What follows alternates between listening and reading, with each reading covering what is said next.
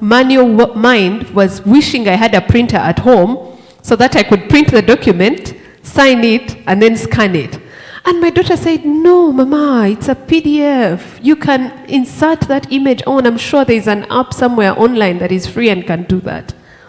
And in like 5 seconds, she did that for me. Now, sometimes I think, if my daughter, that one, who is probably going to consume all her services online, ends up with a dispute and is told that she has to walk to a police station or to walk to a law firm or to walk to the nearest court, she's going to think, no, you must be kidding me, Mama. What have you been doing all your life if this is what I have to do to get access to legal services? That's the generation, the majority of our population is the generation I want you to think about today. As we listen to the different people in this space that are doing amazing things, are doing groundbreaking work on technology, as we listen to conversations about testimonials of Barefoot Law's work, let's keep imagining and thinking for that generation of our country, because for sure they deserve access to legal services, and if we don't imagine a new future for that space, they'll be stuck with the old that we received. So it's a few minutes to 10. I think our tea is ready, and it's going to be served over there. I just want to make another announcement that I made before many of you came. There's this tiny piece of paper that is on each of your tables. It has, if you scan it, it has the program for the day, it has the concept note for this wonderful conference, it also has the report, the annual 2022 Barefoot. At some point have all the different pictures that you're seeing being taken. I know if you won't use it for anything else, you'll use it for that, right? So please, scan it and get access to all those resources on there. Also, if you're wondering where our restrooms are, they are on this side and there. You can feel free every time your network needs a recharge, that's where you will go. Otherwise, we're going to take a tea break now, and we'll be back at 10:30 for the first of our very amazing panels that will really keep you engaged. Thank you once again for coming.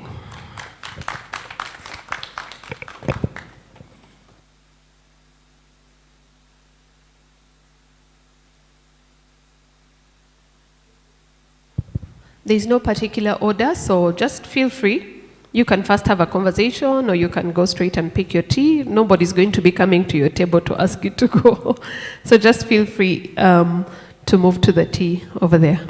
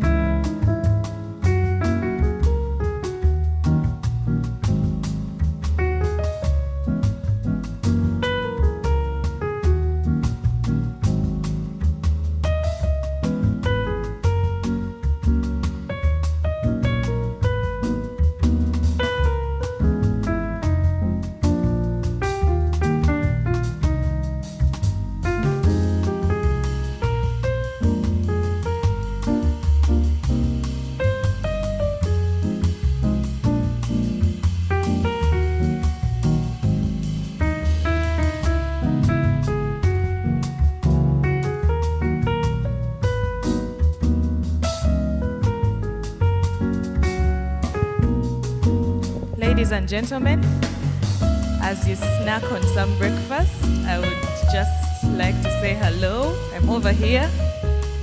Let me come to the light. Hello, everyone. Hello. I know we are eating, but just take a moment to, between a bite, say hello back. My name is Gertrude Lamunuto Rom. Call me Trudy, I'll respond faster. I am the head of communications at Barefoot Law, and we are sharing your pictures as we speak. On this, if you scan this, you'll be able to see a folder with photos. So please tweet as much as possible, put the word out there, the conversation online, so that people know what's going on and that we can share the message that we are sharing here over and over. So please go ahead and scan this, get some of your pictures. They are beautiful photos. I can assure you. So just do that. The hashtag is LAICON. LAICON. LAICON, right? Tag Barefoot Law, tag the Mott Foundation as well, and your organization, so that we can share and, you know, support each other. Thank you very much.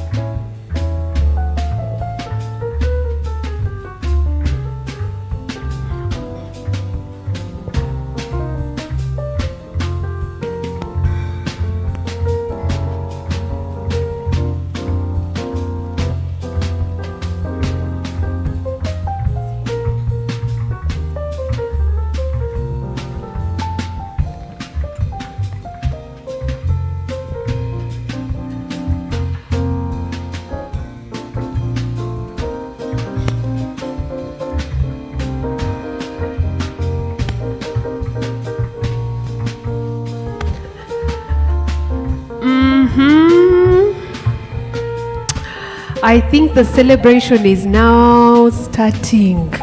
You know, there can be no celebration without food. Eh? And so earlier when you were all gloomy, I knew that it was understandable. But now that everybody has had something to eat, I need more. You know, the young people call it vibe. Huh? I need more vibe. I need more good vibes from the room. So, welcome back from our tea break. Our celebration is officially begun. And I just want to announce some of the people that were not here when we last introduced ourselves. Our team from Gulu has now arrived. Give the team from Gulu the round of applause that is deserving of the journey they trekked. Where are you? Where is our team from Gulu? Oh, thank you very much. You're welcome. We didn't really start. Now that you're here is when we are starting. We've also been joined by Mr. Edgar Kuhimbisa from JLOS. Welcome, sir. A very familiar face in our innovation circles, a true friend of Justice Innovation. We are honored to have you here, sir. We've also been joined by Commissioner Muletera Anatolia, who is the Commissioner for Police Community Policy. Thank you, sir, for joining us. The justice conversation cannot be complete without police. Huh? The biggest, you know, police, according to a research some time back, dispenses the biggest amount of justice. Over 50% of Ugandans believe that if they have any legal problem, where they should go is the police. So lawyers, you're not as important as the police in the mind of the average Ugandan. So it's a privilege to have you in our midst. I think that we were also joined by Mr. Ogwang Lawrence, who is the Principal Assistant Secretary from Kole District. Thank you, sir. Thank you for making the time to be with us today. And our next, in fact, it's more of our first activity today. Our first activity today is a panel discussion. And this panel discussion is from the brave people in our midst, the brave people who are really at the frontier of innovation in justice. Okay? So I'm going to invite to the stage the representatives from Juro Media, from Concern for the Girl Child, from Femron, and then we're going to be joined online by the DR Hub Kenya and Chikula Mayembe, who are also from Malawi. So the conversation that we're having today goes beyond the frontiers of Uganda and is an opportunity for us to tap into the experiences of those that are thinking about how we can create justice solutions that meet that percentage that we have already realized is the future of the Ugandan population. This panel is going to be moderated by none other than Mr. Timothy Kakuru, who works with Barefoot Law. Please give him a round of applause as he comes. He's going to introduce the individuals from each of these organizations. And by the way, the pictures are now on this scan, so really get the word out there. That word there, LAICON, is the hashtag that we're using on all our social media platforms. Please tweet, post, retweet, until word gets out.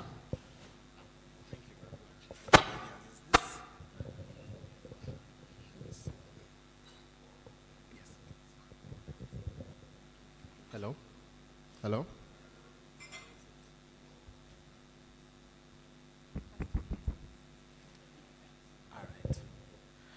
All right, thank you so much. Good morning, everyone. I don't know if the colleagues here can see me, but at least you can hear me. I'm going to have to sit here with the panel, and I'd like to invite everyone up here to join me. So we'll start with the representative from Jural Media. Please come up, Blair. Thank you very much. There are stairs at that side and this side. Yeah. It's a bit of a high climb. From Fameron, Terry Kahuma, please join me up here. And from Concern for the Girl Child, I believe it's Marjorie.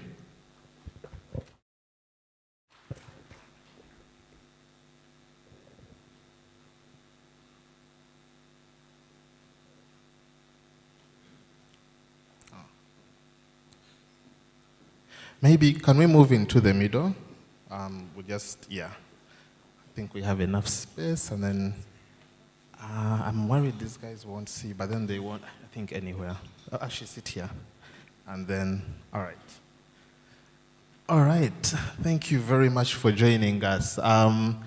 So these are 4 innovators. There is also, there are 2 other innovators who you'll see online there. Hopefully they'll be able to share their screens. And they are from Kenya and Malawi.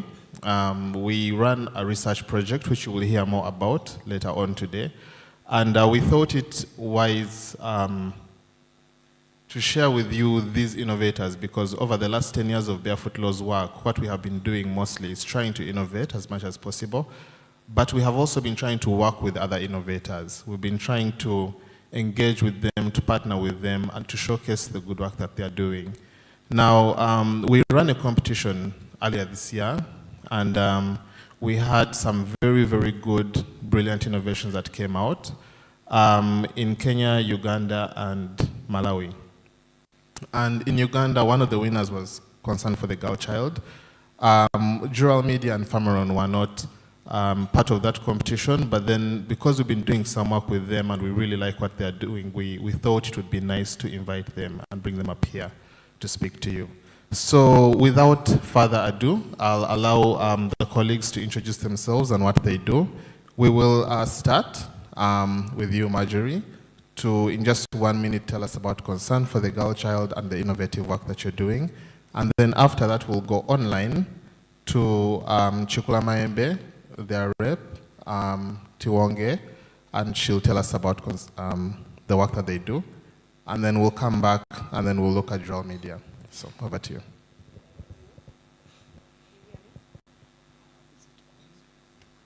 Thank you very much. My name is Marjorie Seruo, as he has already introduced me.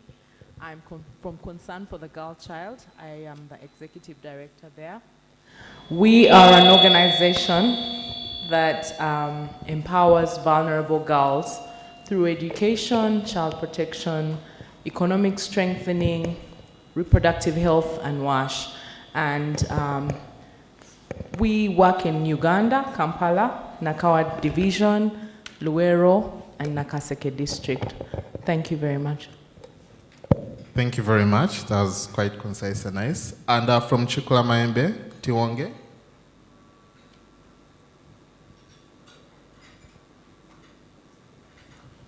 Maybe while Tiwonge comes online, we can go to you, Blair. Thank you very much. Once again, my name is Blair Atobembeire. Today I'm here as the team leader at Jural Media. Jural Media is an online media house which specializes only in justice, law, and order sector content. So when you have your phone, when you have your laptop, you can easily get whatever you need on the go.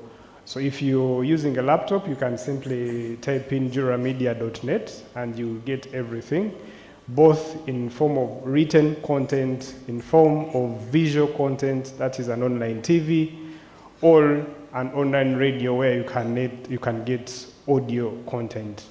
But you can also access it through a mobile app. If you go on Google Play, you just type in Jural Media app. It will give you everything in one app, both the radio, both the TV, and the written blog, which only concentrates on law and order sector.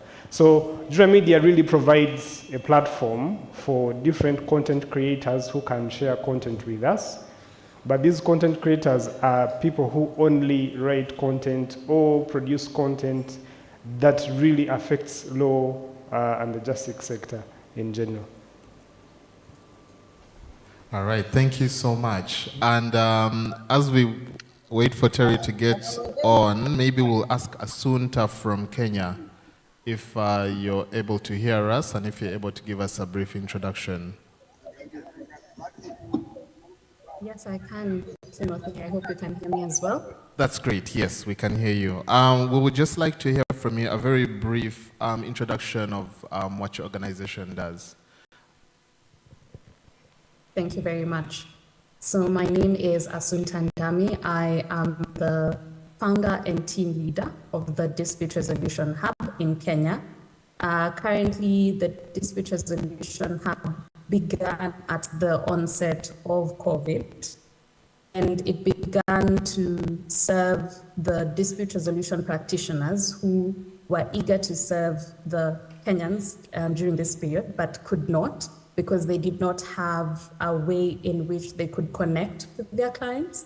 And so in a summary, the hub is a community of dispute resolution practitioners. To date, we are 140 of such dispute resolution practitioners. And shortly after we started, we realized there was a need to pivot and provide the services that we do provide online. And for that reason, we actually also pride ourselves in being exclusive online dispute resolution practitioners. The pro bono mediation services that we offer are done exclusively online. Secondly is we focus on upskilling the current dispute resolution practitioners in Kenya with skills for them to actually do the mediations virtually and to qualify as online dispute resolution practitioners. And that is the work that we have set out to do for the past 4 years. Initially beginning from Nairobi, we have branched out into several counties, including Kwale and Kilifi, and that is how we had the opportunity to participate in the Justice Innovation Challenge, which I know we will touch on later. But in a nutshell, it is an honor for me to be here, to join you, and to join in the celebrations. Thank you, Timothy. Thank you very much. And maybe we can go to Tiwonge. Terry, I'm keeping you waiting. I'm told that she's online and able to speak to us.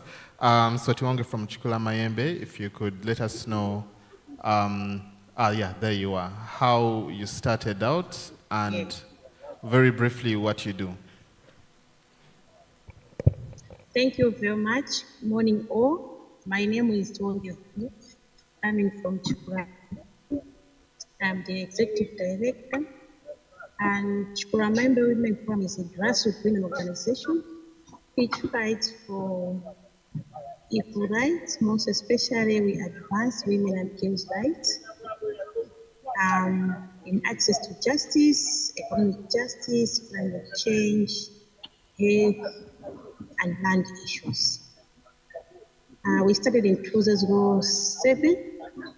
And it's a women-led organization, and we also have committees which mediate the cases of violence against women and also refer relevant authorities like both police and including even the chiefs themselves. Thank you.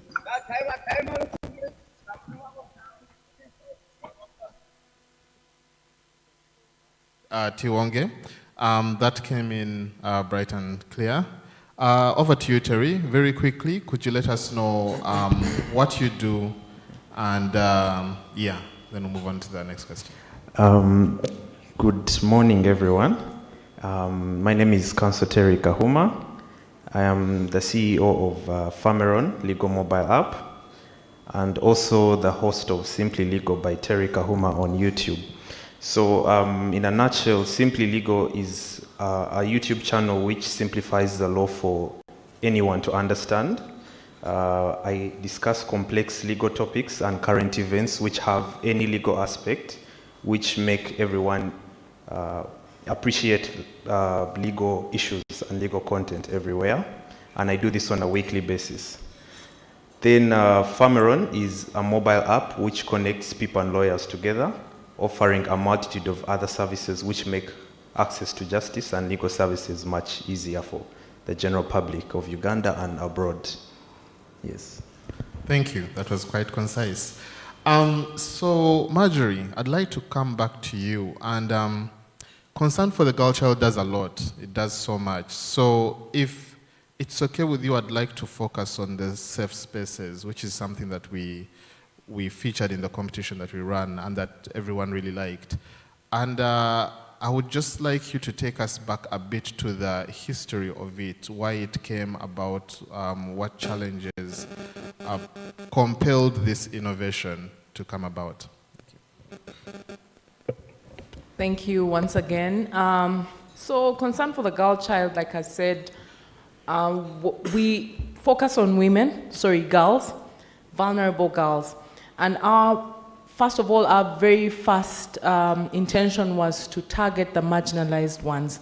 Because in the country, back when we started, 2001, there were so many girls that were marginalized.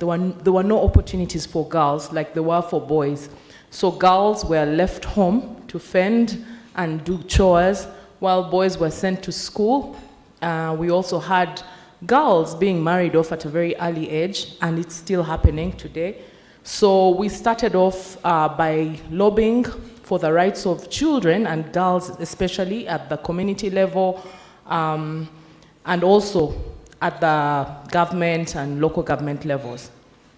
But our challenge was that we still could not control the vice because we had different challenges still in the community, with people conniving, the police conniving with the parents also not understanding that this is something wrong. So we had the social cultural norms that are still a challenge in this community, where girls are looked at as secondary citizens and are not given access to so many opportunities. So we headed out and started training community structures, community leaders and cultural leaders, but we still found that they were hiding, behind. They would get the training, but they would still go back and, commit the vices and still do the same thing. So the safe space approach came up as a way of getting the girls themselves to discover the power within them and to fight against gender-based violence, and also to get to know what their rights are. So basically, we bring the girls together in a community, and some of these girls are mostly adolescent, and they're young mothers in those communities. I think you all know what happened during COVID-19, where we had so many girls. Over 53% of girls in this country were married off early, and also found, pregnant, teenage pregnancies. So we had a number of those in the communities, in the rural areas, fending for children, as well as, taking care of families at a very tender age. So this concept came up at that time, and our intervention was basically to get them to understand what their rights are. Based on that, we also realized that they were not employed. We had issues with poverty, because the men who committed the vices on the girls are mostly elderly men or even fathers and uncles in their homes. And they would send the girls out of home, or sometimes they would keep them in the homes, but they have no access to property, they have no access to land, and they have to fend for the children. So this is why we came up with the concept. Thank you.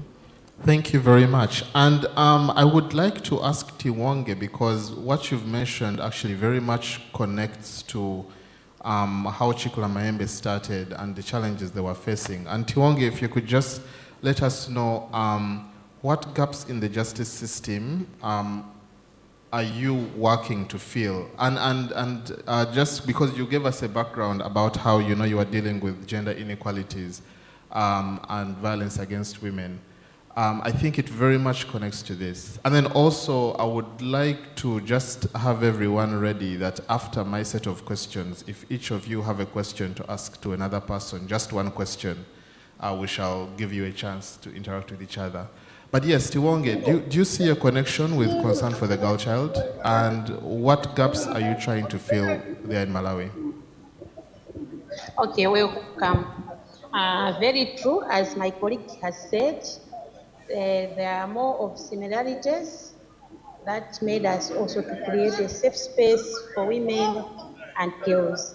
And for us, as a patriarchal society, Rumpi is a patriarchal society, and working in an area where I was born, raised, married, it's very difficult for me, but we still continue to push and fighting for justice.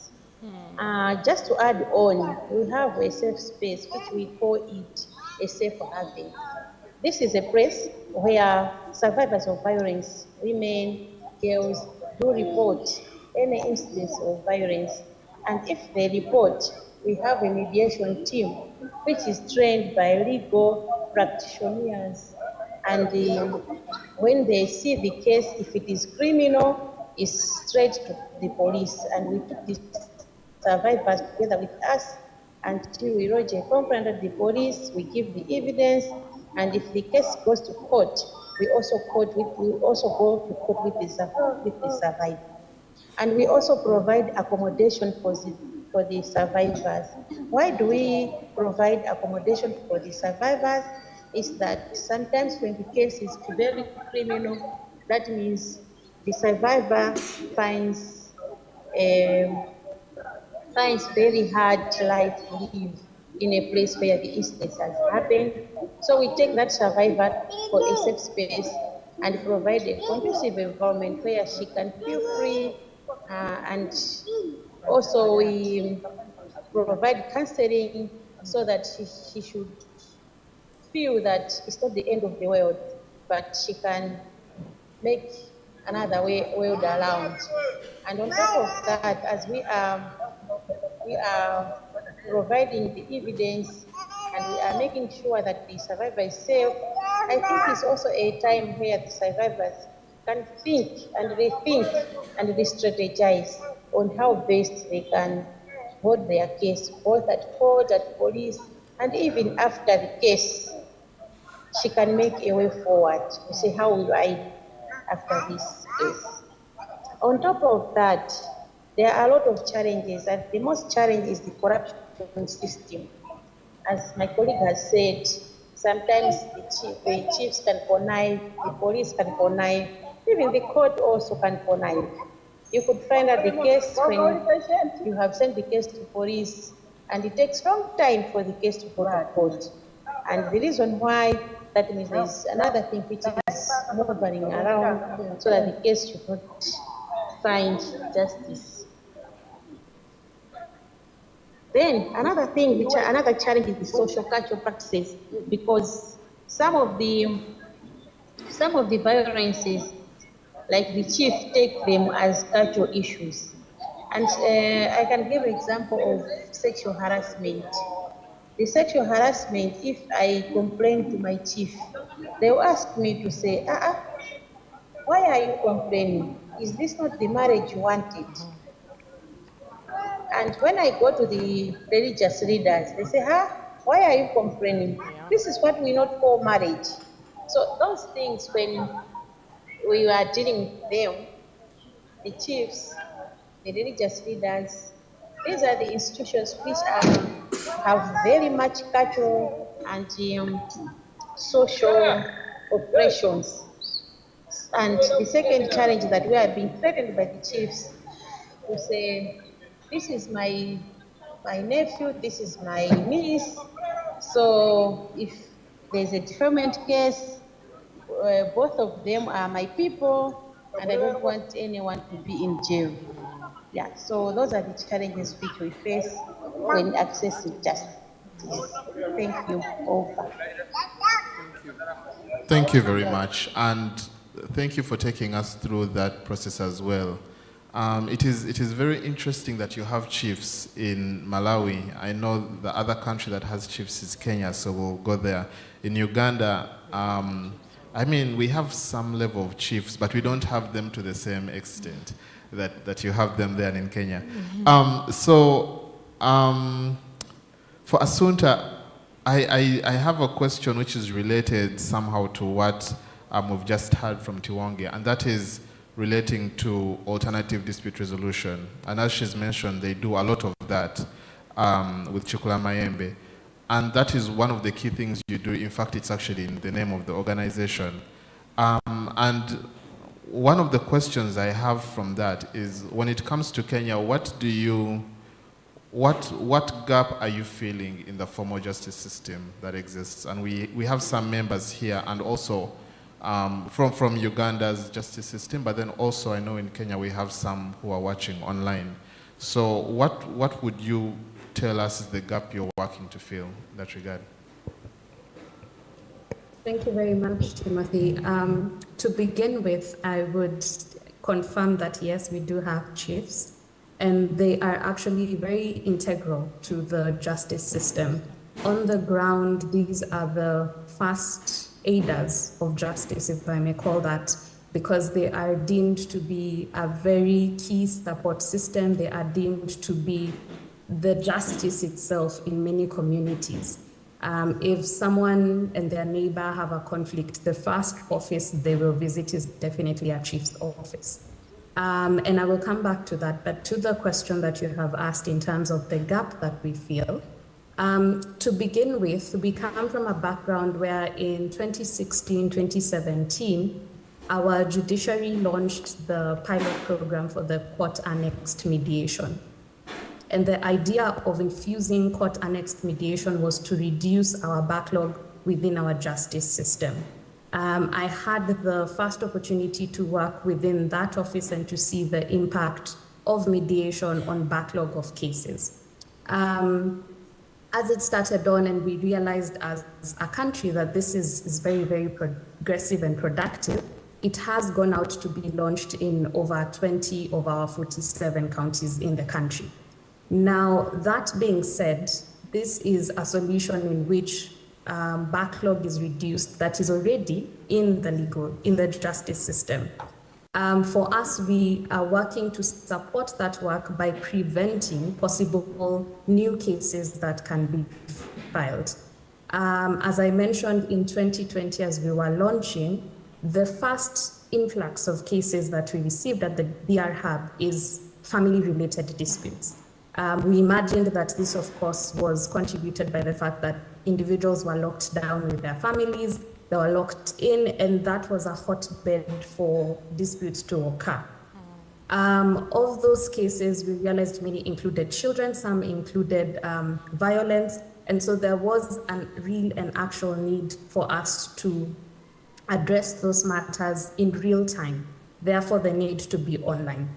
As we address the intervention before matters are filed, we also address the issue of community sensitization and awareness. Very many individuals that we interact with in the communities do not understand how to relate to conflict. They do not understand that conflict is a very usual and normal part of human existence. And so we hope that in our sensitizing them on how conflicts occur and the best ways in which they can come up with solutions for themselves, that we are indeed impacting the next generation to be more conflict competent, as we say it. So I'd say one, our intervention is to support the already existing good work of our judiciary, but secondly is to reduce the backlog. When we look at our mediators who are already trained, we hope to upskill them on how to digitally relate to their clients. How do you build a rapport with your clients for them to trust them and to believe that it is a safe space, as the speakers before me have said, for them to debrief, for them to break down or deconstruct their dispute, and so to come up with solutions that are workable for themselves. Looking at the fact that continuously we realize that most conflicts are first interpersonal, so it is something within yourself before it comes to the rest of those who support you and are around you. So it has been useful for us to even train the chiefs, as you're saying, who are on the ground, to identify that they have biases. The social cultural biases, as the speakers before me have said, exist among us. Some have biases to tribe, for example. When you're serving someone of a different tribe, you already presuppose that they are on the wrong. And how do you identify those biases and reduce them so that indeed you're offering solutions that are workable and meaningful to the client that you serve? I could speak on this for quite long, but I hope I have answered your question, Timothy. You haven't very well. Thank you very much. And you also brought up something which I think allows us to bring an interesting question to these two gentlemen here who are both in the information space. And that was related to awareness. The fact that, a lot of people are not aware that, these disputes can be resolved if you have more information. And so I would want to ask, I'll start with Terry actually, and ask him, from all the work that you do, because you do a lot of work online, but then you also have the Famaron app, are you in a position where you're helping people resolve their problems, especially with the Famaron app?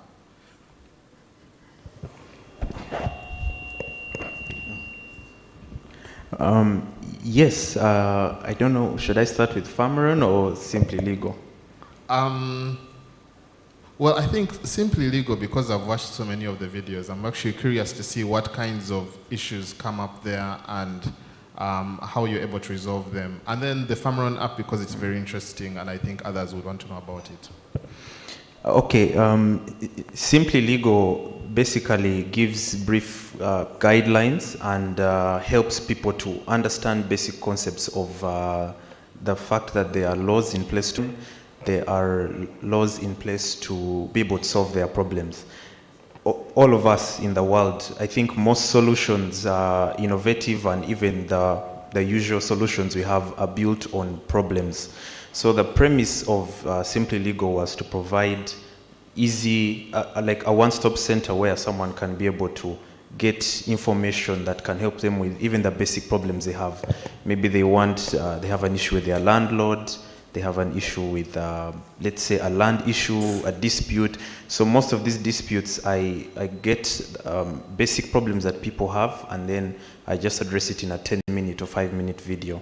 So also tailor-suited to your question is that while there, I try and provide out-of-court solutions, such as alternative dispute resolution, in that if you have a problem with, let's say, squatters on your land, you can actually discuss these issues with them based upon an idea that you've gotten from a video that I've done, maybe on how to deal with squatters. So then there you can deal with them, and at least the general public can have an idea on how to solve the day-to-day problems. And then on Famaron, we have lawyers who can help you with whatever problem that anyone has. And in most cases, Ugandans in the general public, most of them want to avoid court. Most of them, they shy away from court. If you tell them that, you know what, I think we can settle out this dispute in court, they say, isn't there another alternative? Isn't there a way we can settle this outside court? So I always encourage the advocates that we have on our platform that the best thing is to perhaps give them consultation, and then we can try and resolve their disputes outside court. Yes.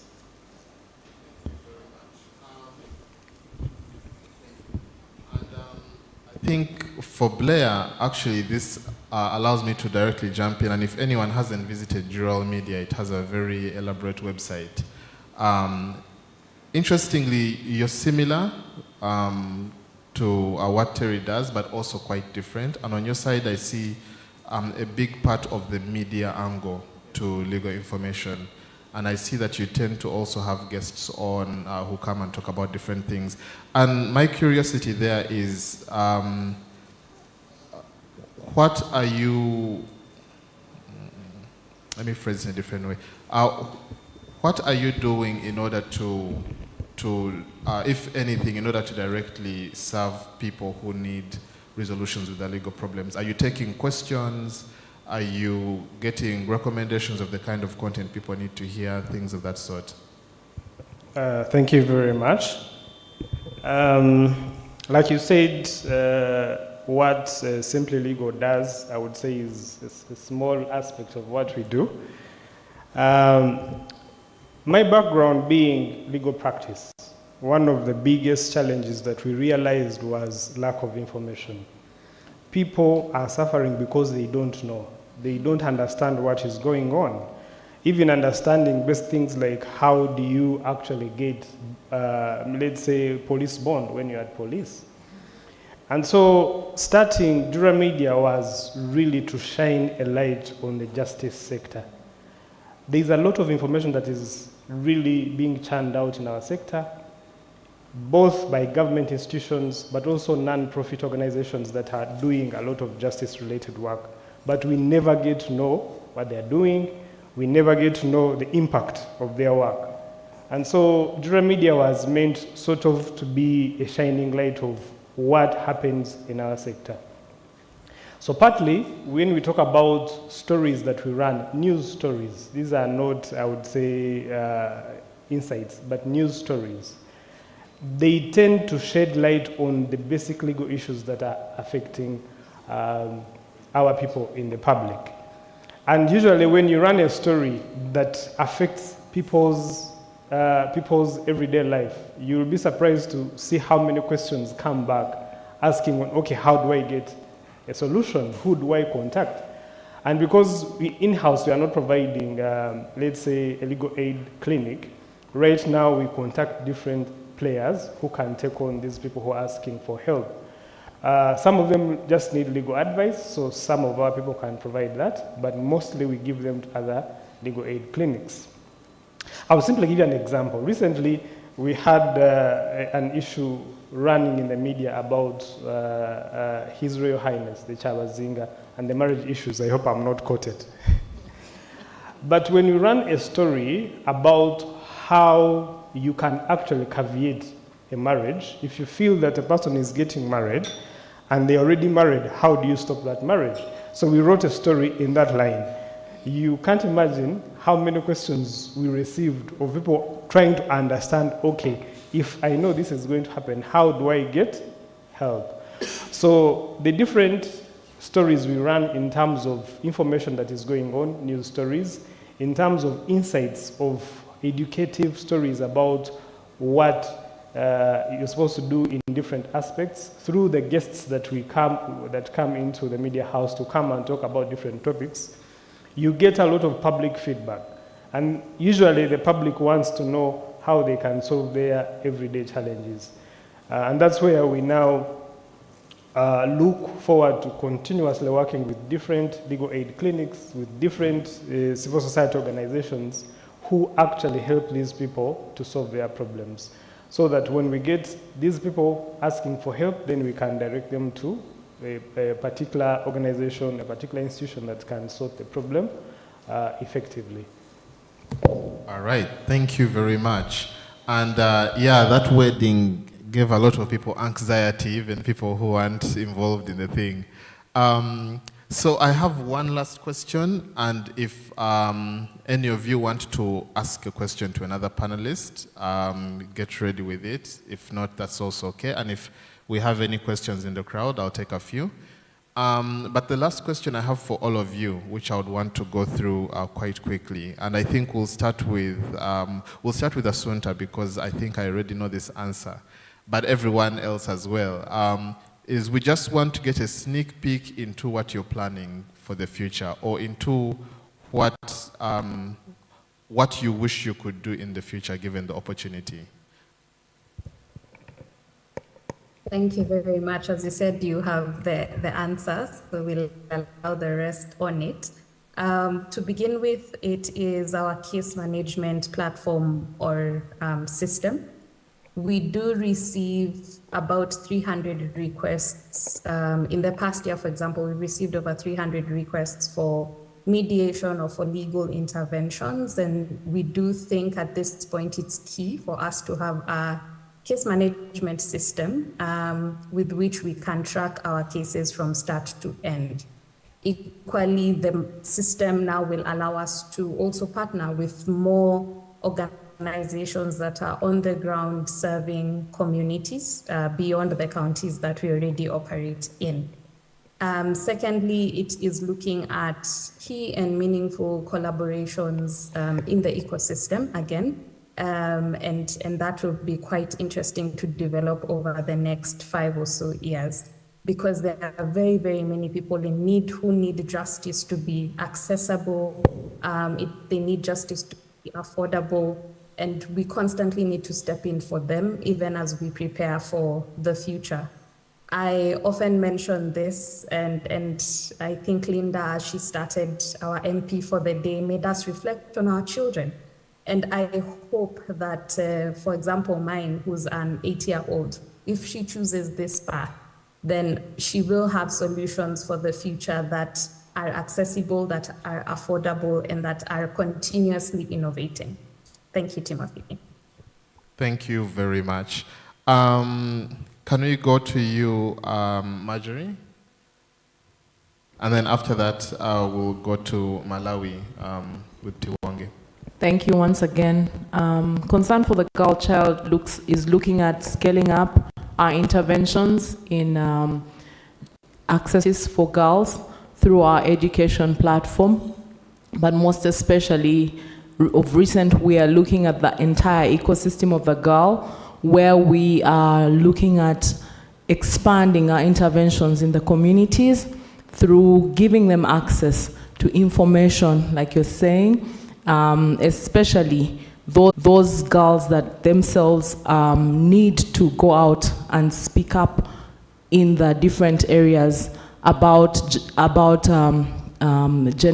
ending gender-based violence. Thank you very much. Thank you very much. Tiwange? Thank you very much. For us, the future innovations, we have to have an agreement on an MOU with women lawyers who are at grassroots, so that we partner with them. In so doing, we are investing in our work and we are strengthening our collaboration. And we not just do the agreement with the women lawyers, we also have to build and strengthen cooperation among stakeholders like chiefs, police, courts, and anyone dealing with access to justice, to improve our collective power, because we believe that in power, if you have collective power, you can achieve more. And for us to deconstruct the system, we need collective power. And the other innovation is we need to come up with online freedom line, so that people could feel free to report any violence against women or girls which has not dealt with maybe by the police or by the courts. Because justice delayed is justice denied. Over to you all. Thank you. Thank you so much. I look forward to that social contract that you're working on. That's amazing. Terry, and then we'll finish with Blair. I think one of the best ways to have a life fulfilled, especially in a continent like ours, is to have service above self. It's to have an empowered Africa and an empowered Uganda, where we can all be able to access legal services easily with the use of technology, and most importantly, it's to address daily problems which affect us. And I think it's to just have access to services which can ease our lives, because problems are always going to be there.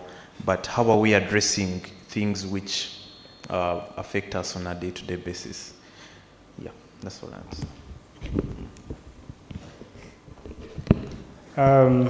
I want to pick it up from one of the things that I think Nalongo mentioned when we were breaking for tea. The demographics of today really indicate that the biggest population that we have in Uganda and in Africa is a young population. And these people access information entirely online. I can tell you, my young sisters and brothers, you can never tell them to go and watch TV, traditional TV. All the information is on their small goal is really to continuously provide solutions that are tech-based and that they can be accessed easily on the go so that the population can access legal information easily. At the moment, we have a website which has both the online TV, the radio, and the blog.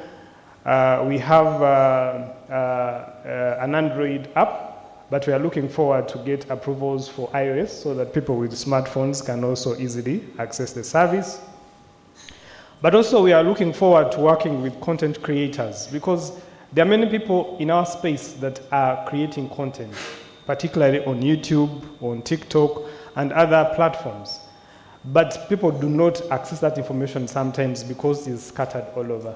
So our platform is looking forward to working with different content creators so that we can have content in one space.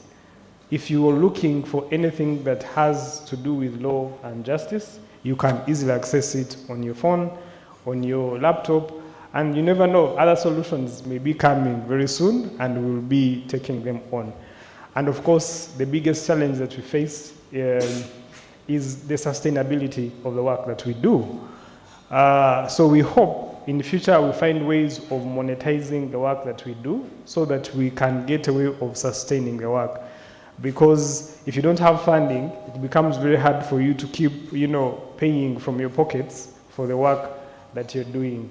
So we are looking forward to find ways of creating sustainability so that the work does not stop. Otherwise, it wouldn't, serve the purpose if at some point you find you have no way of sustaining the work that you do. Thank you. Thank you very much. And that would open the discussion to the monetizing, topic. But that will be for another panel. Thank you all so much. Unfortunately, I'm rescinding my offer for a question because I'm out of time. But thank you all so much for this and for the wonderful work that you're all doing. Thank you to our colleagues from Kenya and Malawi for joining us. And I hope this has been as informative to all of you as me.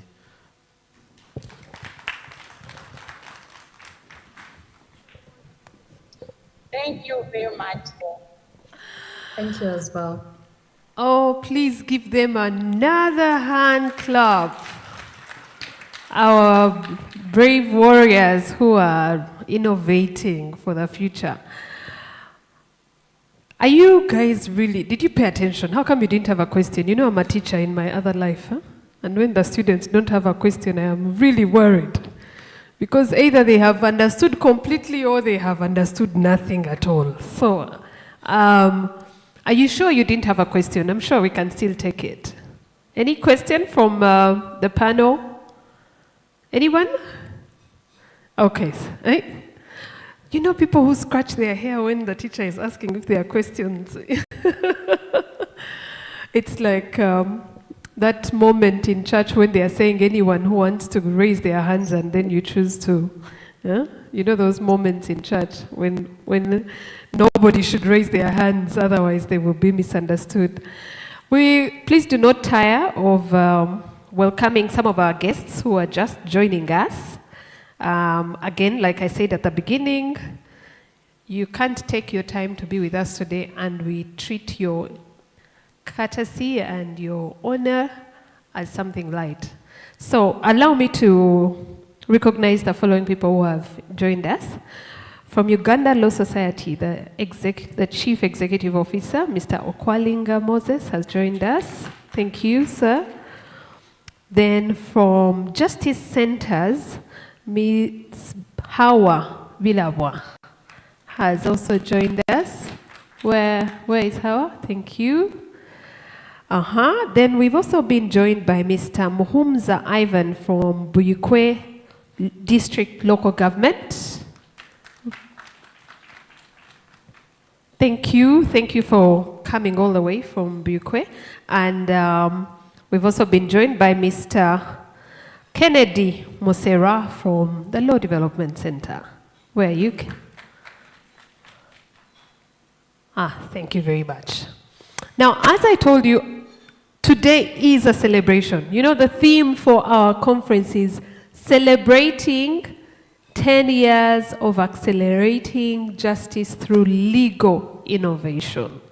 And the best way to celebrate is through testimony, isn't it?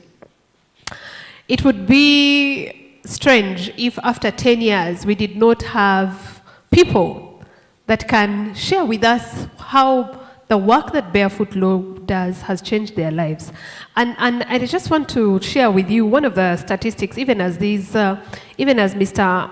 Isaac Otim gets ready to come with the testimonies or the testimonials. If you look at this book that is on your table, which is the Barefoot Law Annual Report of 2022, one of the pages, I think it's page 15, talks about the extent of legal or the extent of ignorance that exists before and after Barefoot Law work.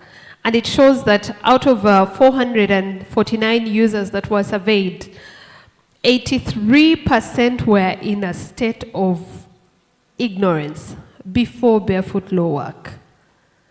10% had basic knowledge of the law. 7 had prepared to act or seek validation of a decision. And when that is compared after Barefoot Law outreaches, that 83% is reduced to 5%. Wow. Yes, that is worth a hand clap. And 30% have managed to resolve their legal problems. You guys are not going to clap for that. 45% are taking action or waiting for results, and 15% are still waiting to take an action. So that is the magnitude of the work that we are celebrating today. And so please, ladies and gentlemen, welcome with me Mr. Isaac Otim.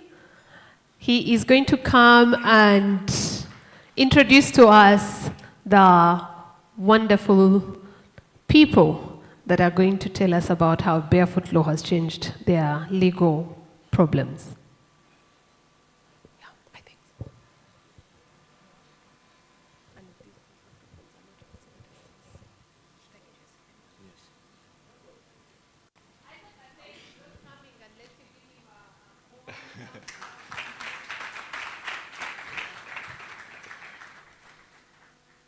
Okay, good morning to everyone. You're all more than welcome. My name's Isaac Jonathan Otim. Please allow me to invite the following special people. Winnie, please come up. Kennedy, you can join Winnie.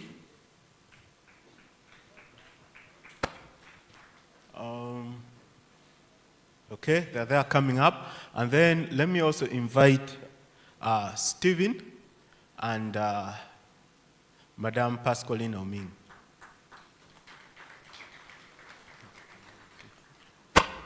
Okay, I think the seats were just made enough for all of us. Say hello to your neighbor. Tell them you're welcome to LAICON. And Barefoot Law is very excited to have you here.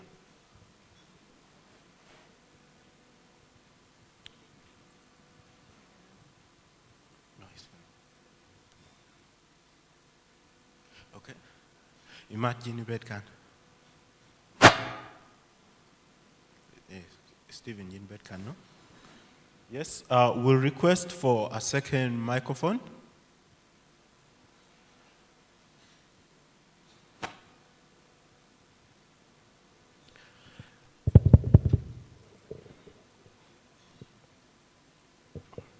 Okay, as the microphone is coming here, we'll just make a quick introduction here.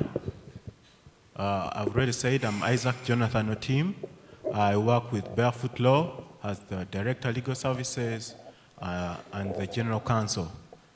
Before then, a long time ago, when we were young people trying to find our way into legal innovation and access to justice, it used to be called Head Legal Services. Since then, it has evolved. With me here is also my colleague. He can just introduce himself. Thank you. I'm John Kennedy Kasozi. I'm a lawyer at Barefoot Law, and I work with the projects and partnership teams. Okay. Stephen, you can also introduce yourself. Yes, I'm Stephen Oming from Oyam District. Okay. Stephen, maybe you can also just help me introduce Mami, or you can give her the microphone. Kubekong Morwa.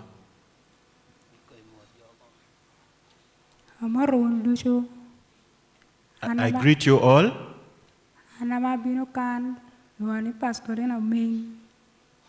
You can call me Pascolino Ming.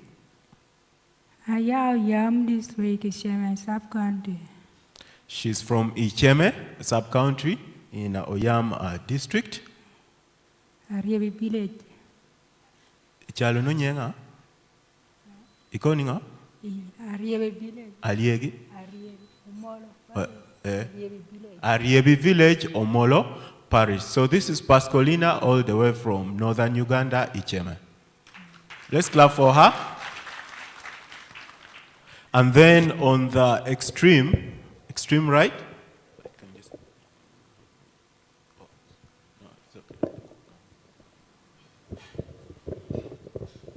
yes, on the extreme left.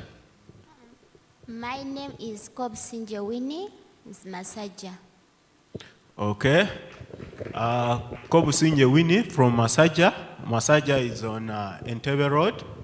And of course, we have two different people here from completely different sides of the country. From the north and then from deep in the central.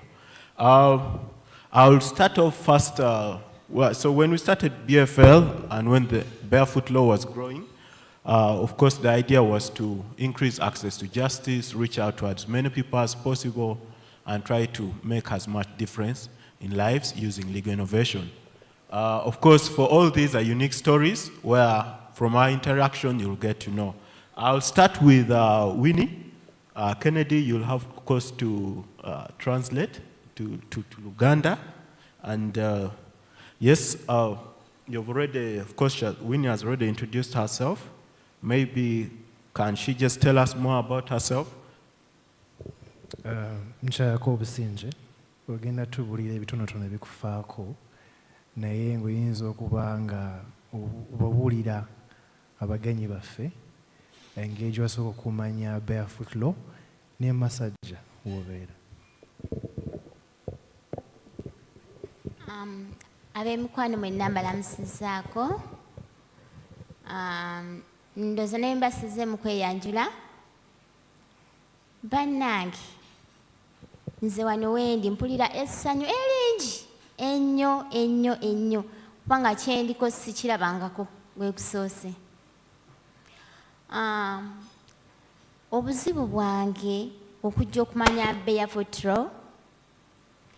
Barefoot Law eno gimanya nagenda nenva mu bazadde bange nenfumbirwa. Kati we nafumbirwa nembeera n'omwami wange.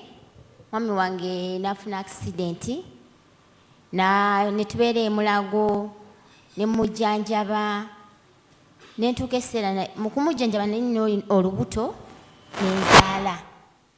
Kati we nazaala nabeera ku kitanda nga maze okuzaala ndi nakawere omwami ali ku kitanda nga siina mbeera yonna wengenda teeka mwana.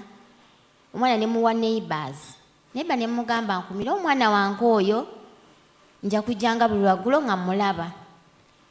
Ng'omwami wange yamenyeka embiriizi zino zonna nga zaakutuka. Ne bamusalamu ekitundu bwe bati nga buli ku makya mutuntu mbeera nnina omugjayo pamba nteekeyo omulala. Naye ng'ate ndi nakawere embeera gye ndi mumbi nga nsula wansi ku simenti.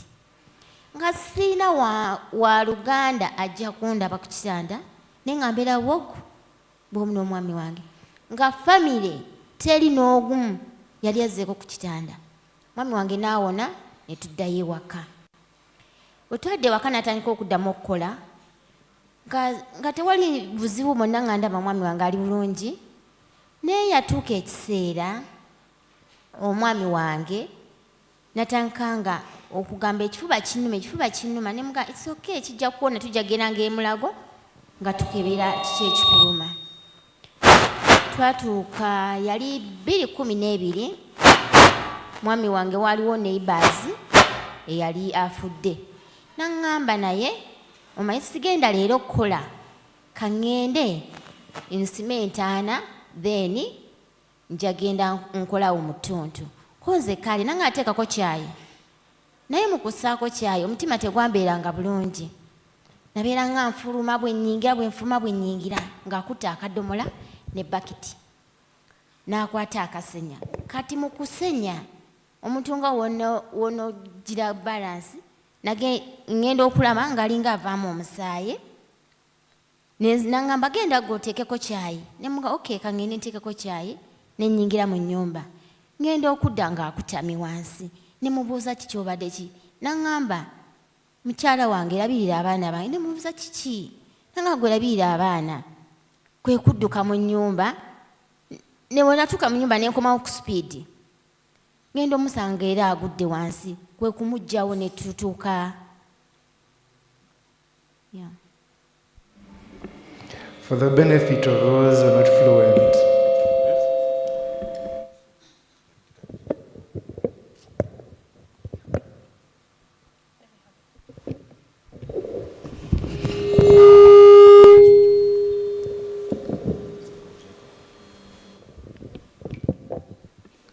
for the benefit of those who are not fluent in Luganda, I'll be doing some translation of her testimony so far.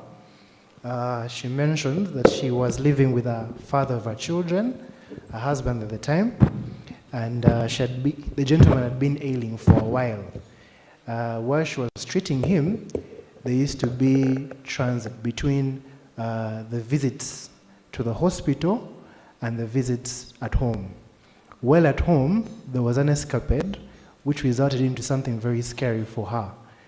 She was sharing with us the last moment, but also showing that at one point, the gentleman would have convulsions, would be having a stomach upset, and then at one point he had an incident where he was vomiting, and she was really scared, including some of the moments where she felt that he needed help, but now she's continued testimony from the point of maybe leading to the death of the husband. Kati then weyava omusajja n'agwa wansi ne musitula ne muteeka kabalaza ne mwebasa ku bisambi byange. Bano omwami wange teyavaawo omusajja ne gumugweramu awo n'anfaako bw'atyo ng'abaana bange first born ng'ayina emyaka 3 nga seconds wa myezi 3 nabonaabona naye nga seezaala wange tanfaako nga nnyina olubuto naye nga simanyi nti nnyina olubuto. Omwami wange bwe yafa ab'emikwano n'ab'eŋŋanda baasawo ne bajja ne babeera wenti seezaala wange ne bamugamba mutabani waafudde. Seezaala teyataana kujja essaawa eyo kumbudaabuda n'agamba oyo afudde simumanyi n'oyo omukyala sikaaki simumanyi. Bakazi bannange naguma. Mama wange n'agamba beerawo guma tetulina kyakukola. Ne tuuka ekiseera eky'omutwala omuziika ne bagamba temumuziika ku ttaka eryange. Ne nsalawo ne ŋŋamba alina we yagula tugende tumuziika eyo. The gentleman passed away at home in her hands after an escapade of him vomiting and losing blood in the process of vomiting. At the time of death, the father of her children left a 3-year-old and a 1-year-old. At the time, she didn't know, but she was also pregnant with a third born. And it was a very scary moment and very sad moment for her, as you could see. Even reliving it currently, it's very painful. At that point, she did not get any support from the parents of the father of her children, and including the father-in-law who denied this father of the children that she has. He also denied the father of her children from being buried at any ancestral grounds on his side, to which she decided it was better to go where the father of her children, now deceased, had bought a piece of land elsewhere. Wetwagenda netuziika netukomawo.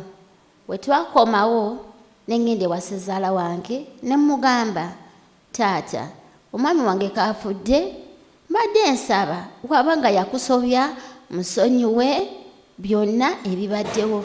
Naye taata, nkuzizza nti abaana bano mbadde nsaba tukuze abaana mu bulungi. Sezange yanzamu n'aŋŋamba, tambula ove mu luggya muno, toddanga n'abaana bo siddamu okulabako.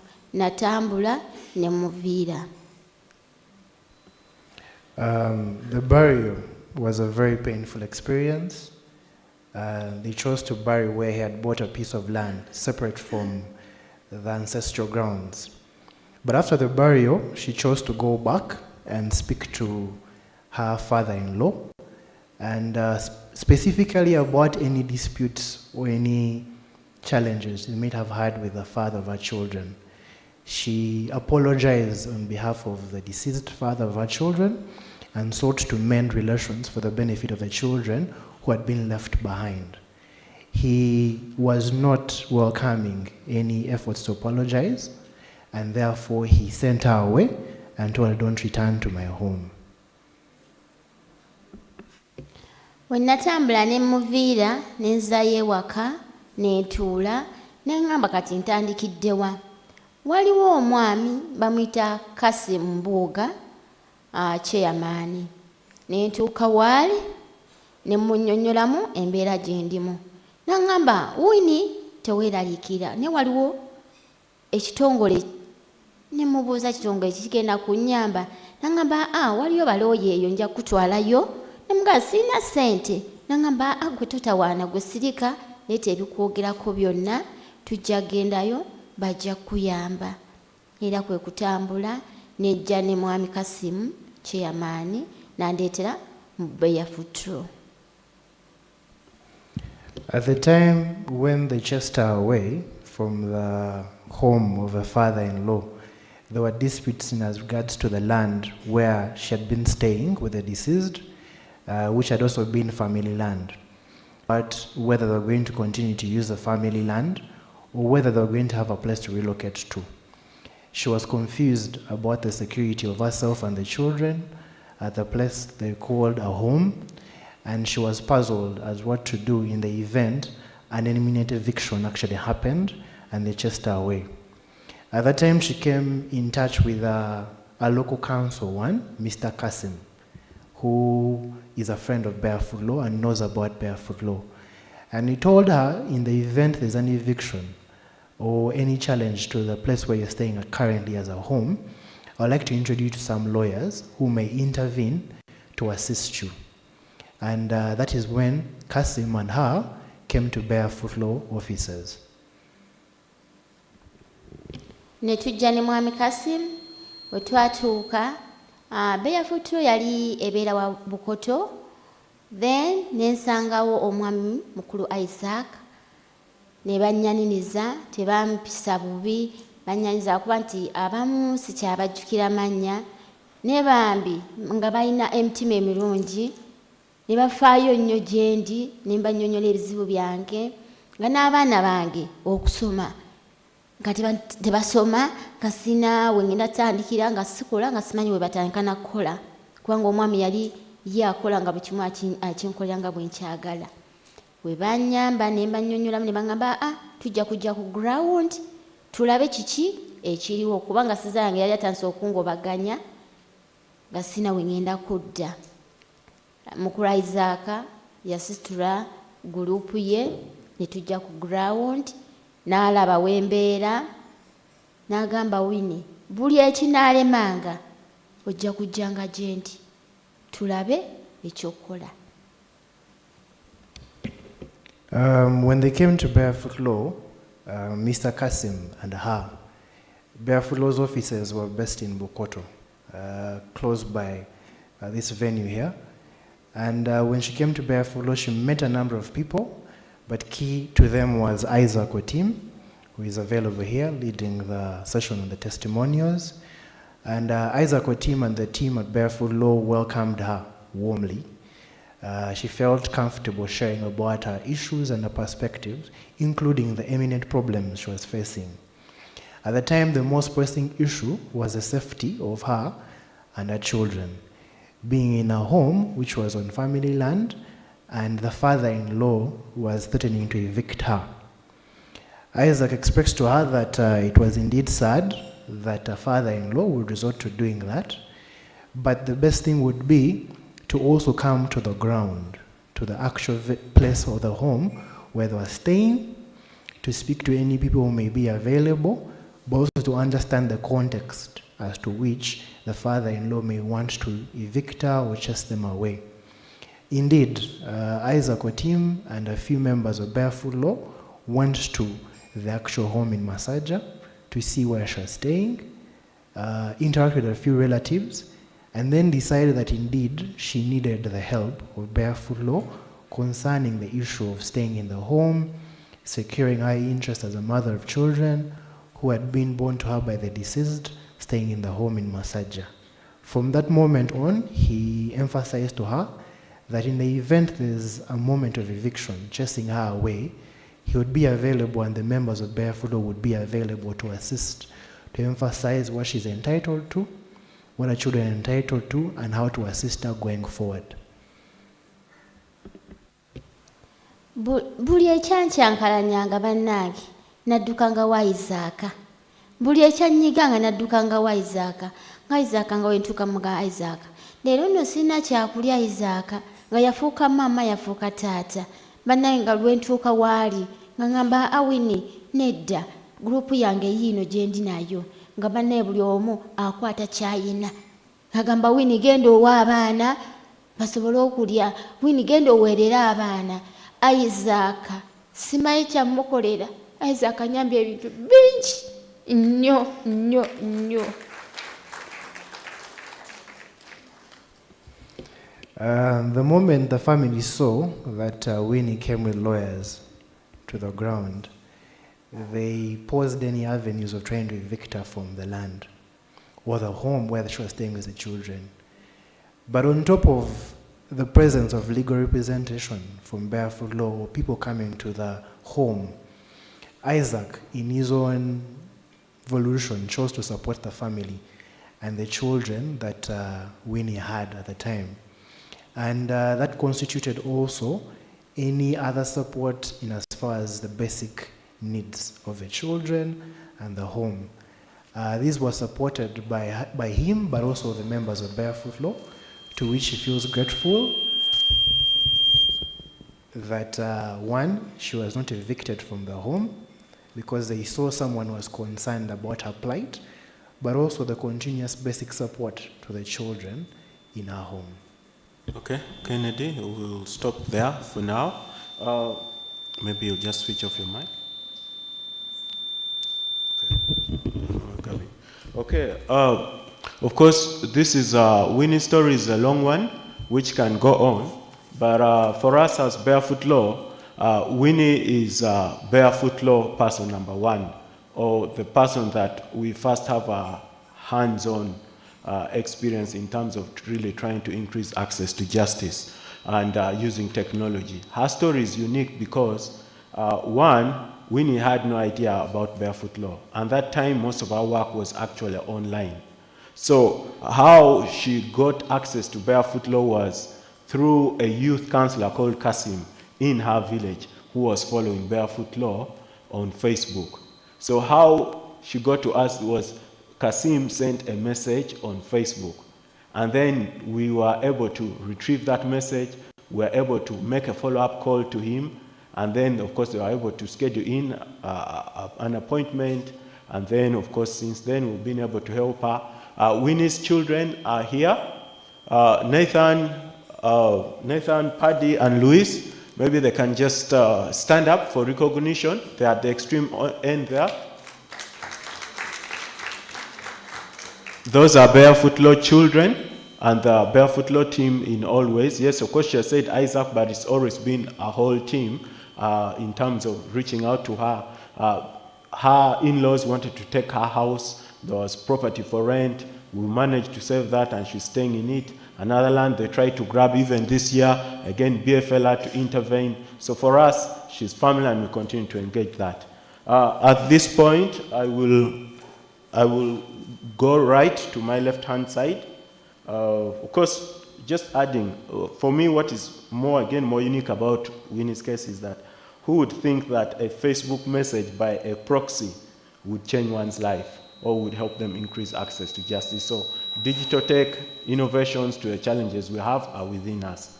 At this time, let me go to my left. With us here is Pascolina Imatitie. Itie. Apoya. There. Jinu kene kubwani pachiti cheme. Pachiti cheme. Okay. Of course, she had already mentioned that her home was in Icheme. Wake up penyikong. Ame put jini bini winyo nyingjo me Barefoot Law ikwene. Awinye cheme. That I heard about Barefoot Law from Icheme. Yorango. Yora na chakam kere. Ana yai bachutura. Ate word borel chiel.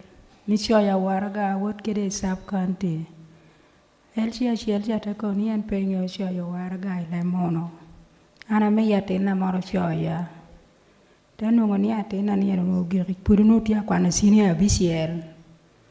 Ate kello an koni shoya waraga kit pekana noni shoya waraga no an ka what kede sub county. Ate na ni te shoya waraga ate ter waraga ni borel chiel. Te dong stam. Te wor borel chiario te dong stam. Ate dong kwanyo waraga na ni ter bod jagi chieme. Jagi chieme te sho neno waraga na ni. Te penya ni yeni amak chiali. Ate ko buni aye. Te ko ni an amako chiali. Ka amako ametu kope saboro. Achiela weke chieme. Achiela shwalo yam. Eno kena wot kere kampara bodjo fulo Johnny boru. Okay. Of course, she said she heard about Barefoot Law from the sub-county chief of Icheme. By that time, his name was now he's the principal private secretary to Yam district, but by then he was called Mr. Kwan Robert. So how I got to know Barefoot Law is that I wanted to write a letter. So I went to the chairman, LC1, to write a letter, but the chairman could not write a letter. So when the chairman could not write a letter, I went to my son, Stephen, to write a letter to a sub-county chief, of which he did. And then the sub-county chief told me that I am going to take your photo, I'm going to take one to Yam, I'm going to send one to Kampala to Barefoot Law, and then we see how we can get help. Imagine wake up and you come, you teach you Borwakan, Atichani and Atena and Badi Petier, you talk about Gina Mekoti, Ramumi, Jini Chahacha, you baluni. Barani kitama chakote merekere. Nindwa para mwe, ndwa ma mwen. Nindwa pierre we a beach.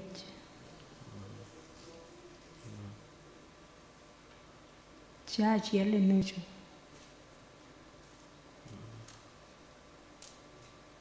Achelo diku matieno. Chiel mai tieno. Tiu duogi chuo kwana ngwen.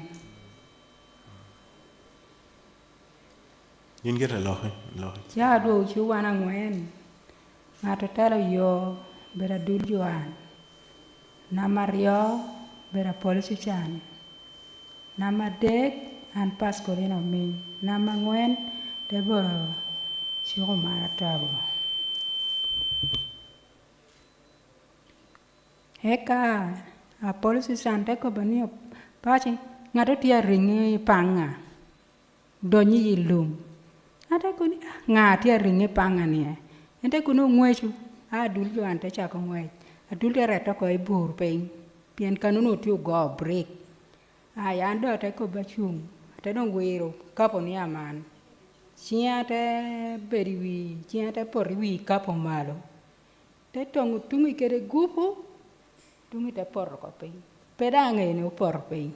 Doka duwako tutungi, kapo poti digwia. Tutungi te tongu siapa la bisiel. Ama ngidi weng, eta chunga parate ping. Kaunu arate ping, unwa tongu ngurako. Naka te dong chako luongo jirani na dako morno ti bip kulu kanwen. Te dong chako luongo Betty. Ani Betty ko ringo ngato tia tonga. Kia mira kuki turupe. Eka uwede mo ti shanga tia luak. Ya ma uwede tia luak uwede te ko bitoto ni mama ena yini ti winyo radio ni. Kai nek radio ko ngato tia luongi. Aya. Betty dong te winya tia luongo. Betty dong te wato lumati wuj. Te chwinyo mach. Te dong chako ringi mach. Cha do chako ringi mach. En dong te chop. Yi lodo ko te donyo ko yi lodo. Aya. Betty dong te nunga tia chunga. Betty dong te chako kukuduru. Jo ring jo bini chuk. Tia bino. Jo yongea nang tia bino. Akono mak. Dako mora chieli loka turi washa. Dok te chako kukuduru ni chua nyaro ko. Aman jorong te bino te nunga anda tia chunga poda man chia man tia. Chama chung. Jorong te makate kina ping te penya ni ngeo ngatu toi. Ana te ko bang ngeo eta ke lopetina. Ni tuchi wana ko bipe. Waka una ben mot. Pe waka una tuchi. Te kwanye kano. Naka joni na wana tiyo ngwe wot ke dini. Te doka naka dakatal. Chao doka dakatal. Tin na luoni o gualampros te luongo. Ana ko ni ba jirani ake lopetina. Ka ko bigu pe wuri tuchi unu jo. Ka tuchu. Uni me unu jo ituri wa jo arak. Abine ko jo gora ko. Nen. Pien pachu tichi egi. Ena ko bini. Pede itimu unu ginu. Pede yaka unu ka ginu tuchu. Weka unu jami metunga locha bedi. Bere pede igudu unu. An pe ato. Kita na ko botino na ko ni pe ato etu. Weka unu jami na bedi bere. Eka muna kenne ogwang. Te penya o pachi ngeo ngato toi. Ana ko no gwang ka ko bi ba ke lopetina. Te ko ni tuchi wa yinde toko. Ana te ko ni o ke jaspara no to. Ni o ke nyeri ni ana ko bi Ni ko mo ke ko ko meno toi. Ana ko bi Te penya sha pala ngoen. An pora ye do ko pi. Te ko ni ka dong tia mono. Loro unu kere dakatala. Te kwanye kanu ko. Te chwala nakatapra. Nua chwala lera te ko ni chwala tapra. Kia wor nang pena tiange ni chiani en rongun ba. Remo poliet pera tiange ni chiani ongun. Dongo atino mena chiel. Jok Patrick ena yedong te mako ni te penya ni tikwa ana ko batikwa. Ni pe ita ana ko ni pe ato. Tia koko ena tia maka. Tia koko eta tia maka. Dakatala no tida ita okikano. Te mako pi pera bere wi to kamalo te dong mako pi na ta no ni o kero pi su papa ya ita o ke pini kwena ata para pi su papa sha do ka tunu kanu doctor do puru pe ni ngeu ko ni bini ye ni ata ko ni atia ngai ni kan kwena na ko ni ata para te pe ni ngeu ngato to ya na ko ba ngeu ni nga ana ko ni o ke jaspa puru mede choyo chao te dong chako tichi ko madang tia boyo chiani peda tia ngiro ni chiani ongun ba te boyo te kwanya tera ko wi pieta kia dong tera wi pieta puda tia ngeyo koma eti chiana ja dong cha bichi ginani na ka cha para chiel jono ta tia ko tichi ko madong te lora tera ko ne yo ata tera yeni ja ka cha para chiel la cha teng'eyo piny cha bisiel. Kuno tia goyo chim dong ko ni tie ni pero cho tie pero cho amono ke ken ni wando woro tim ti cho ko dong bor jo gora ana ko ni pe wori tim uno cha da cho itap atina muna chiel te goyo chim te ko ni aman jo dong ti woro yako diege jo cha ko ana te ko bi nyaka ken ni Mary ani Mary ke mi a chim ko akop kere ni ape ko bi wiye ye cho kana ko bi pe pien rer mak palo mak kanen keri ka kanen ana ko ni pe mi ana ko bi pe ko bi don raj ta me ya chi mana ko no ke ni ti winya ni ati winya ko bi jo ati kanu du pe gud jam me tunga nyeri we ko wono beri an pe to adu ga ko ni ko mi duoga ko ana ko ni aduoga ko ana ko itinge yo ate ko kani ni ate ng'eyo giri yin ni ko ni ana ko ana duoga ko kata kara do aburu kunu aman joni te bedo piny te kwanyo ranga besen achiel te kwanyo modek lita achiel te kelo tapa chia okelo jamini ate neno ranga ni ate kanyo ni ranga ni ngao miyo te kono ranga ni jotunga nyere ena mi kere maoni bintu kere ate koni duogo unu jamini duchi bere kare ingeo ni ana dano ki rik pekitonga rik pida ana pida duogo unu pa mito ano ranga na tiyo ranga na piro tika wole Ima lara ni eno no chahare yorango lara ni o chare kopi kom lobo Ana had dong ame dong barefoot law, being your man Stephen dong kero dog ya jini mituoria. Pengo ka en dwaro ko. Stephen, you meet to dog here. We're summarizing you. So, of course, she's speaking Luo, which is most language spoken in the north. But I'll just summarize it for the team. So, most of us who are seeing Madame Pascaline Oming here, she was very normal just with us, with her full arms and full limbs. So there was a boundary dispute between her family, and one gentleman called Jasper Okech. So Okech waited when, that was on the 14th of April in the year 2015. So he waited. So the dispute, the background is they had a boundary dispute. They went to the chairman's office, and the chairman ruled in favor of Pascaline. And then on this particular day in question, the perpetrator, who was Jasper Okech, he waited for her when there were four of them with the friends. He came chasing after her. The other friends ran away, but he specifically targeted her. And when she was trying to run, he was able to catch up with her, and he brought a panga, a machete, and he chopped the first cut off this left hand, and it basically fell down. And then for her, she continued standing. So he brought again the panga and kept again cutting her hand, which was on her head. But she says that she did not fall down. She just kept standing, and he kept cutting. So at that point, she says if she had fallen down, he was going to cut off her neck. So he basically kept cutting off her hand to the point that he crushed all this other hand, and just like the other hand, it also had to be amputated when she was taken to hospital. Now the risk was that it was going to create a clan and family war, because then her family and her clan wanted to go and revenge on the family of Okech. But she's like, no, I will not take this. They tried to bring some gift, a basin of beans, some cooking oil, that for her to take care. And the people in the village knew that she was already dead. But she told those people that, look, don't do anything to anyone. I will not die. I will come back. And of course, she's alive here. Let's clap for her. That is the resilience. So it's not that she was born deformed. She was born with arms, and she was a normal person. But because of injustice or people not observing rule of law, that's what has happened, and it's changed her life.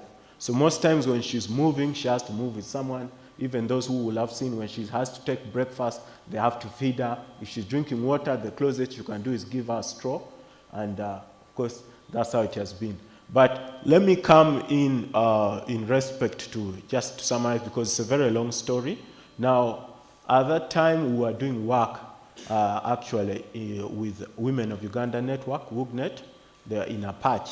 And Oyam is another district and maybe about 50, 60 kilometers away from where we were.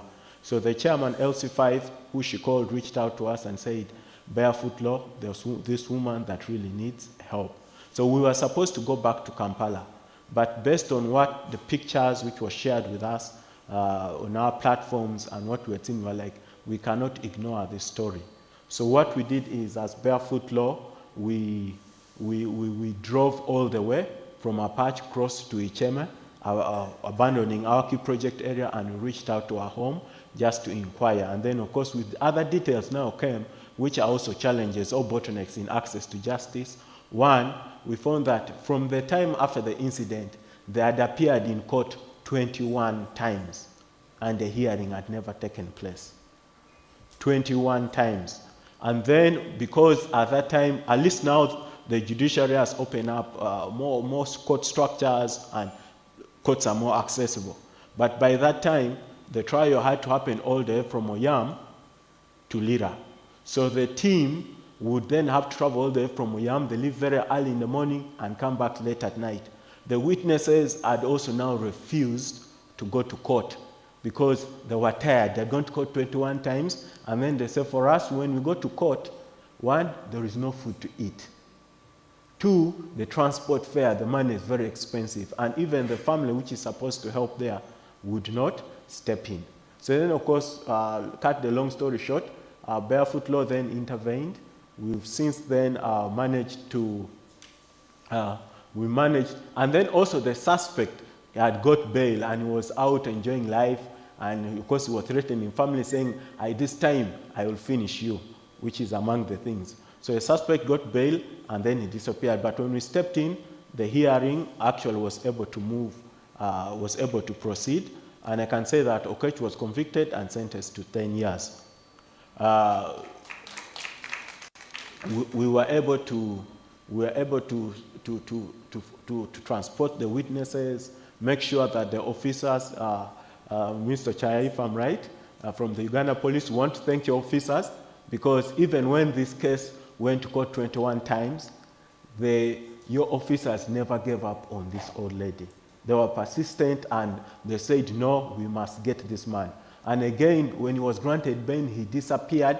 He first ran to Lugazi. When again, police tracked him and were able to arrest him, he ran to Sudan. And then one particular evening, when he just crossed from Sudan to the border, they again we were able to get him. We got a call that he was around, and Barefoot Law was able to intervene. But from the digital aspect also, we also again want to thank the judiciary, because for us, this is just one case of access to justice, because we're able to broadcast her plight, and of course, different members were to come in. But our first ever Barefoot Law Facebook Live to the world and in Uganda was in respect of Pascolina's case, which happened at Chief Magistrate Court of Lira, where we were allowed to broadcast the event, the hearing, the process live, and of course we were also able to get justice. But Stephen, of course, analog component okay ame Barefoot Law doni to help us. Nyoti gino kana ana weha mejini toroko bo yor kana yo ame Barefoot Law okonywa wunu kede.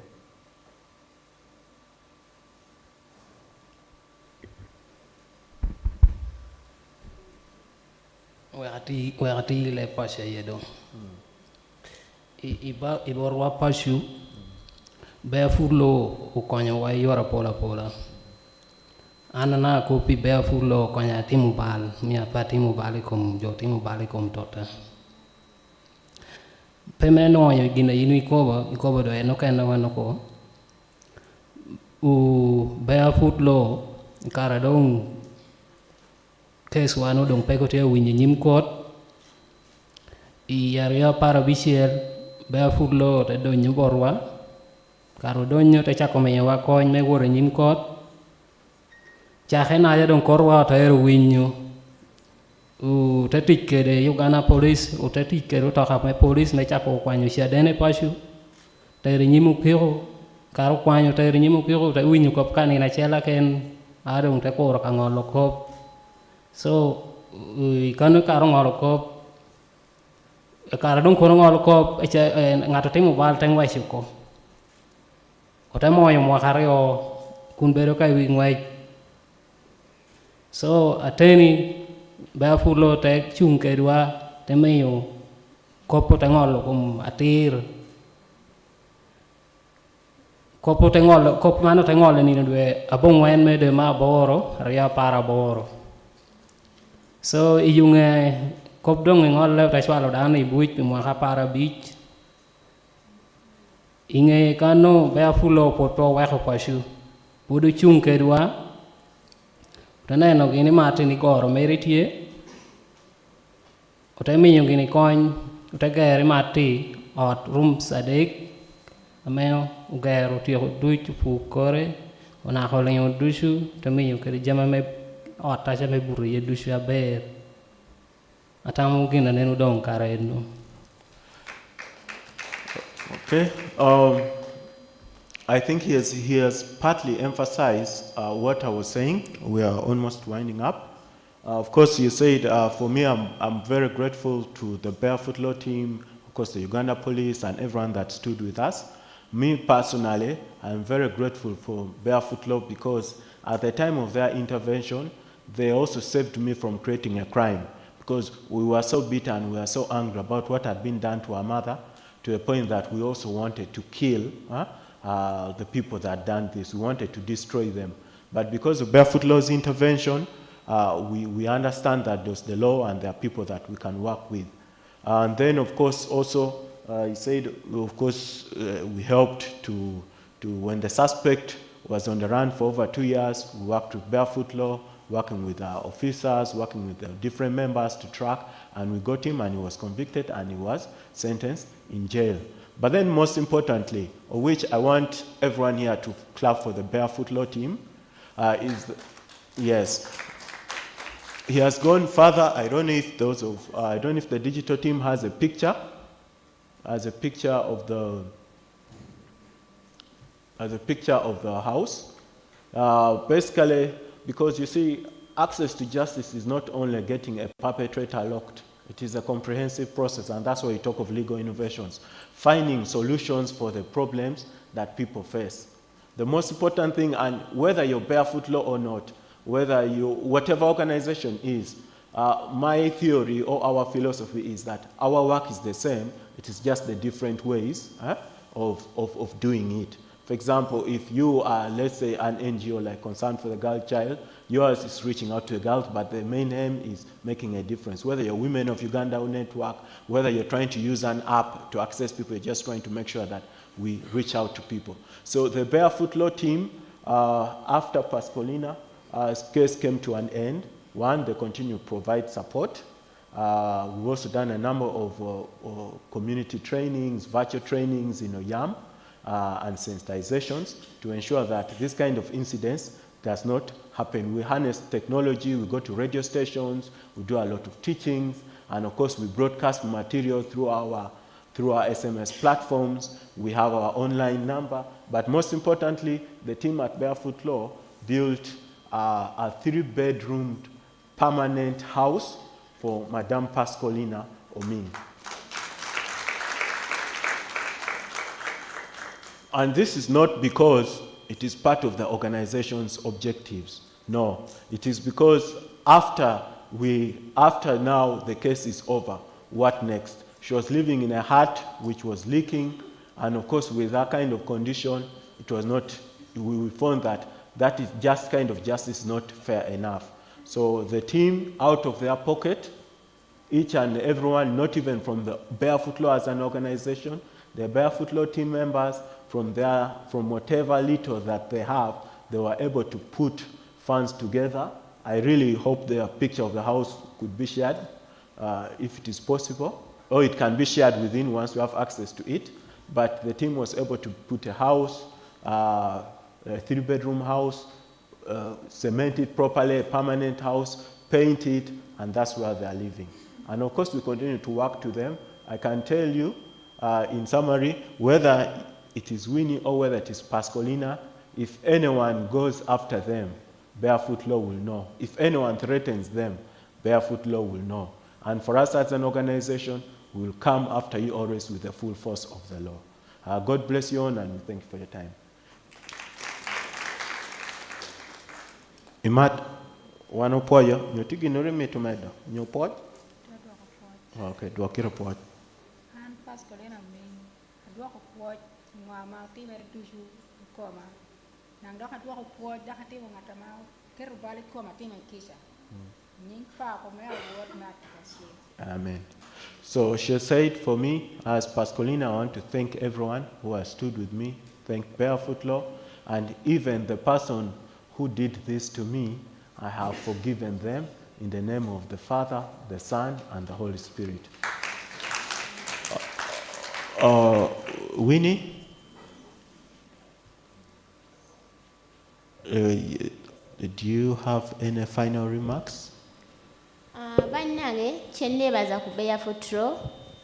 Barefoot Law ebintu byenkoledde, omwana wange firstborn abadde agenda kukola ebibuuzo baali bamugoba nga ebibuuzo byakola bimutwala mu P7 nga sina yadde ekikumi. Banne nakubirirawo Dokasi ali wali ali watudde ne mugamba Dokasi, bannange nkoze ntya, omwana wange nga bamugobye, yaŋŋamba Winnie ku ky'omwana Barefoot Law twasawo kuyamba ku baana bo. Banne yansindikira ssente zonna ezaali zisigaddeyo n'azimpa, omwana wange n'akola ebibuuzo. Banne Barefoot Law, Mukama abongere emikisa, kuba sina kyabbakolera kyonna. Bambi mwebale nnyo, mwebalire ddala, Mukama abakuume. Abasiraamu Allah abongere emisingo okwagala. Amina. I think that is clear. God bless you, and we'll walk off the podium.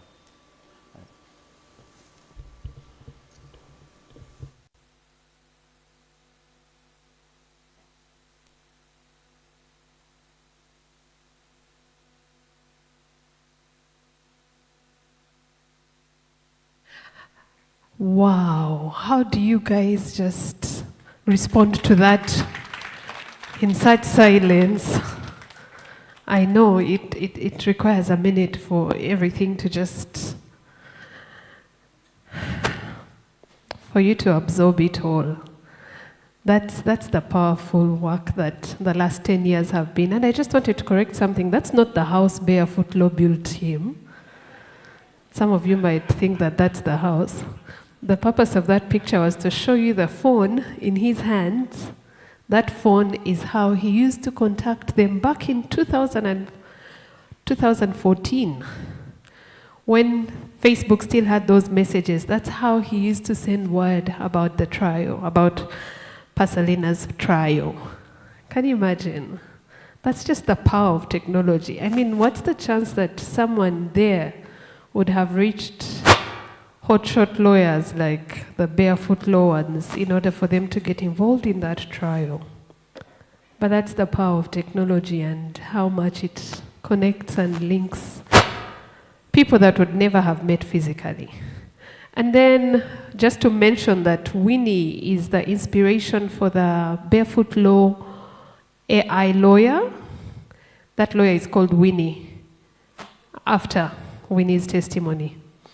So these are real life stories, these are real life revolutions that are happening one person at a time. And I think that what is very important is how fused the work that Barefoot Law does. So that in our minds, those of us who first meet it through technology think that the only work they do is through Facebook, but no, it carries on to all the different facets of life, okay? So you have all been seated for about more than an hour, and you know that's not healthy, right? Yeah, so as we get ready for our next panel, and our next panel is as heavy as they come, our next panel is from the government. You people thought that private sector was the only one revolutionizing and innovating the law? No. Government is also going to testify about the innovations that are happening in that space. So as we prepare to receive them, I want all of you to stand up, and we're going to give you see, we are celebrating how many years? 10 years. So you're going to give 10 fives, not high tens, not high fives, to 10 people to celebrate Barefoot Laws, and that's your exercise. So get up on your feet, find 10 people to do, a high 10, like this.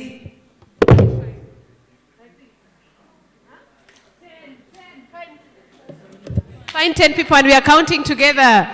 0, 1, 2, not the same person, you find someone else. 2, then you find someone else. 3, you find somebody else. 4, move, the whole room is full. Don't give high fives, you're giving high tens. It's 10 years we are celebrating. 7, 3 more to go. 8, 9, and 10. Congratulations, Barefoot Law, on your 10 years. And those of you who remained seated during that time, well, you're lost. Yeah, so I think that I see someone that has joined us that is worth appreciating for taking the time to be with us today. Miss Helen Musoke from the Legal Tech Lab. Give her a hand. Again, driving innovation. So today, I hope that by the time you go back home, you will have spoken to one of these amazing people, because whether it's those that are behind the apps, or those that are behind the work, or those that are in government, today is supposed to be a day of all of us forming a community, investing in this network of people driving the change we want to see in the legal fraternity. Okay, so now I'm going to hand over to Shivan, Miss Shivan Alinda, who is going to invite our different representatives from JLaws, police, Uganda Law Reform, Uganda Law Society, Barefoot Law itself. She's going to invite all the wonderful people that are here to share with us how they are also innovating in that sphere that many of you believe does not innovate. Today you'll find out how it's possible. Give Shivan a hand as she comes.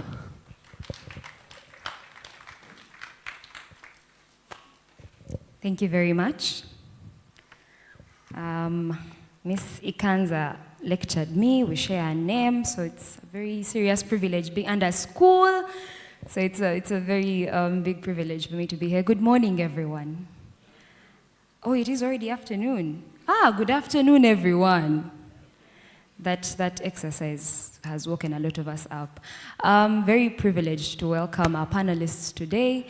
I am going to very quickly call them up to the stage, and we shall start a very interesting conversation around legal innovation and access to justice. And so please give each of them a round of applause as they come up. You know, these things give people morale. So as they come up and as I read them up, please give them a round of applause. We shall start with a representative from the Justice, Law and Order sector, Mr. Edgar Kohimbisa. Thank you very much for coming. Please take your seat. And then we have a representative from the Uganda Law Society, the CEO, Mr. Moses Okwalinga. Thank you very much for coming. We have a representative from the Uganda Police. What is a conversation on access to justice without the police, right? We have Mr. Muletera Anatoli. Thank you so much, sir, for coming. We have a representative from the institutions of education, Guli University, Miss Grace Atim. Thank you. We also have a representative from the Parliament of Uganda, Miss Esther Akulu. Please take the stage. We have a representative from the Uganda Law Reform Commission, Madam Diana Doris Akide. Thank you. Let's keep the energy going. Let's keep the energy going. And we also have a representative from Barefoot Law, our hosts today, Miss Penina Igaga Lubega. And once again, my name is Alinda Shivan. I shall be moderating this panel, and I am also from Barefoot Law. Okay, so I'll just join my panelists at the stage.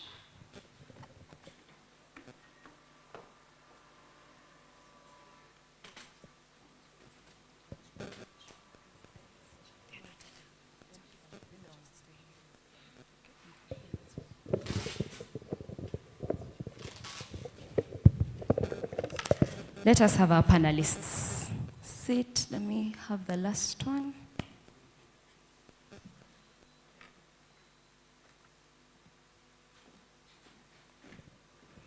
Okay. As Ms. Ikanza stated earlier, it's a very stellar panel, and we're going to have a lot of interesting remarks from them. If you have questions, please note them, and if we have time after the panel, we'll be able to give an option to ask questions. But first, I'm going to allow the panelists quickly introduce themselves in just a minute. You could state your name and your institution, what you do at your institution, and generally what the institution does. We'll start with Penina, going to the end. Thank you.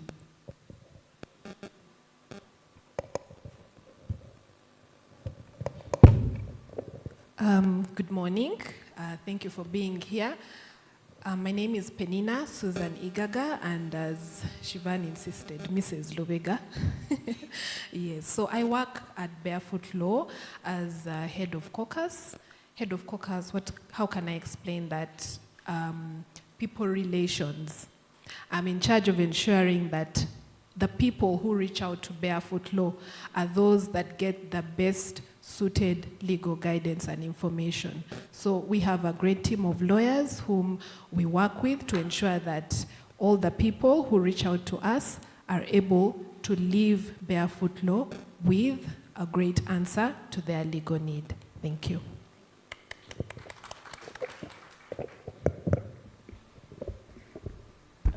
Thank you.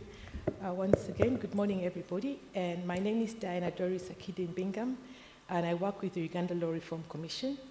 My tasks at the Uganda Law Reform Commission basically is to ensure that the mandate of the commission is executed, and that is basically to ensure that the government of Uganda and the people of Uganda have laws that guide them on how to interact as a society, and to ensure that law and order is secured within the country. Thank you.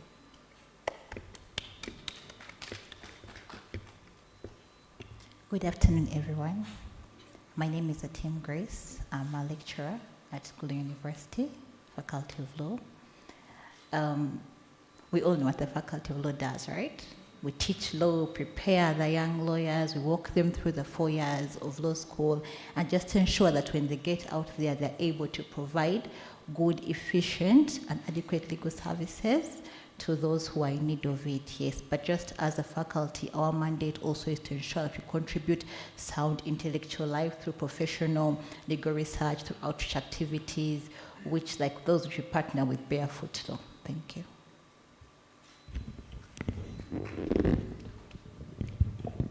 Good afternoon to all. Moleterwa Anatoli is my name. And I'm a commissioner of police, heading community policy in the Uganda Police Force. All right, good afternoon. Edgar Kwimsa, I'm a technical advisor, JLOS, Ministry of Justice. My work is pretty much working with everyone here, making sure that we facilitate a digital ecosystem in the justice, law and order sector.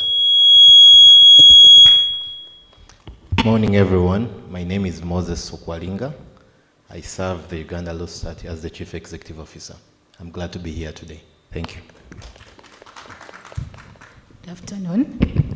Akulu Esther is my name. I work for Parliament of Uganda under the Department of Legislative and Procedural Services. Happy to say that Alinda Shivad was trained under our department, and still the moderator taught us at LDC, so I also get to have a plus on that. What do? We draft laws, basically private members' bills. Those are bills brought by private members, Parliament. We also do amendments to bills brought by the government, and every instrument that goes to the House, the petitions, the motions, the questions, are drafted by my department. Thank you. Okay, thank you very much. So we'll go quickly into the questions, and I'll be giving 2 to 3 minutes for every panelist. We know it's getting towards lunchtime, so we're hoping that we get through this quickly but meaningfully. And so I'll go with the first question, which is directed to all of us. And this question is in light of the celebration that we're having here, Barefoot Law at 10, and as an organization in legal innovation and access to justice. I'd just like to put it to you and the different organizations that you represent. What steps have you taken as different organizations and institutions? What steps have you taken towards access to justice and legal innovation over the past decade? Let's start from Esther, and then we can come to Penny. Thank you. I think for us, as the Department of Legislative Services and as Parliament of Uganda, I would point out the National Legal Aid Bill. The talk started in the 10th Parliament with Honorable Komakech Leandro, and it is followed through even now in this Parliament, and it's currently before the Committee of Legal and Parliamentary Affairs. So in that bill, we're trying to find mechanisms of having all the interventions of legal aid under one law, and finding a mechanism of governance, a unified mechanism of governance for all legal aid service providers, but also categorizing the different legal aid service, basically the persons who access the legal aid service. So that's what we're trying to do in regard to the National Legal Aid Bill. Yes, thank you. Thank you very much. At the Law Society, we've made significant strides. I'll begin with what we started last year with the members portal. With a growing number of members, the law schools bring out almost 1,700 a year. You've got to think outside the box. So we decided to innovate and have a membership portal where the members can get about 70–80% of their services online, right from trainings, accreditation, computation, and we are about 80% of that process. We are also rolling out a membership ID. There have been instances of fraud. So we're having a digital ID that you can also have on your phone, so that when someone goes to court, the judicial officer doesn't have to ask for your PC. You just present your ID. It can be scanned. It has a QR code. It also has your credentials. It stores your information. So the members can also move with their credentials on phone. Edgar here could ask me for my CV and I just give him to scan. So we're giving it as a benefit to the members so that they see value in the membership. The public, Plidao.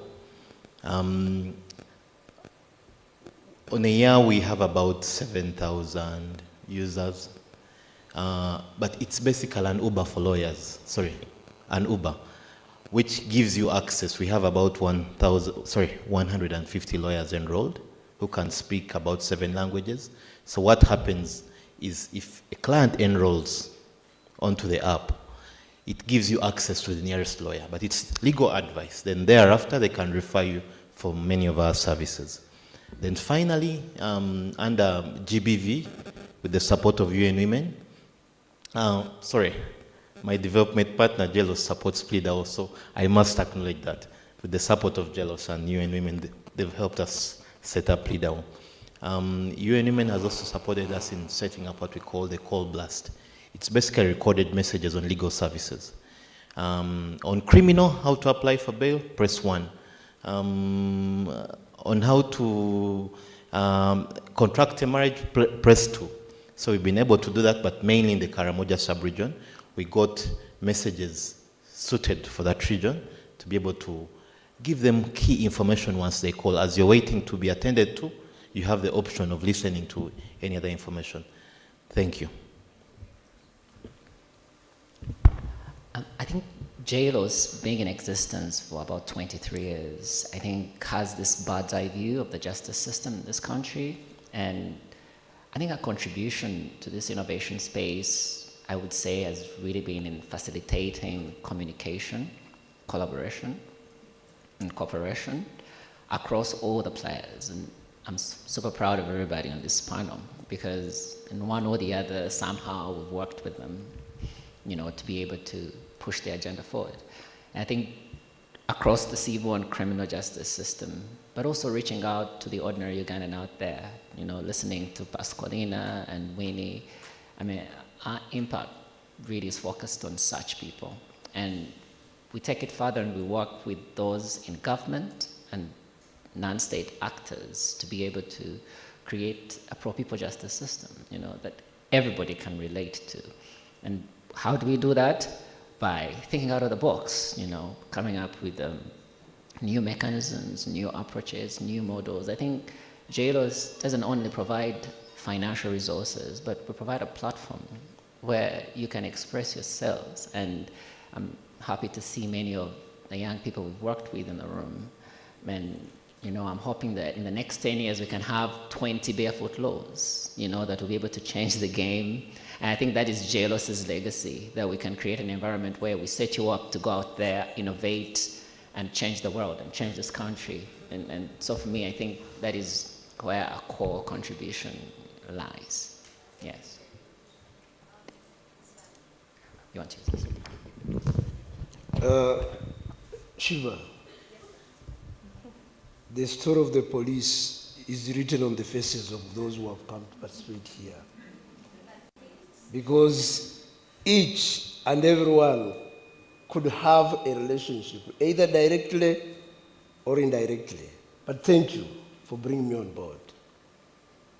There is a singer who sang Jemvudi Tebibadde Birungi. But eventually we are there. I thank you. And especially, I've been touched by the stories of those that you've really brought around to give testimony of what they go through in the process of accessing justice. Dear participants, as you may all be aware, the police is the entry point to the criminal justice system. But besides that, it has also developed mechanisms of dispute resolutions without necessarily going through the formal processes. But I will go to that maybe with time. And as such, given the nature in which the police was introduced and what we go through, we have been so traditional in our policy. But of recent, in the last 10 years, a lot of innovations has taken place, which I needed to share with you. One, we have an online complaint system. Aware of the fact that many of you may not be able to access police, and as such, even when you go to police, you may find an ugly man like me, and therefore back at you. We implore you to use our technology and go to our police website and enter your complaint. We receive it and can be able to channel it to the relevant officers. The biggest innovation is called the police mobi. Police mobi. When, for some of you, and of which I know all of you have what we call smartphones. Once you go on your smartphone, phone, you upload it, it will give you that police mobi. On that police mobi, there are a number of services that you can be able to desire once you open it. Part of it will ask you, do you want your nearest police? Do you have a lost property?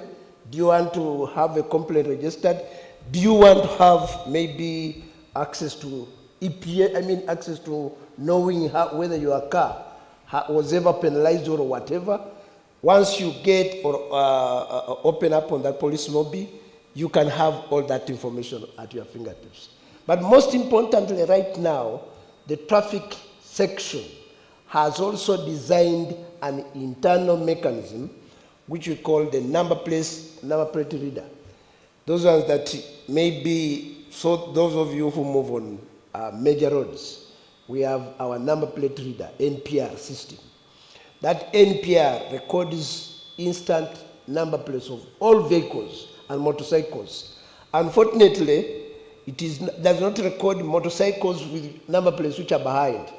It takes recognition of number plates of moving vehicles that are in front. So for MCs, that is motorcycles, MOVs, motor vehicles that have those number plates, it is able to record them instantly.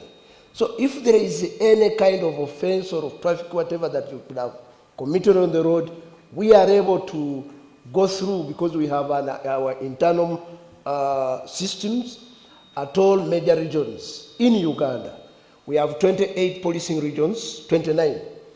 And at all those policing regions, we have a regional NPR system which monitors and can be able to give instant records on any vehicle that moves on the road. The last innovation in this direction is our police website, where you can access all information about police, but also letters of good conduct for those of you who want to go out, or even you want to check on the status of your employer, or even you want to get all your employees having that. You can be able to download that and apply directly, and also pay directly, and then the whole system will be automated, and you even get your the results instantly.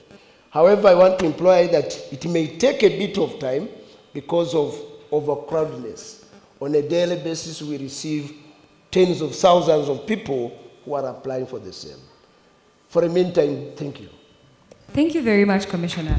And I just wanted to chip in right there. A lot of us Ugandans get information and then quickly move on from it. So if you've not yet downloaded the Police Mobi app, he has said that it's available. Please download the app so that when you go back home, we don't have complaints of the police is very slow and all these things. You have the app. Thank you very much. Yes, Ms. Grace. Thank you, Siobhan. And it's interesting to know that the police have an app. I'm sure I didn't have to download it after this. Yes, but as an institution, we are in the process of developing digital applications just to connect the university students and the community at large, because where the university is located in Gulu, we all know way back what happened, the wars and etc. and etc. And to date, we are still having community issues that we are trying to deal with. But the university is trying to work to ensure that we have an application that people can actually report and stay anonymous, and just connecting the community to the justice, people who issue justice. So we're trying to do that, but also as we're doing that, we are, because Faculty of Law is a new faculty, it's not more than 10 years old, but we have brought up the legal aid clinic, whereby people in the community actually can come in and with the help of the students and the staff and the people in the area, we're able to actually advise and give them more knowledge on what they can do, because we all know students cannot actually go to court and etc. But with the knowledge that they have, we're able to just put them in places where they can work together with the staff and give knowledge to other people in the area. But also using we have the course units like clinical education, where students are sent to the field, and we partner with organizations like Barefoot Law, whereby we send them and they learn using technology how they can actually help the people at the grassroots levels in their different areas to report cases, and justice is served. Yeah, thank you.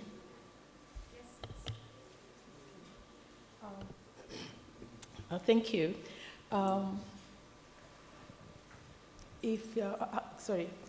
While we hear what all the participants have said prior, all that they have said has to be backed up by law, and it has to be researched, and this is what the mandate of the Commission is all about.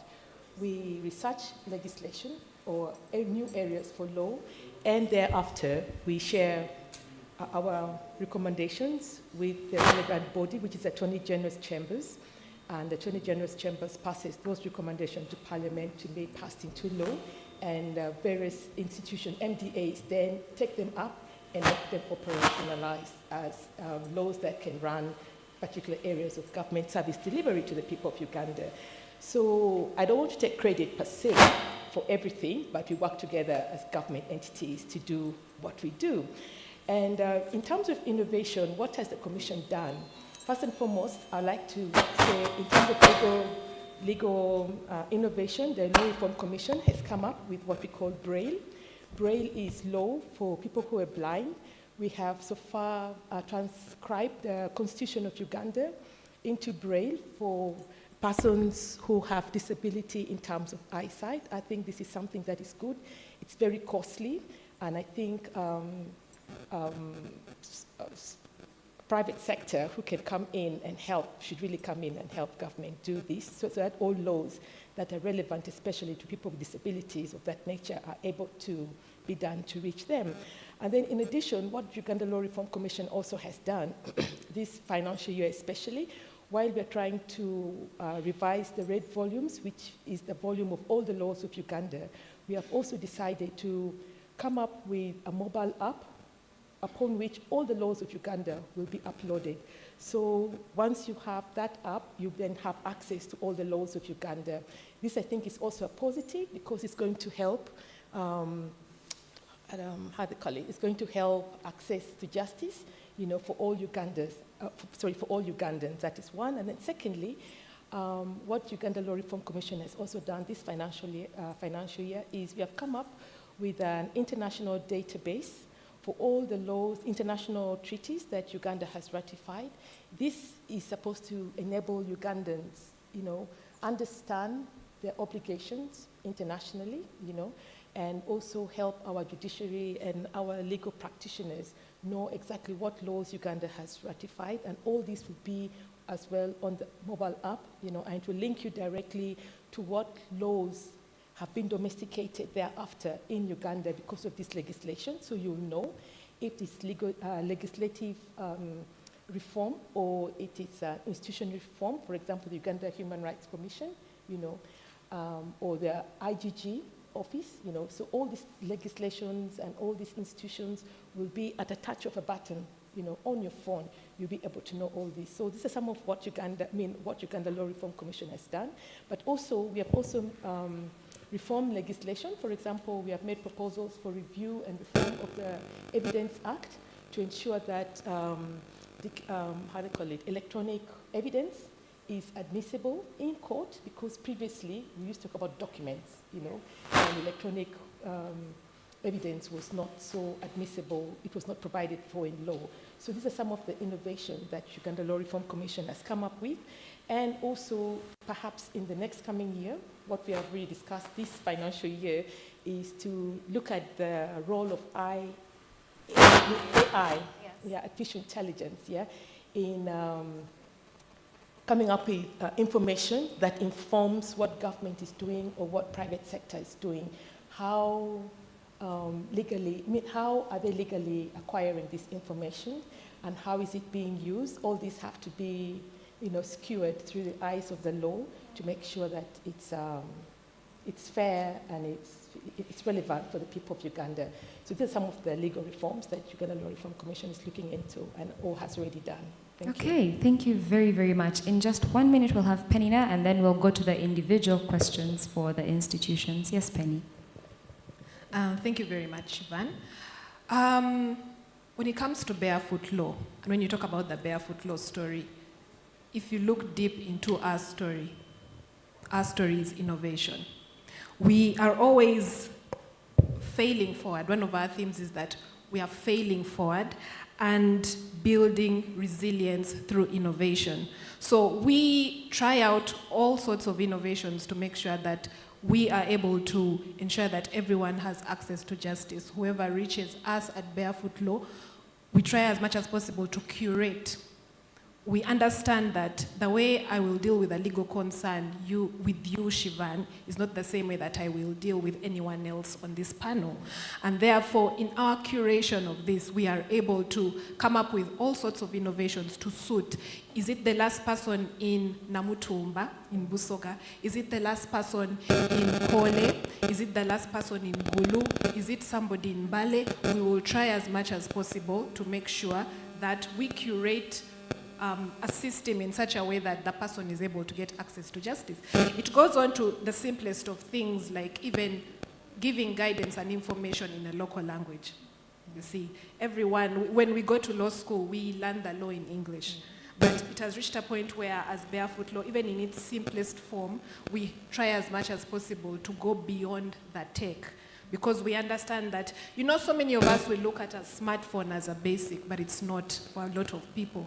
So we go beyond the technology, however much, of course, as Barefoot Law, we are known in the legal tech space. We ensure that in trying to ensure inclusivity of everyone who reaches out to Barefoot Law, we do that through furnishing a set system that will suit each and every individual. Thank you.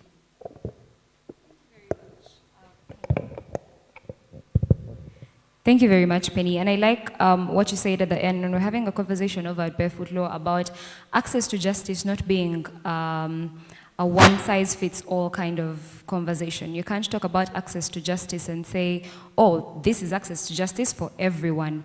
And so I like that she mentions that for Barefoot Law specifically, the model is basically curating access to justice to fit the needs of every individual person that reaches out to us. Okay, so we are going to go into the individual questions, and we shall be starting with the justice, law and order sector. And this question comes after, I think, 2 weeks ago, we had the annual report launched, which was a very interesting read. I think it's up on your website, so if anyone wants to read it, please go read it. And the report highlighted a high rise in strengthening people-centered service delivery. And for us in the room, what we'd like to know, the question is, what are the key highlights in this innovation? A lot of the time, even on Twitter, wherever, you'll see Ugandans saying, these big people, their things are up there, they are not for the muntu wa wansi. However, the report is telling us that one of the achievements of the sector now is people-centered service delivery. So tell us, what are the key highlights or takeaways for you in that regard? Well, I think people-centered justice is, well, we have a little mantra called bringing justice home. One of our institutions, it's called Justice Centers Uganda. I'm sure many of you have heard about JCU. I hope that's not me. Okay. How do we bring justice home? You know, and really uncomplicating the justice system, I think, requires us to be able to think about some of these things differently.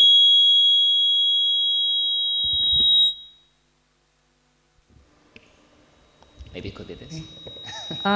So after we speak, let's switch off our microphones. Maybe I can try that. Esther, could you kindly switch off your microphone?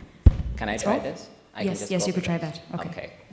So I was just saying that I think it goes back to how relevant, you know, we could spend all day, you know, talking all the, you know, the cool things, all the right concepts and all the ideas. But I think when we talk about people-centered justice, I think it's about how relevant are we to the ordinary person out there, to that businessman in Chikugo, to that gentleman on the street, to that little girl in school who has experienced GBV in some shape or form. And I mean, that's what we confront, I mean, every day, you know, on the streets, in our homes, in our communities. And I think as jailers, we're mindful of that, and we're trying to be able to get to that last mile. How do we relate to the people who are giving us testimony here? I've had the privilege to go across the country, meet women, children, you know, with very unique needs and challenges across justice. And I like what you just said, you know, going beyond tech. Some of these ideas and solutions that we have to come up with for sure may not necessarily be high tech, but ultimately they provide a solution. As jailers, our work is identifying where the problem is, first of all, and then how do we provide these solutions? By working with a multiplicity of players. And I think we've also realized that government doesn't have all the answers. Muletera here, my brother, certainly not have all the answers to his problems in policing. And so how do we ensure that we have a crime-free society if we are talking, from a policing perspective? And I think the idea here is that we have to reach out and work with you. And I've been working, we've been working with SEMA, for example, to be able to give us a sense of what's really going on, what are people's needs and experiences when it comes to justice. And I think that has given us new insights and helped us also to reinvent ourselves, because if you don't know what's really going out there, you can't effectively innovate. And so our people-centered justice model is about going back to the grassroots and being able to leverage sometimes informal justice practices and solutions to be able to solve these problems. Judges don't have these solutions, at least not all of them. And so how do we work with paralegals? How do we work with the foot soldiers on the ground in our communities? And sometimes we want to leverage technology. We have rolled out ICMIS. I'm so happy and so glad, but how does the ordinary person use this beautiful platform to be able to track their cases? Can we create translation models around it so that you can be able to engage maybe in a different language via ICMIS? But I think we can't do that as government sometimes. I'll be looking forward to someone maybe creating third-party applications that can run on top of these platforms that help us to be able to reach the unreached and bridge the digital divide. And so it's not just about throwing money at some of these issues, and sometimes JLOS, we are known for providing financial resources, but we also want to be able to facilitate engagement and that discussion, come up with innovation hubs that we can be able to leverage to be able to reach the unreached. And so I think that is really the heart of what we're trying to do. And there's so many success stories, talked about MobiUp, Lido, and so many others that we could talk about all day. But I think at the heart, online and find ways to move with the times in access to justice. Let's go to police.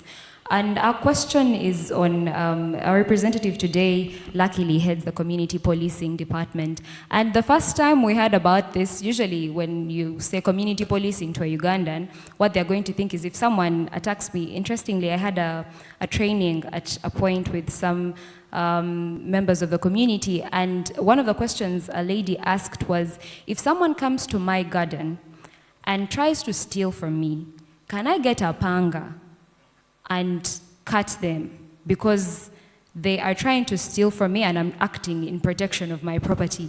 Is that community policing? And so we'd just like to understand what exactly is community policing. And this is something that came up mostly during the COVID pandemic period. So we'd like you to explain to us what is community policing and how is it nudging us into legal innovation and access to justice. Thank you. Shivan. Give me an hour. Thank you. We have 5 minutes. No problem. I'll do the needful. Dear members, in the 5 minutes I've been allocated to, let me interest you in the general policing. The Uganda Police Force, before it turned to be so, started way back, or it was introduced in Uganda in 1899. But was formally established in 1906, May 25th. At that time, we were under colonialism, and therefore it was colonial policing which was the order of the day. This police that we cherish right now is a colonial setup which was, in any way, introduced to wholesale by somebody who conceived the idea and established it, called Robert Pills. But on Robert Pills' nurturing or mentoring or development of what police is, he established it on 9 principles. And on the basis of the 9 principles, I hope I'm audible even without this, on the establishment of police in England, it was based on 9 principles. But the most interesting principle is principle number 4, which says the community is the police and the police is the community. Those who brought the police here in Uganda did not emphasize that. The police now became an establishment of government, living in barracks, coming from barracks, going to stations and back. That is the kind of journey that the police moved through up to 1986. Now, in 1986, for those of you who lived around, there was a gruesome experience where the community was very, very angry because of 4 things. One, the treatment that the police exhibited before the liberation of 1986. 2, the abusive, the undermining, deliberate undermining of the rights of Ugandans, deliberately. 3, the police, the community did not perceive police as being part and parcel of them, and therefore it was them against us. So in 1986, this is the hidden history, that in Old Kampala, while 2 policemen were crossing Owino going to Old Kampala police station, they were both murdered by the community, simply because the community wanted to revenge, to see that whether the body of a policeman was similar to that of other people whom they had brutalized, whom they had undermined their rights, and so on and so forth. So, in 1989, the then leadership of Old Kampala said, but how can we really change this kind of relationship? So they started a pilot study of an outreach going to the community. And at that time, Mr. Ankada Godfrey had established or was formed in Owino. So they went there, and on going there, really, they were welcomed.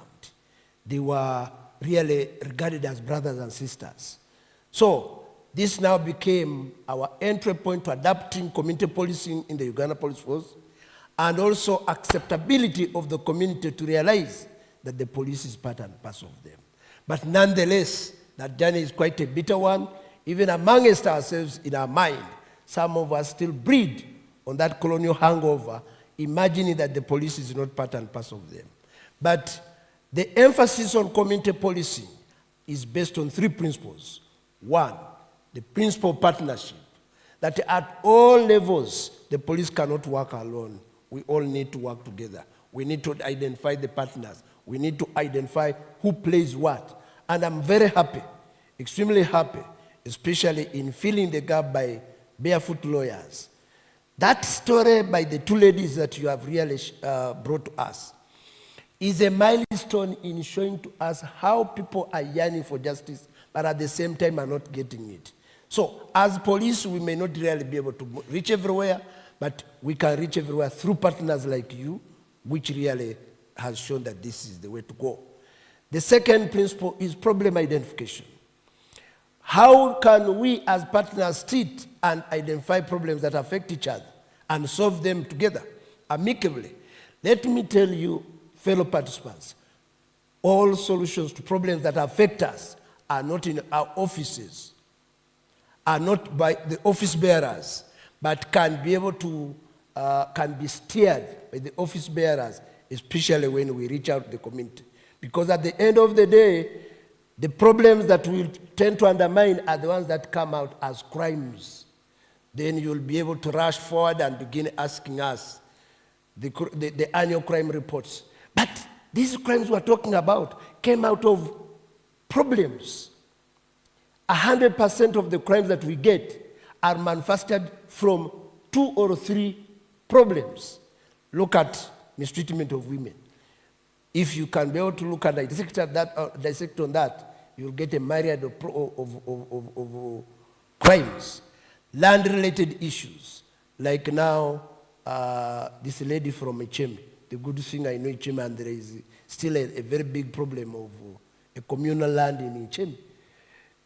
Now, that may not be directly a problem of the police, but if all stakeholders, all partners can come together and set solutions to what these people could be facing, then we may not be able to realize that it is a crime and therefore police need to come. But then at the end of it all, when the partners work together, when they identify problems, what is the ultimate goal? The ultimate goal of community policing is crime prevention. That it is more expensive to run a process of crime management. Take a scenario, you are chasing a chicken thief who has stolen a chicken of 20,000. You get policemen all clad in uniform, fueling a vehicle, then getting guns, rushing for a journey of 10 kilometers. That vehicle alone, and moving there alone, if they were to seek for allowances, you would see that they are going for 300,000 journey. And that is just one small item. Now, you begin investigating, you begin prosecuting, you begin moving them like VIPs with we clearing the road as if they deserve that. Then you go and take them to court. The process alone, right from arrest up to eventual disposition of that, going to prisons, will have cost around 4 to 10 million shillings. Now, what are we emphasizing in community policy? That can we prevent? By preventing, setting solutions together.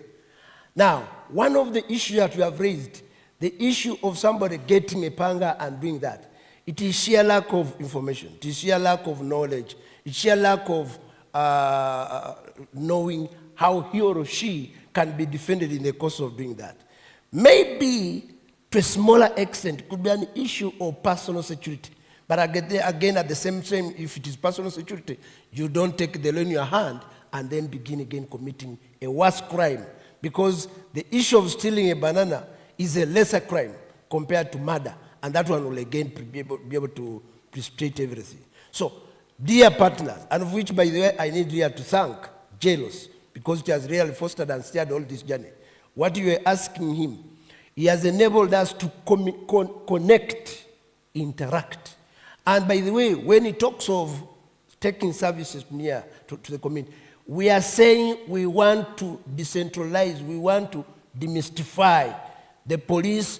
Rather than being at the station, let them be with the community. At the end of the day, we go to the same market, we use the same road, we use the same hospital, we go everything together. So why do we really need to stay in the offices? And please, Mr. Edgar and the fellow members out there, support us in anchoring the spirit of community connection, where the police connects to the community so that you realize that we come from you, we need to work with you. Thank you.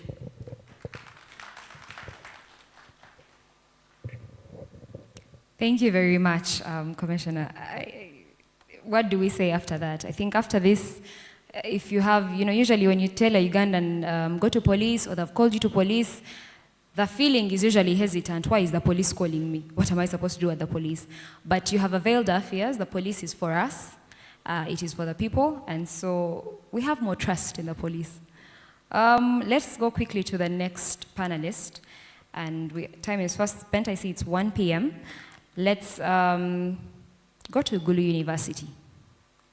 So usually when I have panels that are hosting educators, I am reminded of a song, and I think I did this quite a bit ago.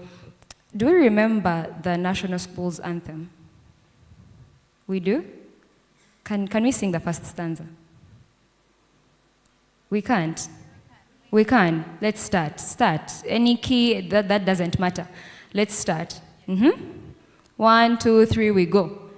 Young women and men of Uganda are marching along a path of education, singing and dancing with joy.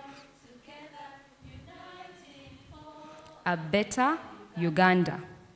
So we have an educator here who we sing to that we young women and men of Uganda, we are ready.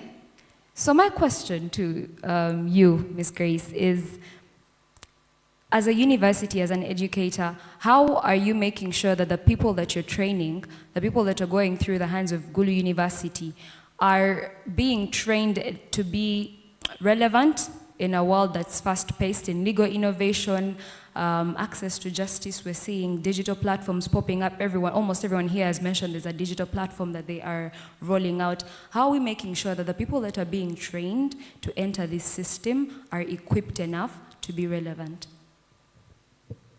A very interesting question, Shivan. Firstly, you know when students come in year one and you ask them, why have you come to law school? One answer, I want to make money. Their mindset, when I'm done with this, I am going to walk into a law office and somewhere along the way I'm going to make billions of money. So they rarely tell you, if you find somebody who tells you about the legal challenges that are being faced, it's maybe one or two.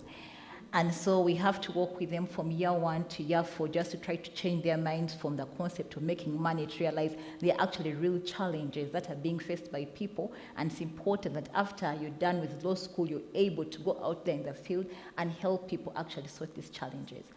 Now, as a university, we looked at a concept called T-lawyering. In T-lawyering, looking at not the ordinary lawyer just being broad with a broad knowledge of everything legal, but has an in-depth knowledge of what they really want to pursue at the end of the day.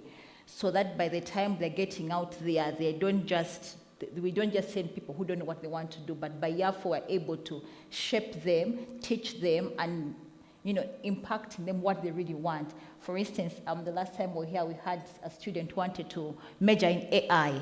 Now, when people go into law school, everyone thinks it's court.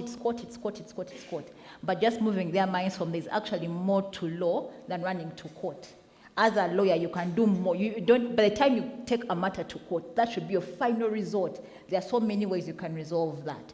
Now, we try to ensure that when they're in year four, year three, we have spoken to them, and also we find a way of putting them with mentors in particular areas that they want to grow into. We attach them to law firms, to individuals. We just try to see how we can help them develop that concept of what they want so they get an in-depth understanding. Now, with an in-depth understanding, somebody is actually able to realize, okay, what are the legal challenges in this particular field, other than saying a general legal challenge. When they narrow it down to a particular field, they're able to get to analyze it better, and realize how can I help the lower person with this particular challenge. And the other thing that Good University also is trying to do with other universities is to have a conversation with the National Council of Higher Education. If you realize they're the ones who actually regulate what we teach, but the needs of the community 10 years, 20 years ago, and today is very different. Now the challenge we have is the regulators and do not see from that concept. They keep saying, teach this, and they don't realize that when a digital era, things are different. The laws have to change. The mindset of people has changed. We have to adapt along with that.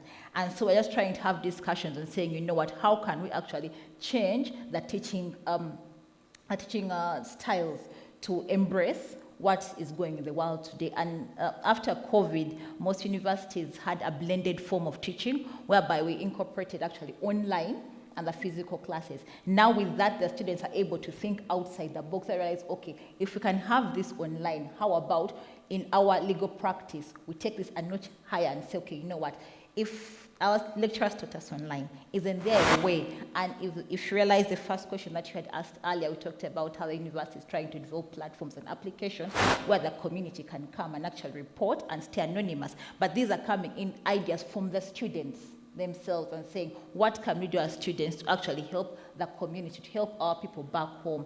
And we are just trying to help them build on that knowledge that they have brought on board and saying, you know what, if we can help the students to have this innovative mind, tomorrow's challenges are going to be resolved today. So as a university, we're just trying to do that, the tailoring bit of it, but also to have discussions with our regulator to ensure that the subjects being taught forward are able to embrace things like business, things like technology, like low technology course units, where they're able to understand what the do's and the don'ts of this whole legal bit of it, what can I put online, what can't I put online, because sometimes we think we can put everything online. Before we realize we are dealing with battles in court here and there because you put something wrong online. But just incorporating course units whereby they're able to say, okay, this is wrong, this is right, we can do this, we can't do that. Yeah, and we are hoping that we partner with different organizations, different bodies, just to push forward and ensure that this comes to light. Thank you, Shivan. Thank you. I think we can safely say that the future of legal training is looking very, very bright. Yes, it is. And I'll pick it up just from there to direct the question to the representative from the Uganda Law Society. She mentioned that our legal system, or our education system in general, the people that are making the laws, making the curriculum and all these things, are a bit traditional with their training, which is okay because that's where they're coming from, but it's not okay in the sense that we need to move forward. In the same vein, the law, the noble profession of the law, is very traditional in nature. And so the question would be to you, do you feel, or as the Uganda Law Society, do you feel that legal innovation and access to justice and all these heavy big words in technology that we are using, do you feel that they affect the integrity of the legal profession? Thank you very much. We at the Uganda Law Society, the leadership and the membership, are very much alive to the changing times. We don't live in a vacuum. The law is complementary to a number of sectors. It's hardly a standalone. That's why it cuts across. So we must, the challenges that the community, that the public faces are the same challenges that we face within the law. And I'll tell you a few things that we've done. One, I can see Helen is in the room. We have a partnership with Innovation Village to bring something new and say, well, lawyers, this is where we're going. So Helen has brought us into spaces where we see innovators doing all sorts of things, and we see how this can help in our work. We also had our biggest conference this year, the annual law conference, and the theme was disruptions in the age of technology. Edgar was part of the panels, and we had a variety, because we had government services also discuss how do we bring our members to embrace what is happening around them. URSB has almost gone 70% online. That was legal business. Lands is going online. The judiciary, ICMIS, is online. So our members must also be alive. So we've created those spaces. Our main conference this year was on disruptions. In all sectors, we brought someone from New York to discuss AI and how it's affecting.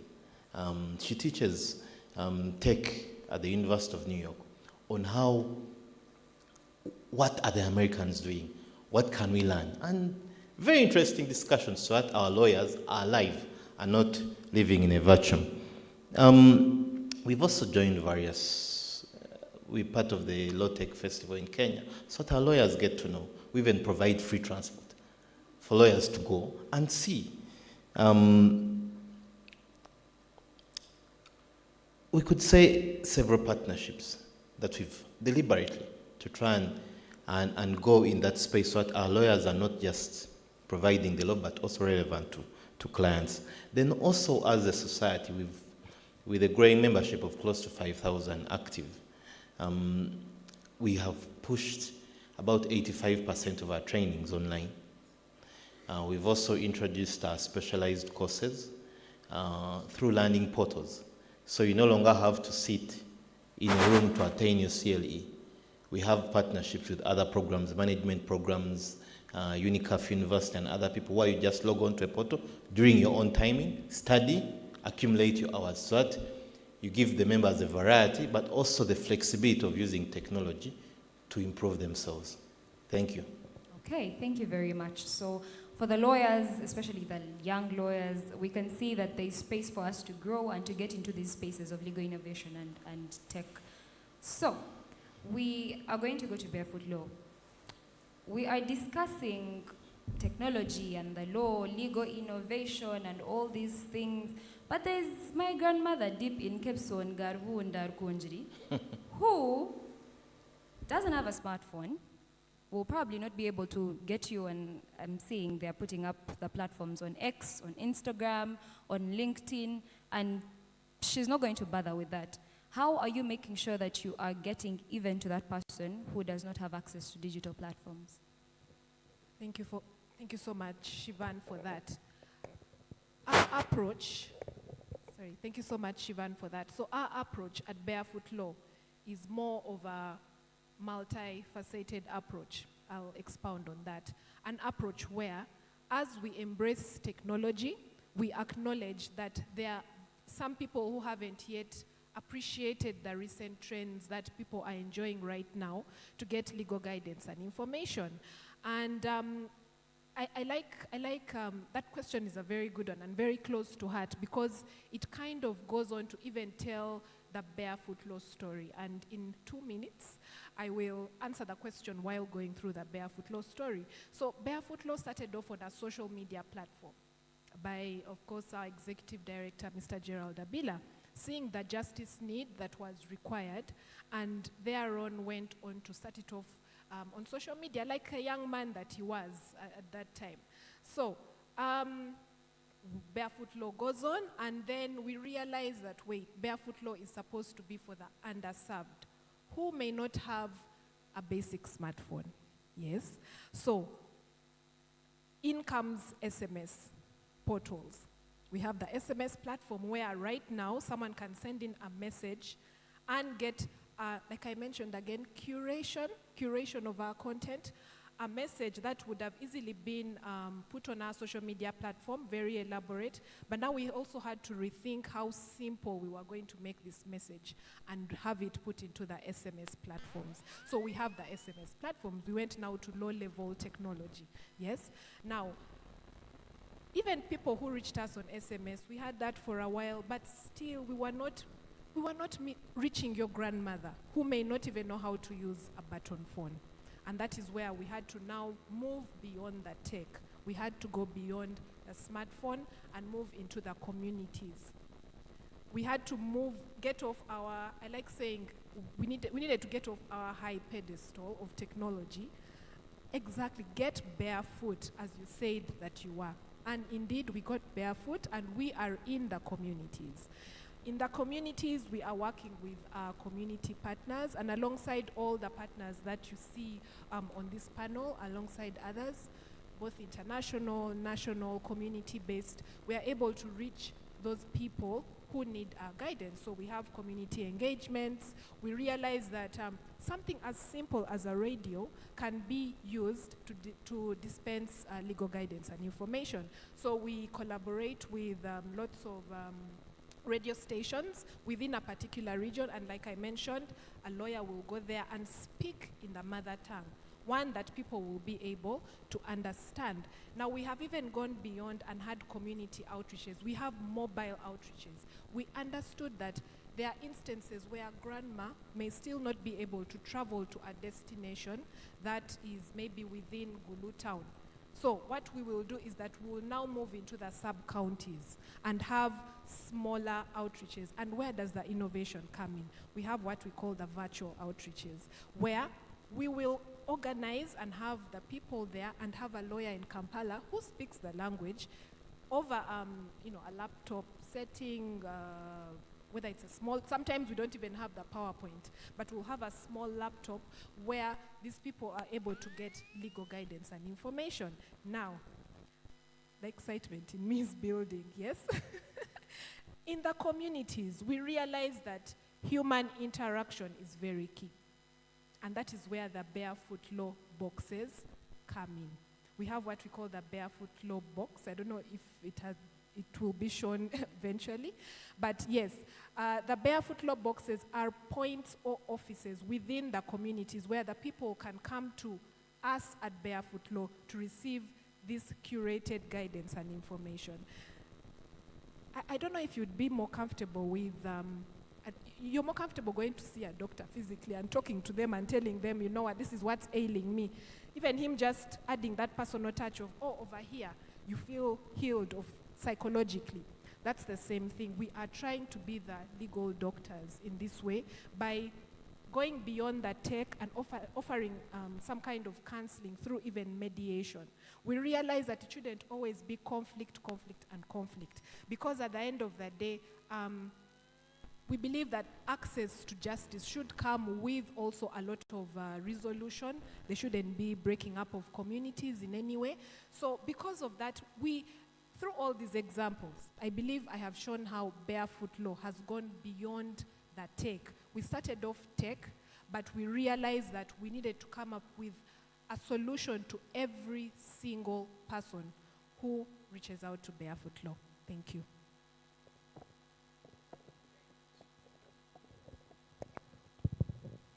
Thank you very much, Penny, and I like that you continue to maintain the conversation on reinventing yourself. That if you find that whatever model you're using is not serving the needs of the communities you want to serve, you reinvent yourself and you get with what works. So let us go to Parliament, the Parliament of Uganda.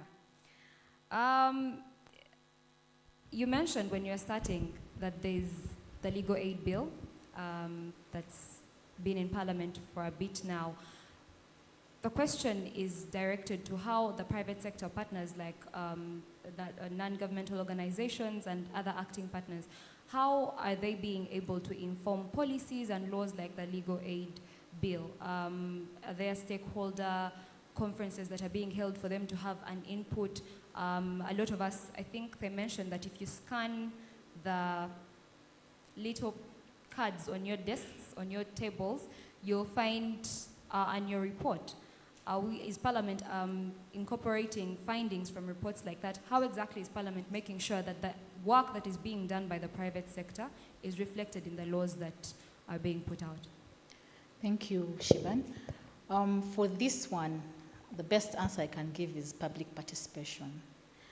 And it's basically in the Constitution, but also courts have emphasized public participation in the legislation and the lawmaking process. So I'll talk about the avenues. First of all, for government bills, which I feel like is a very great avenue, because government usually spends up to about 5 years in making legislation. And then when it comes to Parliament, you only have 45 days, which is like a month and a half, to quickly look at the law, call the stakeholders to come and draft amendments to the bill. So there's only so much that we can do in a very short time.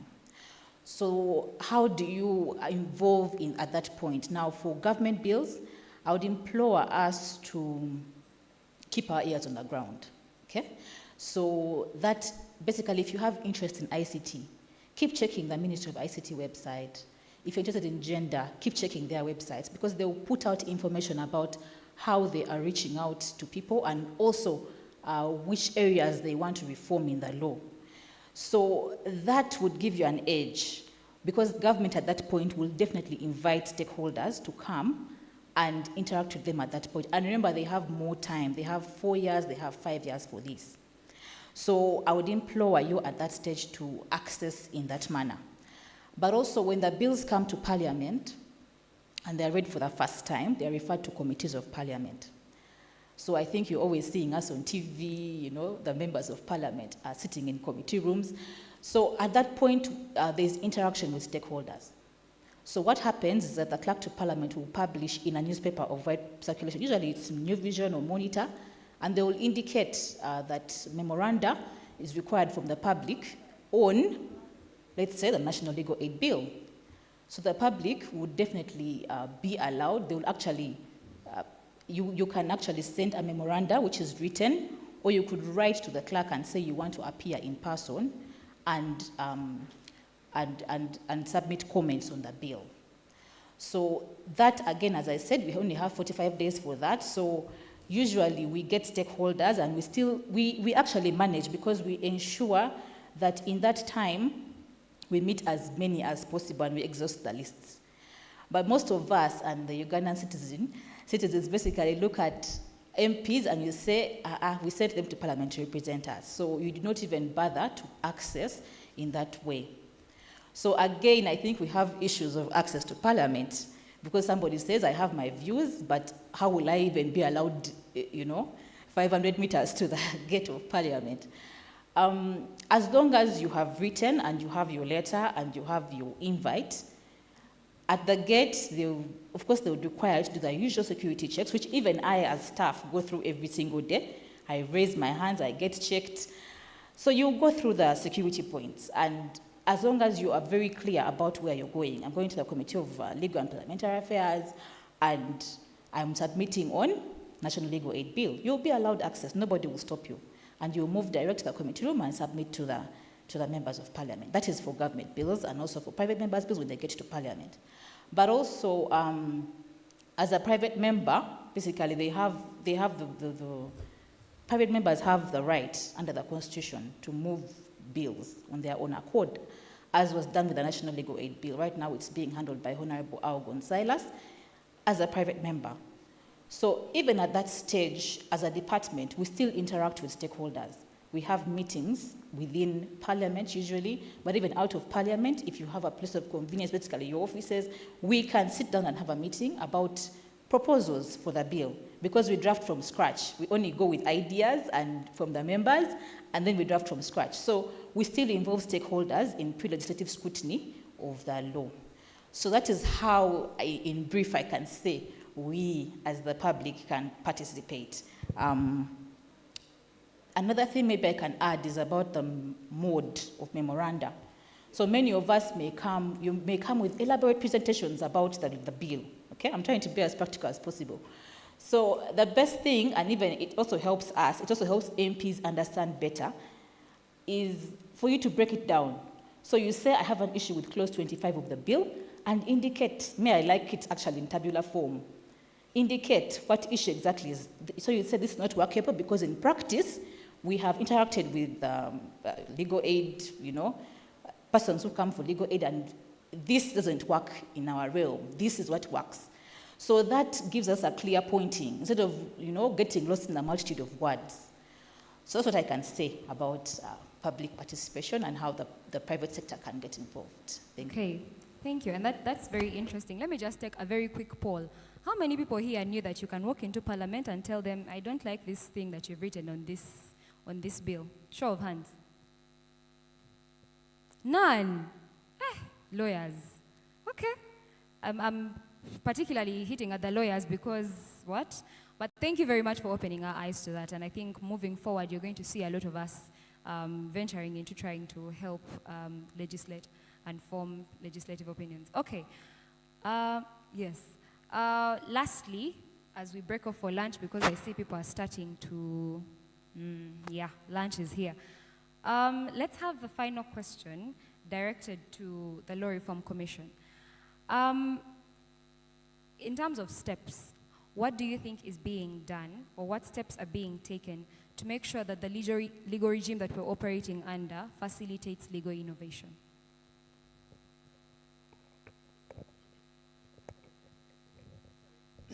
That's an interesting question. First and foremost, I should say that Uganda Law Reform Commission is an arm of government, and we're a constitutional body with very clear mandates. Yeah?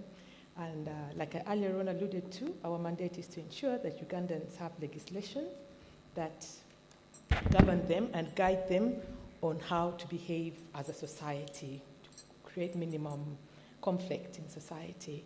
And to answer your question, what steps are being taken by Law Reform Commission? Yeah, first and foremost, like I alluded to earlier on, that we are now developing a mobile app to ensure that all Ugandans have access to the law. Every Ugandan, yeah, that's one. And all laws national and laws international. And then secondly, what other step is the Uganda Law Reform Commission taking? When you see, our mandate also ensures that we translate laws. First, we have to simplify them, break it down for an ordinary Ugandan to understand, So we do simplifications of legislation. Yeah, that's one. And then secondly, we translate legislation. Right now at the Commission, any one of you, Uganda Law Reform Commission is located at our workers' house on the 8th floor. If you go there, you'll be able to pick the Constitution, for example, in any of your local languages.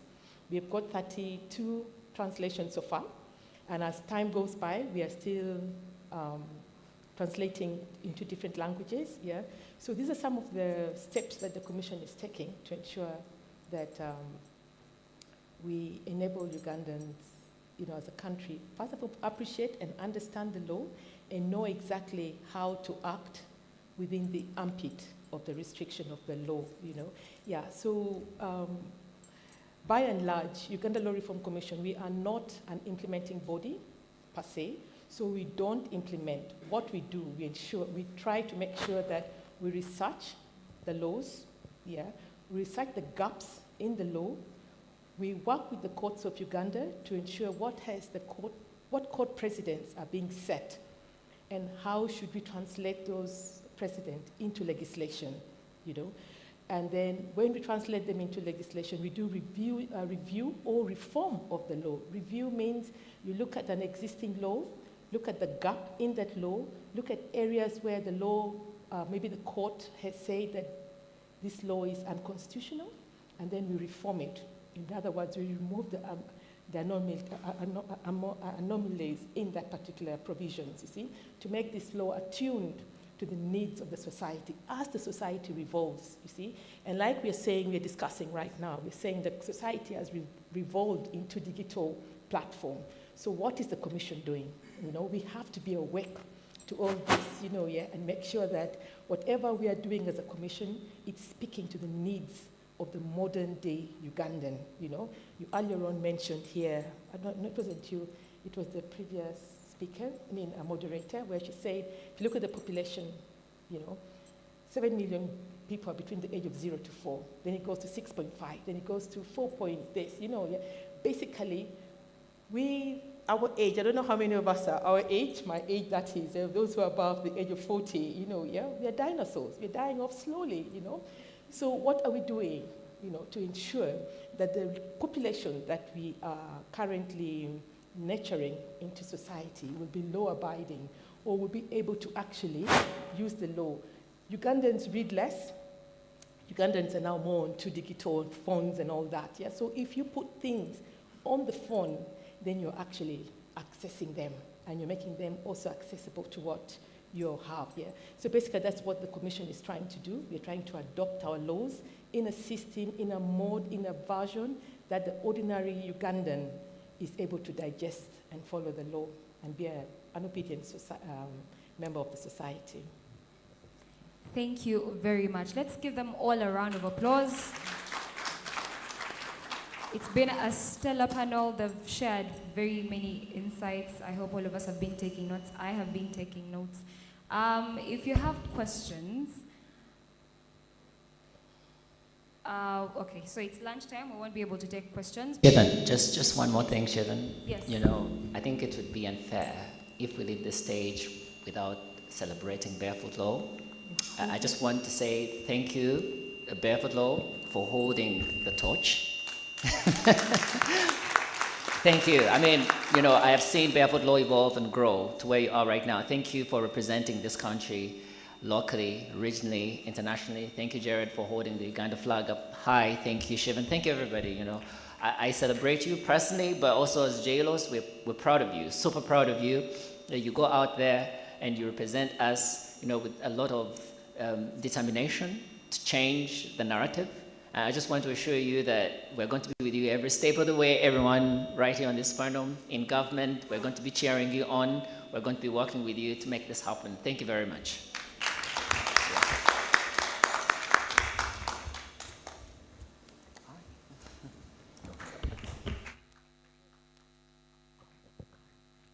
Okay.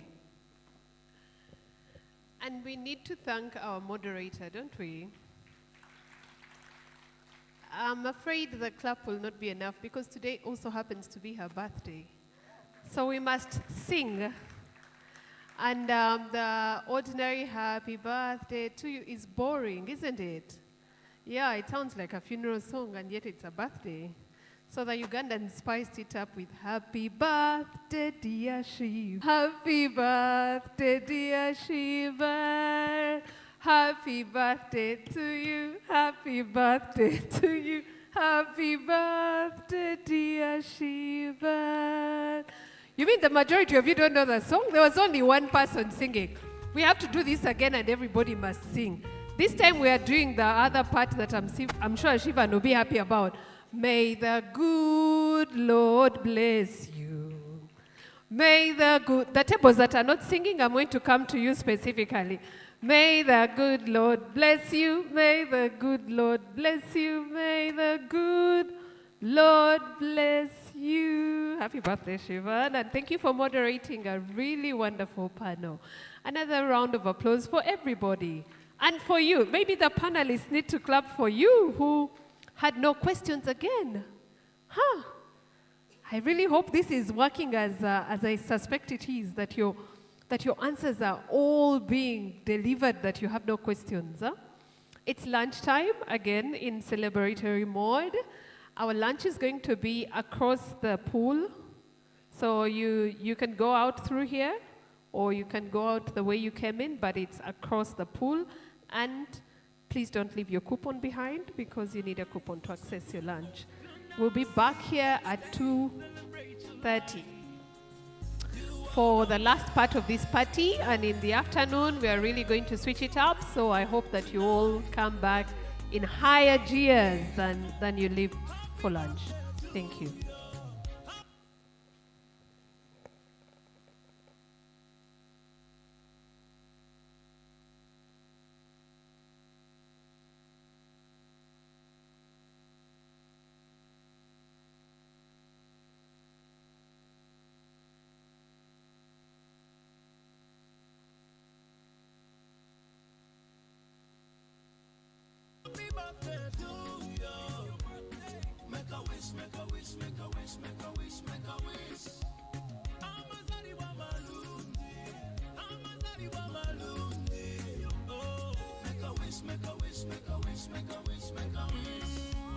Somebody blow up balloons. Tonight it's only party, we got nothing to do. We gon' wild out like we got something to prove. We got nothing to lose. We might even end up on the news. Whoa, somebody give me some room. Blow up the smoke, let it rise and cover the roof. Tonight I'm rolling with the homies up in my crew. Hit the dance floor, breaking the rules. You should join us, you know you should. Anyway, when the music comes on, drop everything, get up and dance. I wanna see smiling faces, so be happy when you still have a chance. It's your birthday, oh, get up and dance. Because I'm nothing like some claim, been through some pain, let's pour champagne. Happy birthday to you, happy birthday to you. Make a wish, make a wish, make a wish, make a wish, make a wish. Amazariwa malundi, amazariwa malundi. Oh, make a wish, make a wish, make a wish, make a wish, make a wish. Mukama kuangazari na ensonga zerwacha kukumbe. Wesuneko lina mukisa era kulembeza omutima omulungi. Laba abaana bo bazadde basomye basanyufu n'ennyumba ogisimbye. So better be grateful and thankful for this life you're still living. Anyway, when the music comes on, drop everything, get up and dance. I wanna see smiling faces, so be happy when you still have a chance. It's your birthday, oh, get up and dance. Because I'm nothing like some claim, been through some pain, let's pour champagne. Happy birthday to you, happy birthday to you. Make a wish, make a wish, make a wish, make a wish, make a wish. Amazariwa malundi, amazariwa malundi. Oh, make a wish, make a wish, make a wish, make a wish, make a wish. You look so beautiful tonight. Tonight, let's celebrate your life. You are amazing, my girl. Tonight, you are the queen. So couple up, couple up, couple up, couple up, everybody. Couple up. Let's dance, let's dance, let's dance, let's dance, everybody. Let's dance. Live your life, live your life, live your life, everybody. Live your life. Oh, tonight is your birthday. Happy birthday to you. Happy birthday to you. Make a wish, make a wish, make a wish, make a wish, make a wish. Amazariwa malundi, amazariwa malundi. Oh, make a wish, make a wish, make a wish, make a wish, make a wish. Happy birthday to you, happy birthday to you. Make a wish, make a wish, make a wish, make a wish, make a wish. Amazariwa malundi, amazariwa malundi. Oh, make a wish, make a wish, make a wish, make a wish, make a wish.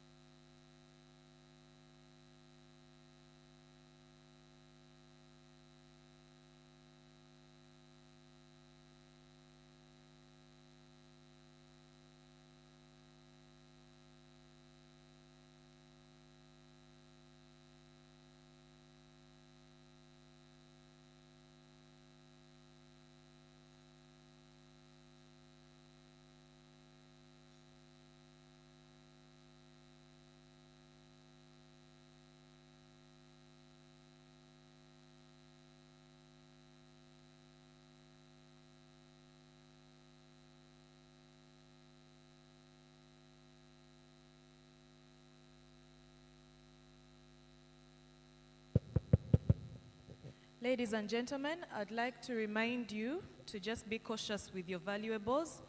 So while you step out, either move out with them. For those that leave them behind, just let the Barefoot Law team know so that we keep an eye out for them. But I'd advise that you move with whatever you can move with. Thank you.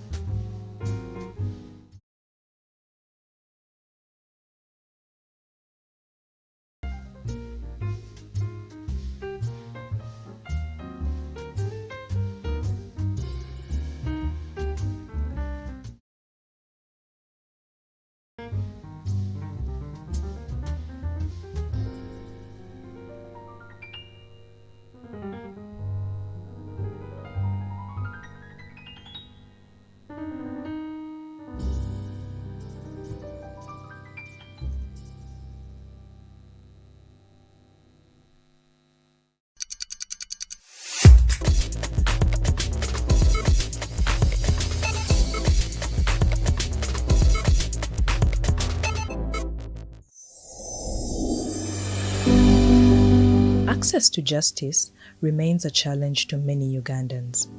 In a 2016 survey on the justice needs in Uganda, the Hague Institute for Innovation of Law, HIL, found that over a 4-year period, almost 90% of Ugandan people experienced one or more serious justice needs that were difficult to resolve. Some of the reasons why justice is unattainable include ignorance of the law, high costs of legal services, and scarcity of lawyers in rural areas. For a population of 41 million people, 27% of Ugandans live in urban areas as reported by the Uganda National Housing Survey report of 2019-2020. And nearly 90% of lawyers work in urban areas, leaving the larger 73% of the population with little or no access to a lawyer. In the past 2 years, Uganda has experienced 2 nationwide lockdowns in response to the COVID-19 pandemic and a volatile presidential.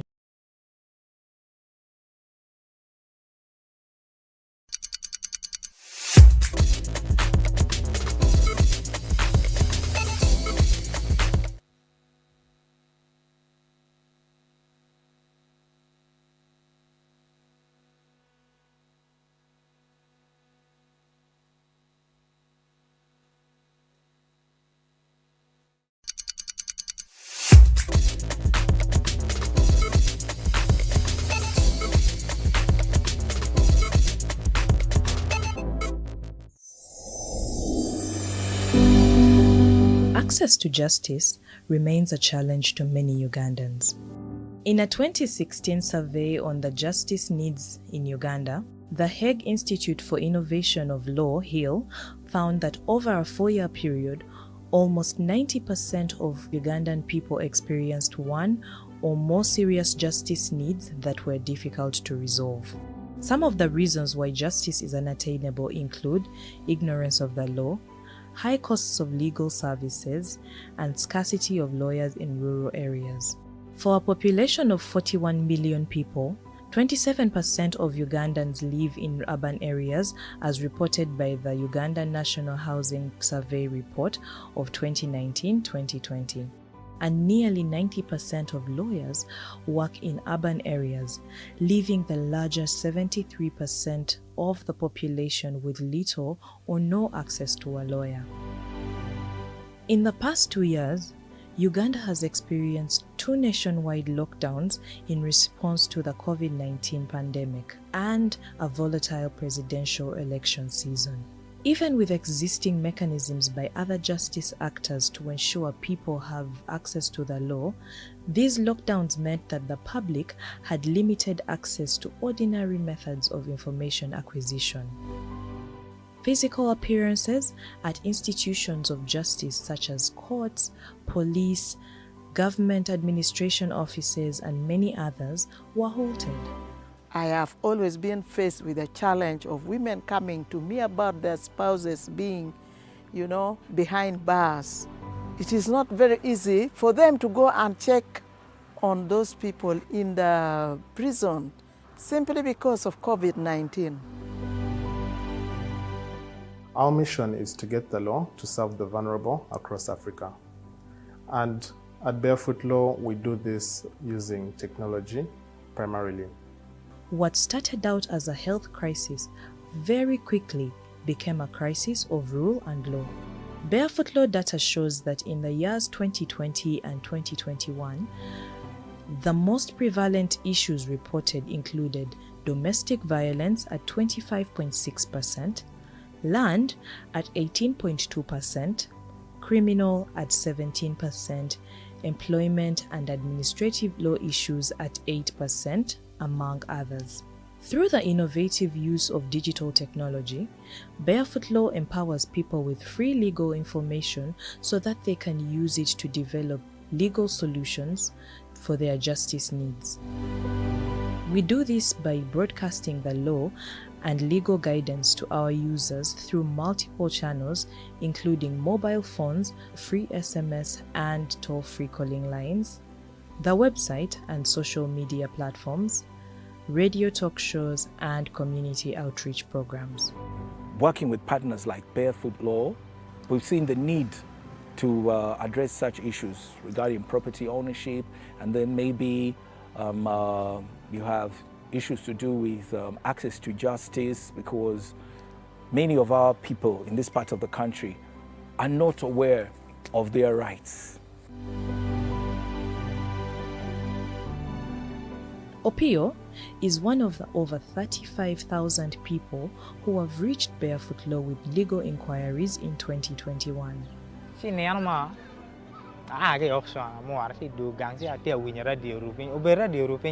Programo matim radio. Cha winyo ke be ka lo ka ngom. A winyo jo an dong lok cha be ka ri dong. Yar da be ka winyo na ker ma ke te lo ke fonyo ke dano. Ker ma mier ke te ke lo ka ngom. Ke nan pa ka mo tie ra ke chop dok an ne. Ka chi ke be camion na gen mo na ma SMS mo ke wai. A chol message an a chwa lo. Ka be sa biar chiel. Chứ cái quái trên này vô mà mẹ in tem non LC1 mẹ areu chứ cái tiệt lọc áo này bỏ đấy chứ anh nói này phone mà bể cả win cái radio này umi na guideline mà bể và đặt pa đòn nhà mà tôi toại cá ca nó toa nó trả đấy pa mà điệt Like him, many Ugandans are stranded when confronted with legal problems, which would otherwise not have been the case if they had legal information readily available for them to use to protect themselves, their families, and communities. If our people were exposed to this new technology earlier, I don't think so that it would be so much of a big problem. I want to thank the Barefoot Law for coming to share with us about law. When they train the community about law, our work will become easy during the mediation. One focus for Barefoot Law over the 2016-2021 strategic period has been to increase the proportion of women participation across our service platforms to 60% through various projects like the Legal Empowerment for Women using Technology and Innovation, LEWUTI. Within that project, we're able to provide support to almost 8,000 women. These are women mostly who are in rural, unconnected areas and did not have the financial resources to hire legal support. We found that through this project, we're able to bring them a great deal of knowledge and information that they may not have otherwise had, and many of them reported to us that they were able to find themselves in a much better situation, legally speaking, and have a much better understanding of their legal rights and protections.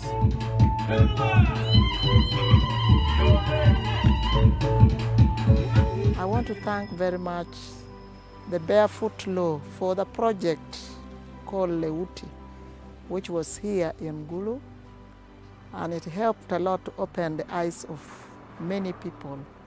In the project, which ran from February 2019 to March 2021, Barefoot Law, along with local partners, trained community mediators, hosted community sensitization programs, radio programs, and incorporated digital solutions to the justice needs of women in Gulu district. A total of over 7,700 women received legal support in the project, which culminated in a national women's forum. Another focus for Barefoot Law has been data privacy and protection, stemming from the 2019 release of the Cyber Laws in Uganda report. The project, empowering human rights defenders with legal and digital fortitude, provided a select group of 119 human rights defenders with knowledge, skills, and fortitude to be legally secure within the laws governing data collection and usage. The cutoff of communities from accessing ordinary means of legal support highlighted gaps in the alternative dispute resolution (ADR) sector. For 62% of our respondents in the Barefoot Law Community Awareness Survey, the pandemic made dispute resolution more difficult, and for 26% of the same respondents, their disputes were caused by the pandemic.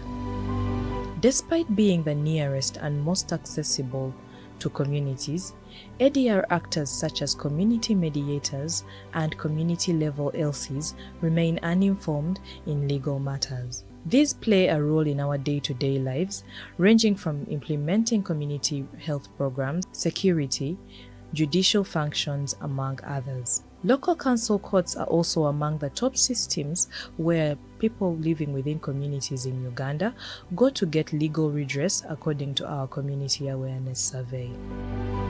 However, despite all the promise of local council courts, our research has further found that ever since being elected into formal existence in 2018, the members on the local council courts have 1. Received very little support in carrying out their role, 2. Have not been trained in their semi-judicial role, and 3. Have no technical support from government structures. Tetwawabulwa nti ensonga zino muzikwata buti, zino ze mulina okukwatako, zino temusobola zikwatako. Naye bwe twatendekebwa n'aba Barefoot Law, baatuwabula mu nsonga nnyingi, naddala ez'amaka. Naffe tuwonyeza ebintu bye twali tuggwamu mu butamanya ng'abakulembeze. kairi kitwali byetwali tukola naye ng'ate tubikolera mu bumenyi bw'amateeka nga tetumanyi. Barefoot Law, through the NODS project, has therefore embarked on training and equipping community leaders with legal information and access to our resources. Nze neebaza Mukama ayatuleetera ekitongole ekyo ekya Barefoot Law naddala ffe abakulembeze b'ekitundu kino. Kyannyambako nti obutantuusaako bulabe nga mpisa owa chairman ne ku magezi ge baamuwa ge yakozesa okola ki okuyingira mu nsonga zange n'obwaleero we tuyimiridde nga n'obwaleero munnyongeddeko amagezi amalala.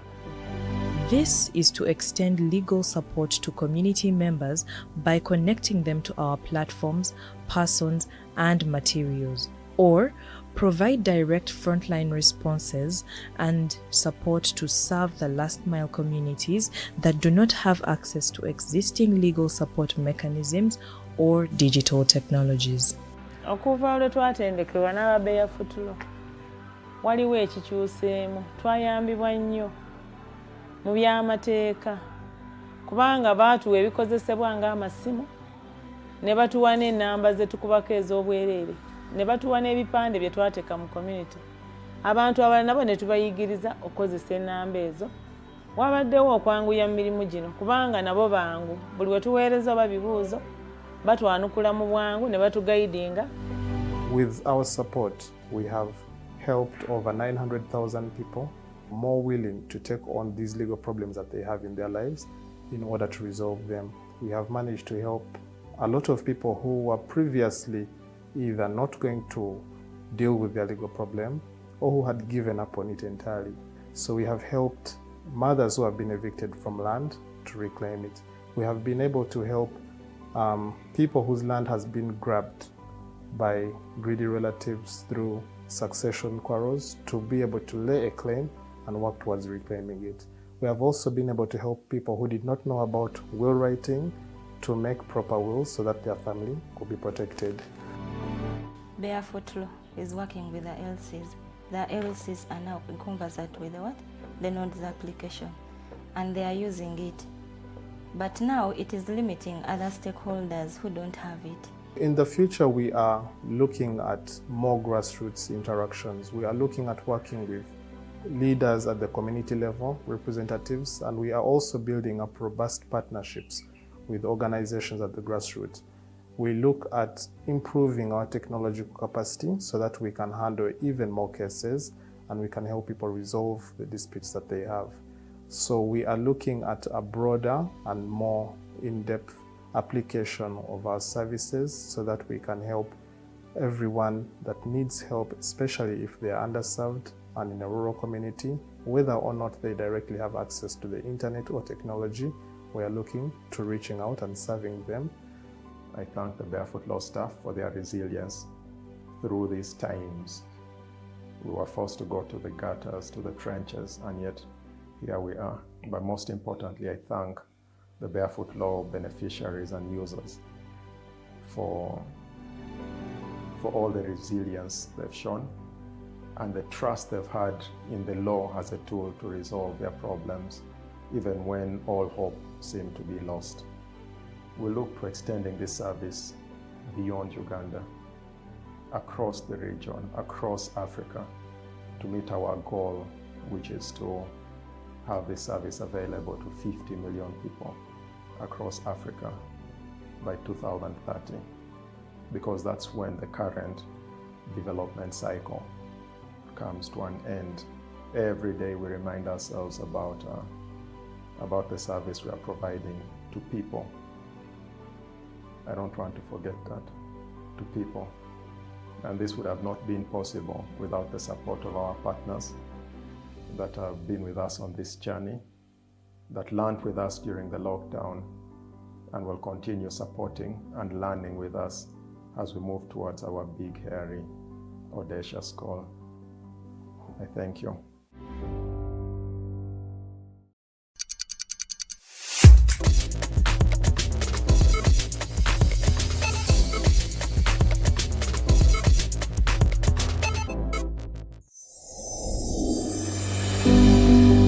Access to justice remains a challenge to many Ugandans.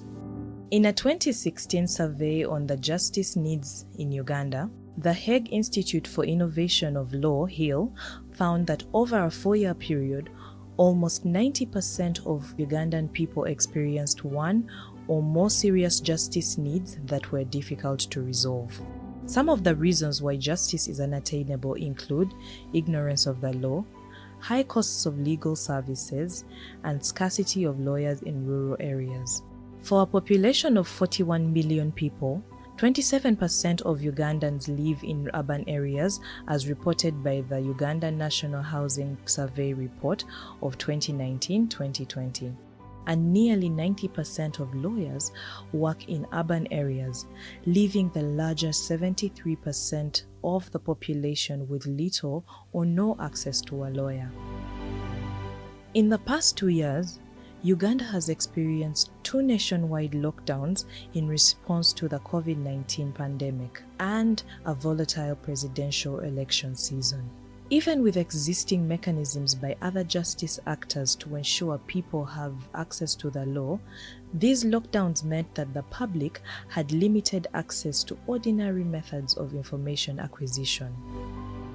Physical appearances at institutions of justice such as courts, police, government administration offices, and many others were halted.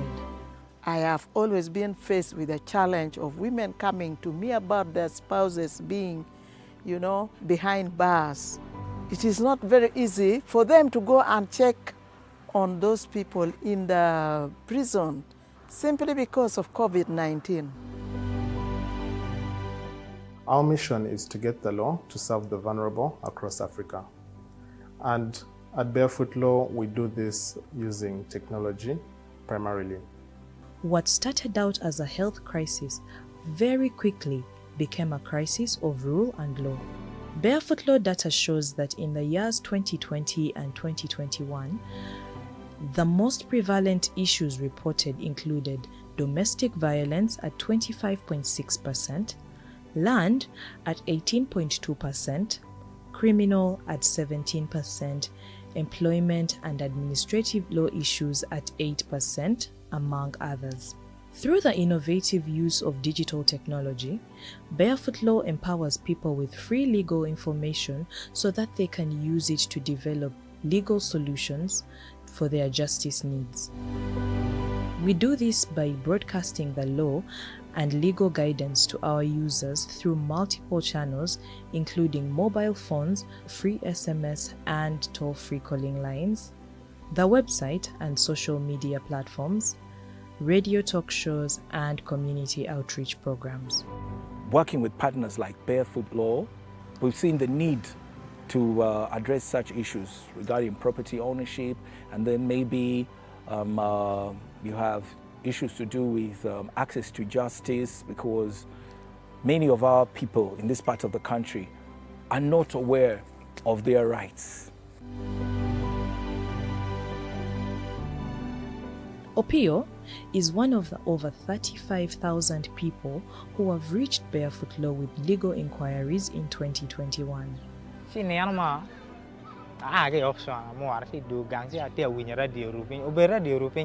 Programo matim radio. Cha winyo ke be ka lo ka ngom. A winyo jo an long lok ja be ka ri dong.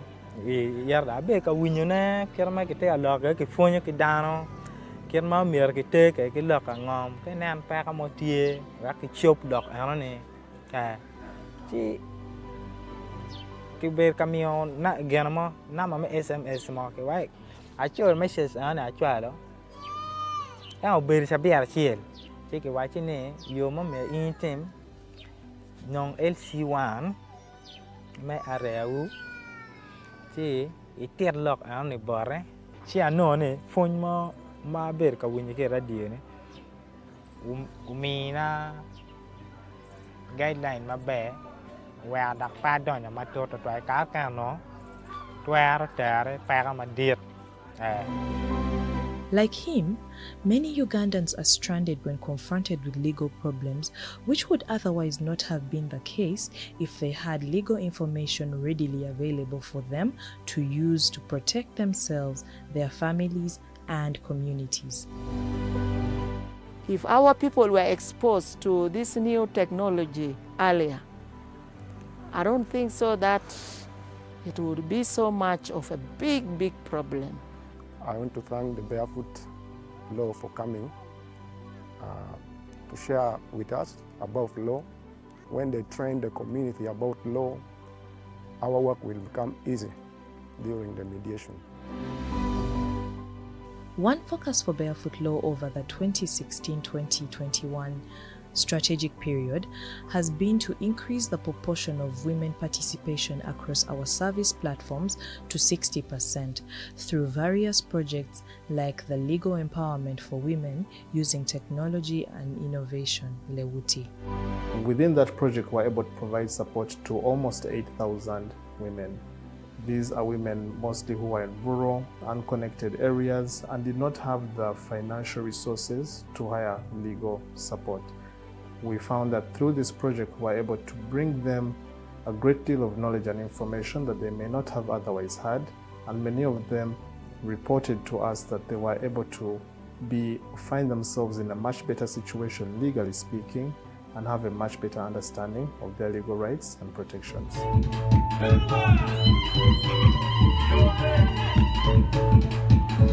I want to thank very much the Barefoot Law for the project called LAICON, which was here in Gulu, and it helped a lot to open the eyes of many people. In the project, which ran from February 2019 to March 2021, Barefoot Law, along with local partners, trained community mediators, hosted community sensitization programs, radio programs, and incorporated digital solutions to the justice needs of women in Gulu district. A total of over 7,700 women received legal support in the project, which culminated in a national women's forum. Another focus for Barefoot Law has been data privacy and protection, stemming from the 2019 release of the Cyber Laws in Uganda report. The project, empowering human rights defenders with legal and digital fortitude, provided a select group of 119 human rights defenders with knowledge, skills, and fortitude to be legally secure within the laws governing data collection and usage.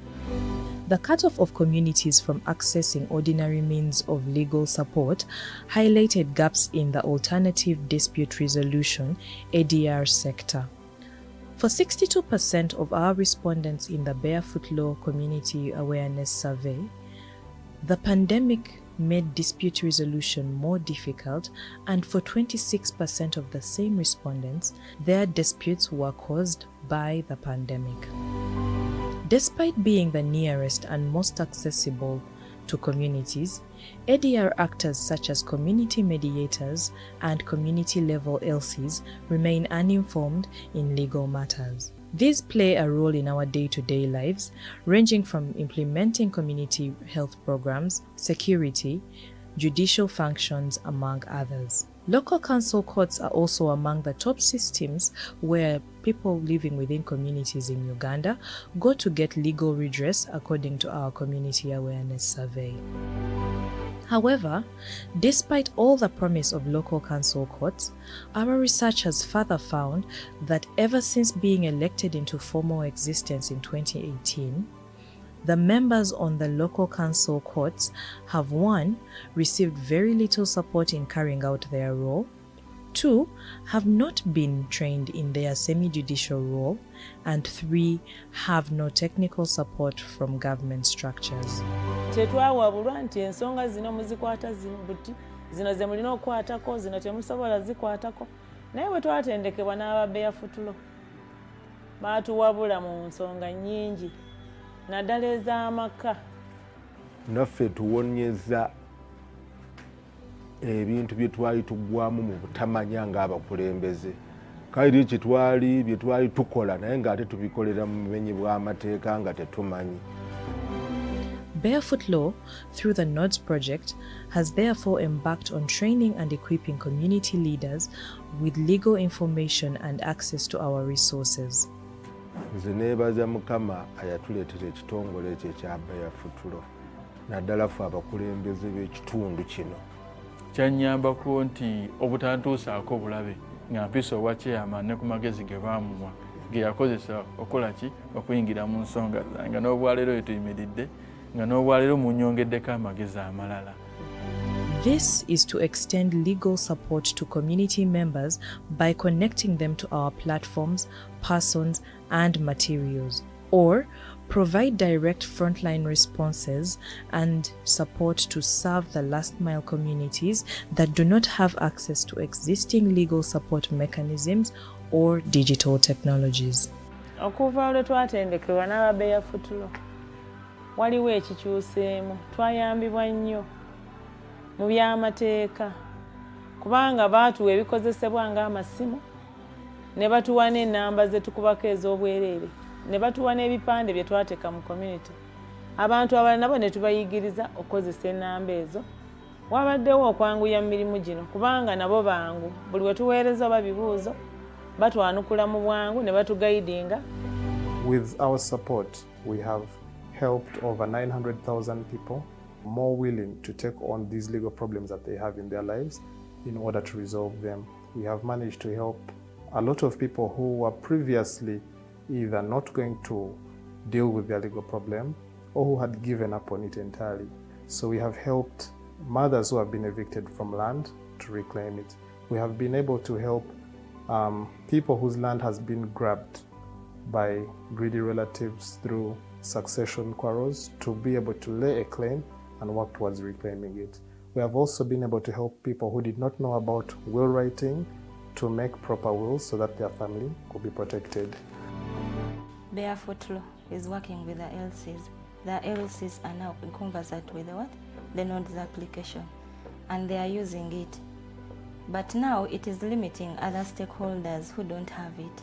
In the future, we are looking at more grassroots interactions. We are looking at working with leaders at the community level, representatives, and we are also building up robust partnerships with organizations at the grassroots. We look at improving our technological capacity so that we can handle even more cases and we can help people resolve the disputes that they have. So we are looking at a broader and more in-depth application of our services so that we can help everyone that needs help, especially if they are underserved and in a rural community, whether or not they directly have access to the internet or technology. We are looking to reaching out and serving them.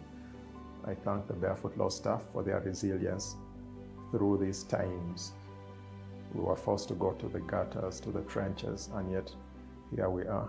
But most importantly, I thank the Barefoot Law beneficiaries and users for all the resilience they've shown and the trust they've had in the law as a tool to resolve their problems, even when all hope seemed to be lost. We look to extending this service beyond Uganda, across the region, across Africa, to meet our goal, which is to have this service available to 50 million people across Africa by 2030, because that's when the current development cycle comes to an end. Every day we remind ourselves about the service we are providing to people. I don't want to forget that, to people. And this would have not been possible without the support of our partners that have been with us on this journey, that learned with us during the lockdown, and will continue supporting and learning with us as we move towards our big, hairy, audacious goal. I thank you.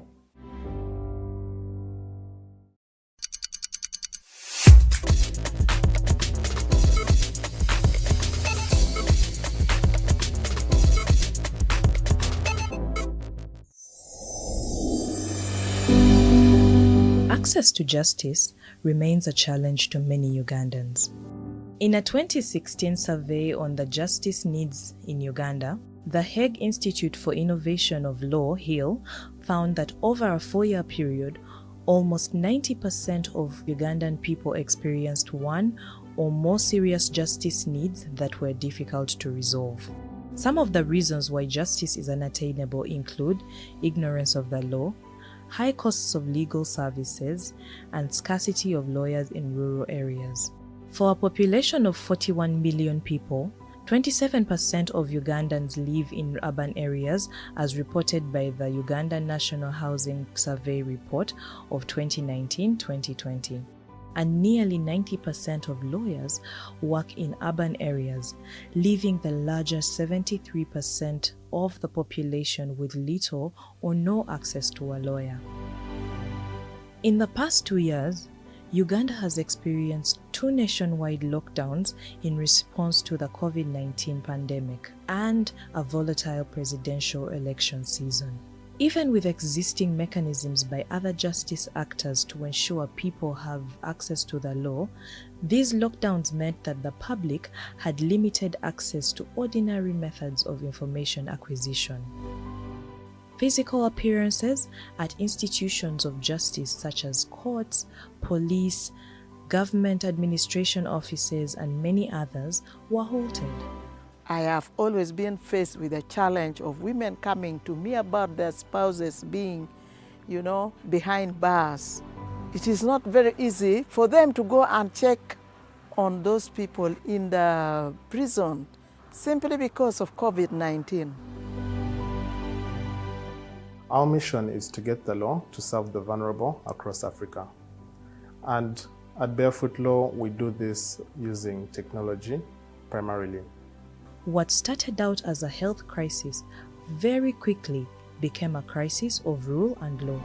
Barefoot Law data shows that in the years 2020 and 2021, the most prevalent issues reported included domestic violence at 25.6%, land at 18.2%, criminal at 17%, employment and administrative law issues at 8%, among others.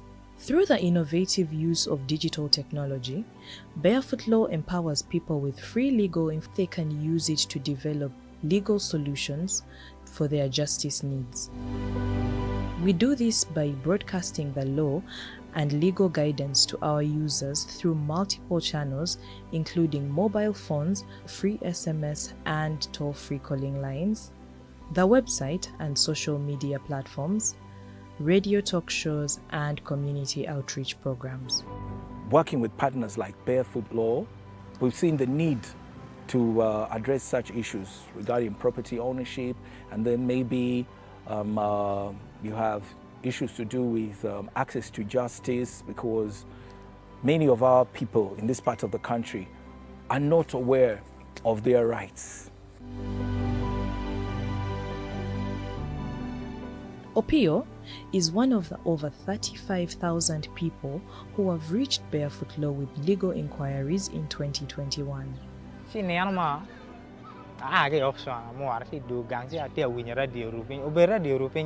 Program mà tìm radio cha win cái bê cả lo cả ngóm win giờ ăn đông lợt cha bê cả ri đông giờ đã bê cả win nè cái mà cái tê lo cái phone cái đano cái mà miệt cái lợt cả ngóm cái nam pa cái một tia cái chụp đọc nó nè chỉ cái bê camion nè gần mà nằm mà SMS mà cái vậy chơi message nè chơi đó cái bê sẽ bê chiên chỉ cái quá trình này yêu mà mẹ in tem nong LC1 mẹ areu chỉ tiệt lọc anh này bỏ đấy chỉ anh nói này phone mà bể cái vấn đề cái radio này umi na guideline mà bể và đặc ba đó nhà mà tôi tôi cá nó tôi ở đây phải mà điệt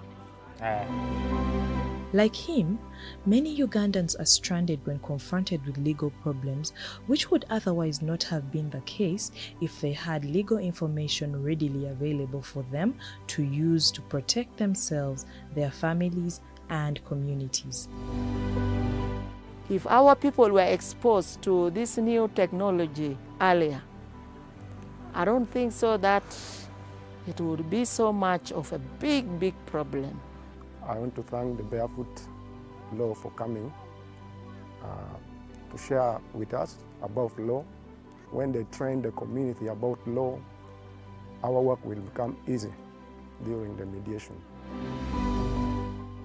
One focus for Barefoot Law over the 2016-2021 strategic period has been to increase the proportion of women participation across our service platforms to 60% through various projects like the Legal Empowerment for Women using Technology and Innovation, LEWUTI. Within that project, we're able to provide support to almost 8,000 women. These are women mostly who are in rural, unconnected areas and did not have the financial resources to hire legal support. We found that through this project, we're able to bring them a great deal of knowledge and information that they may not have otherwise had, and many of them reported to us that they were able to find themselves in a much better situation, legally speaking, and have a much better understanding of their legal rights and protections.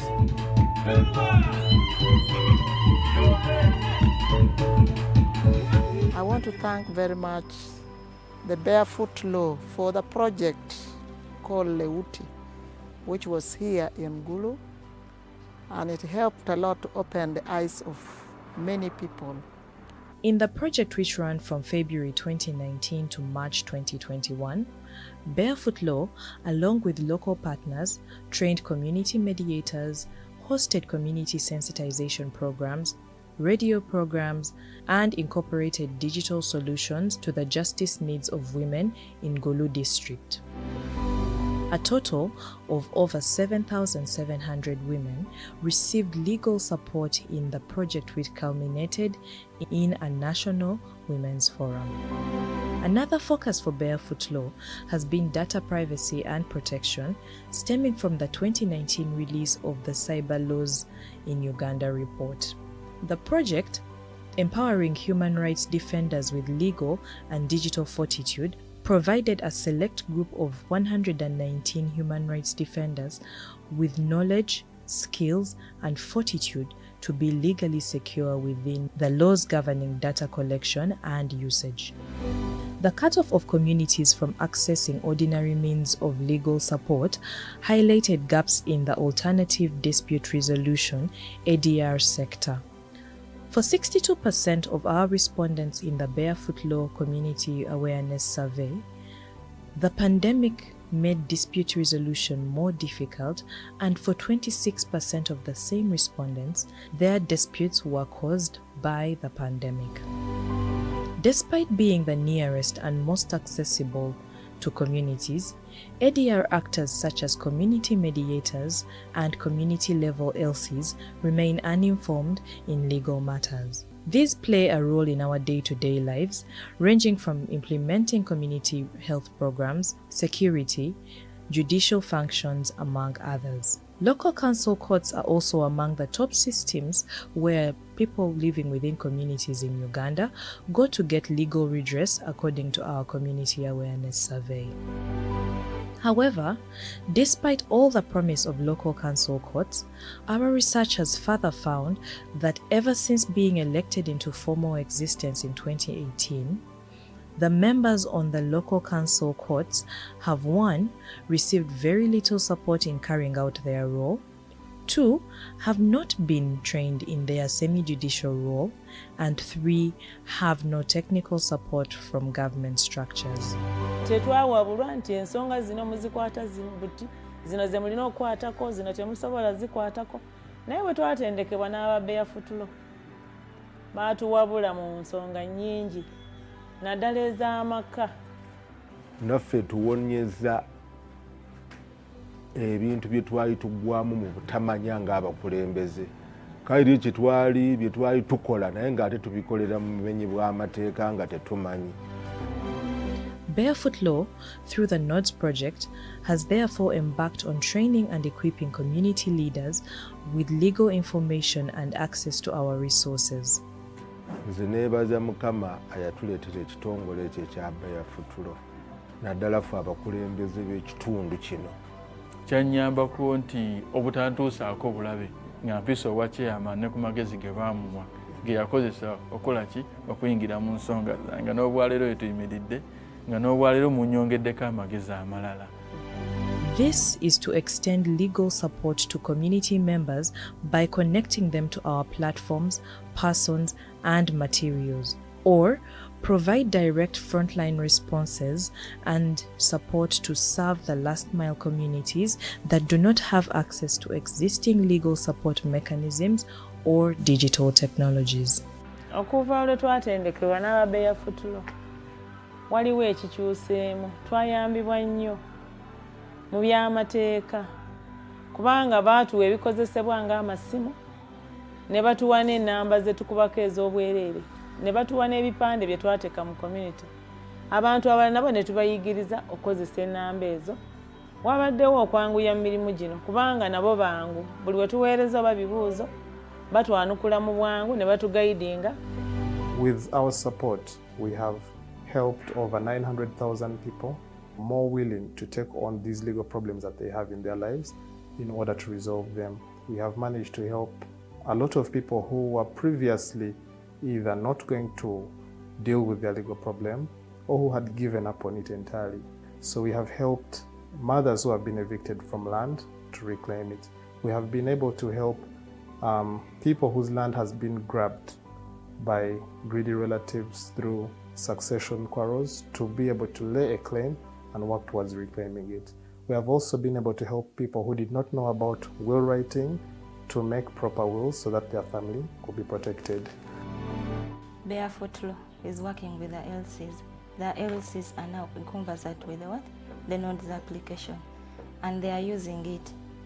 But now it is limiting other stakeholders who don't have it. In the future, we are looking at more grassroots interactions. We are looking at working with leaders at the community level, representatives, and we are also building up robust partnerships with organizations at the grassroots. We look at improving our technological capacity so that we can handle even more cases and we can help people resolve the disputes that they have. So we are looking at a broader and more in-depth application of our services so that we can help everyone that needs help, especially if they are underserved and in a rural community, whether or not they directly have access to the internet or technology. We are looking to reaching out and serving them. I thank the Barefoot Law staff for their resilience through these times. We were forced to go to the gutters, to the trenches, and yet here we are.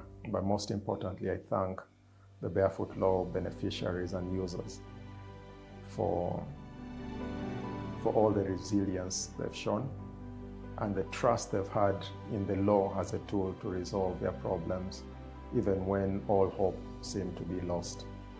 We look to extending this service beyond Uganda, across the region, across Africa, to meet our goal, which is to have this service available to 50 million people across Africa by 2030, because that's when the current development cycle comes to an end. Every day we remind ourselves about the service we are providing to people. I don't want to forget that, to people. And this would have not been possible without the support of our partners that have been with us on this journey, that learned with us during the lockdown, and will continue supporting and learning with us as we move towards our big, hairy, audacious goal. I thank you.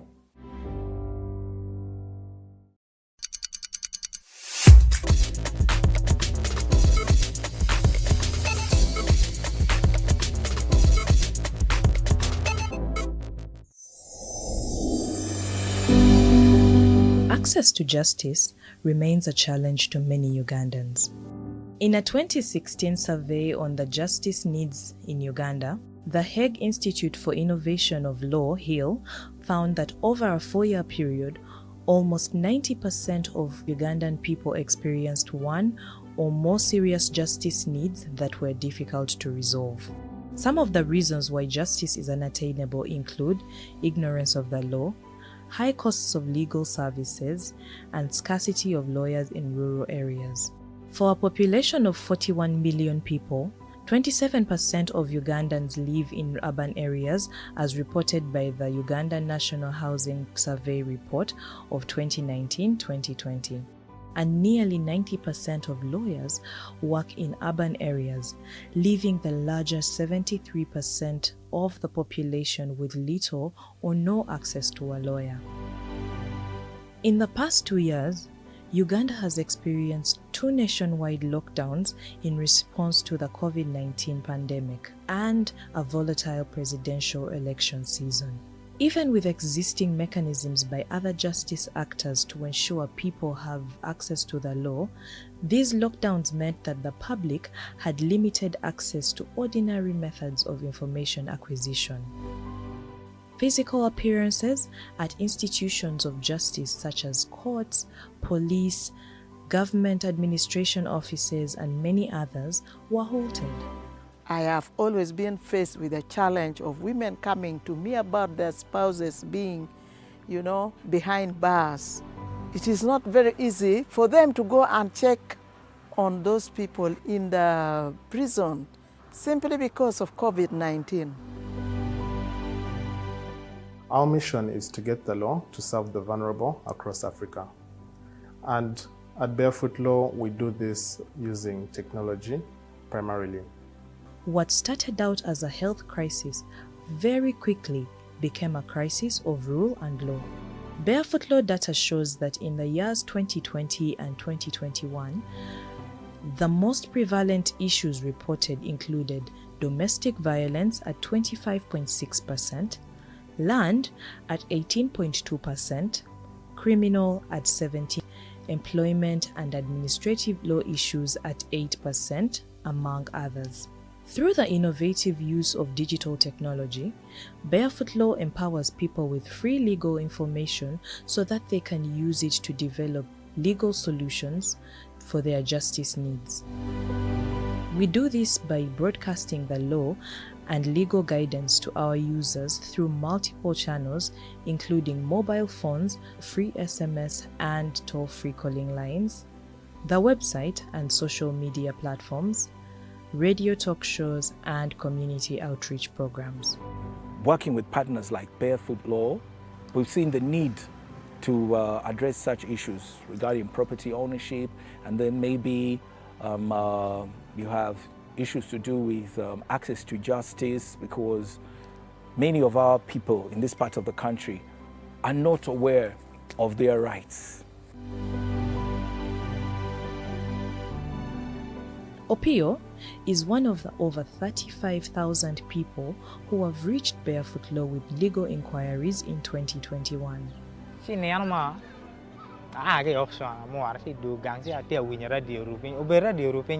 Program mà tìm ở radio, cha win cái bê cả lo cả ngóm, win giờ ăn đông lợt cha bê cả ri đông, giờ đã bê cả win nữa, cái mà cái tê lo cái phone cái đàn cái mà miệt cái tê cái lợt cả ngóm, cái nam pa cái mồi tia, cái chụp đọt nó này, cái bê camion nã ghen mà nã mà mấy SMS mà cái vậy, chơi message này chơi đó, cái bê sẽ bê chơi. Chứ cái quá trình này, dù mà mình in thêm nông LC1 mấy area chứ ít tiền lọc anh này bỏ đấy, chứ anh nói này phone mà bể cả win cái radio này, mình guideline mà bể, và đặt pa đòn nhà mà tôi cá cái nó, tôi rồi trời pa cái mà điệt, Like him, many Ugandans are stranded when confronted with legal problems, which would otherwise not have been the case if they had legal information readily available for them to use to protect themselves, their families, and communities. If our people were exposed to this new technology earlier, I don't think so that it would be so much of a big problem. I want to thank the Barefoot Law for coming to share with us about law. When they train the community about law, our work will become easy during the mediation. One focus for Barefoot Law over the 2016-2021 strategic period has been to increase the proportion of women participation across our service platforms to 60% through various projects like the Legal Empowerment for Women using Technology and Innovation, LAICON. Within that project, we're able to provide support to almost 8,000 women. These are women mostly who are in rural, unconnected areas and did not have the financial resources to hire legal support. We found that through this project, we're able to bring them a great deal of knowledge and information that they may not have otherwise had, and many of them reported to us that they were able to find themselves in a much better situation, legally speaking, and have a much better understanding of their legal rights and protections.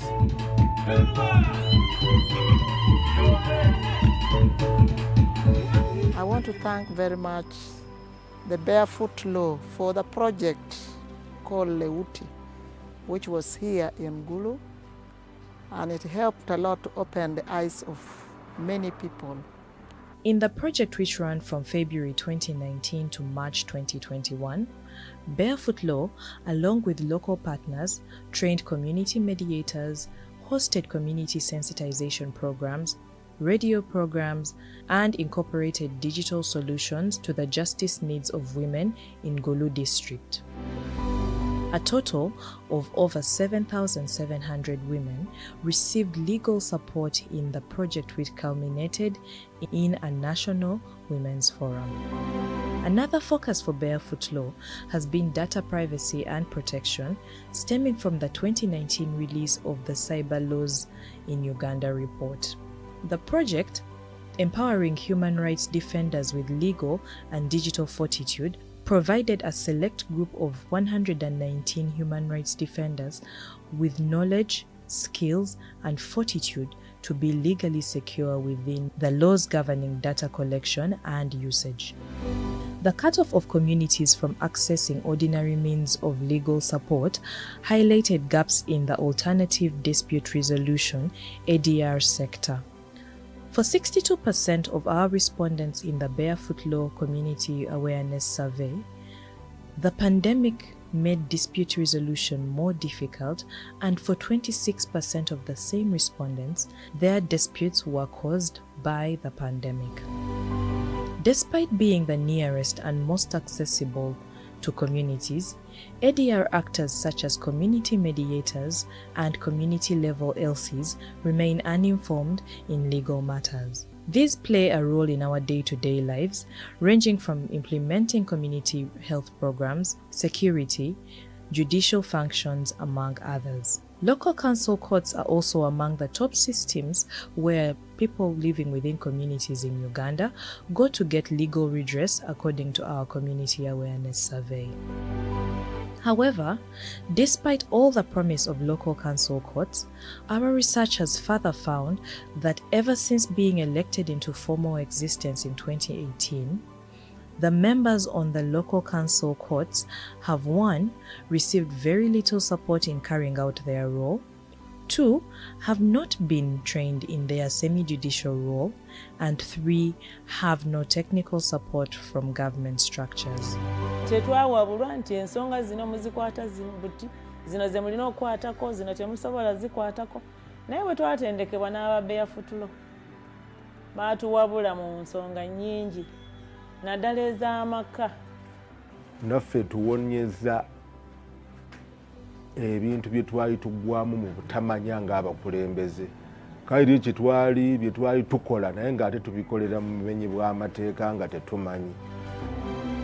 Barefoot Law, through the NODS project, has therefore embarked on training and equipping community leaders with legal information and access to our resources.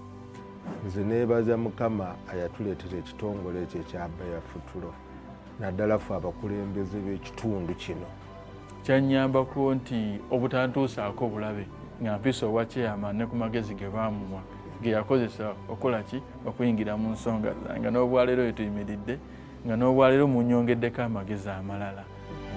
This is to extend legal support to community members by connecting them to our platforms, persons, and materials, or provide direct frontline responses and support to serve the last mile communities that do not have access to existing legal support mechanisms or digital technologies. Okuva lwe twatendekebwa n'ababeeyafutulo waliwo ekikyuseemu, twayambibwa nnyo mu by'amateeka kubanga baatuwa ebikozesebwa ng'amasimu ne batuwa n'ennamba ze tukubako ez'obwereere ne batuwa n'ebipande bye twateeka mu community. Abantu abalala nabo ne tubayigiriza okukozesa ennamba ezo. Wabaddewo okwanguya mu mirimu gino kubanga nabo bangu, buli we tuweereza oba bibuuzo batwanukula mu bwangu ne batugayidinga.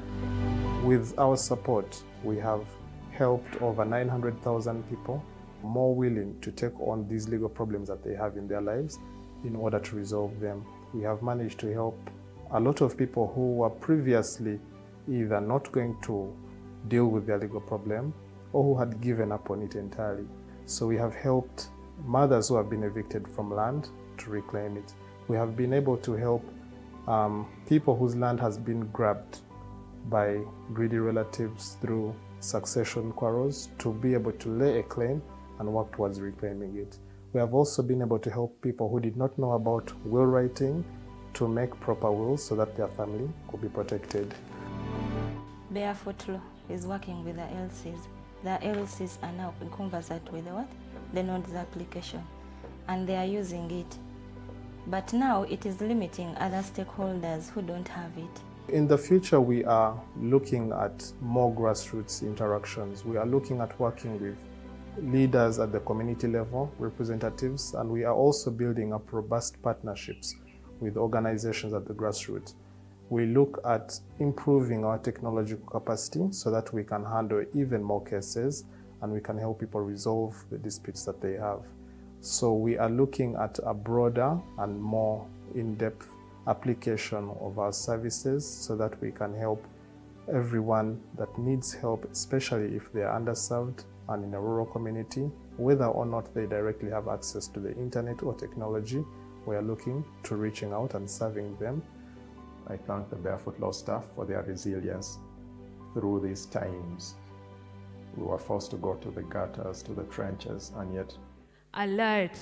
So we are not going to give you any chance to lose even a second of concentration. And to open us up this afternoon, we had a lot about Barefoot Law's work, but one of their most recent innovations is the law boxes. And I think you had a lot of the conversation about, it's not just about technology. Technology is not the only way the law can be innovated. It's about bringing the service closer to the people in ways that they would not have met that service before. So to open our afternoon session, we have a video from Barefoot Law on specifically the law boxes, and I just want to invite our media team to play that short video. It's going to be an introduction to our afternoon first speaker, who is going to take us through a research that has been conducted on innovations in 3 countries. And yeah, let's first get the...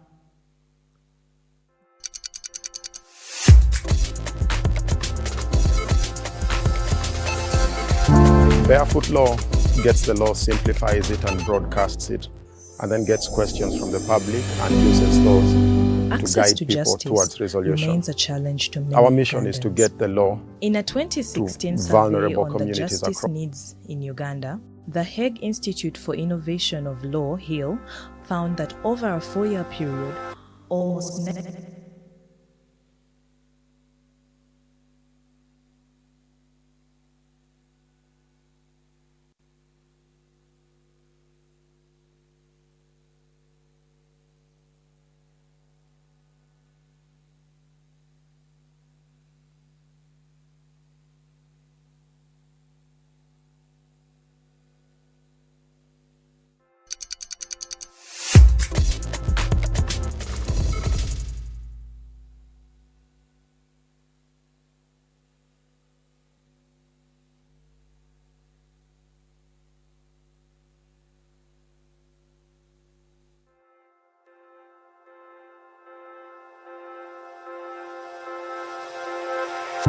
Barefoot Law gets the law, simplifies it and broadcasts it, and then gets questions from the public and uses those to guide people towards resolution.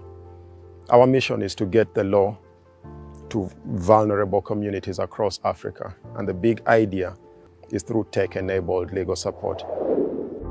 This is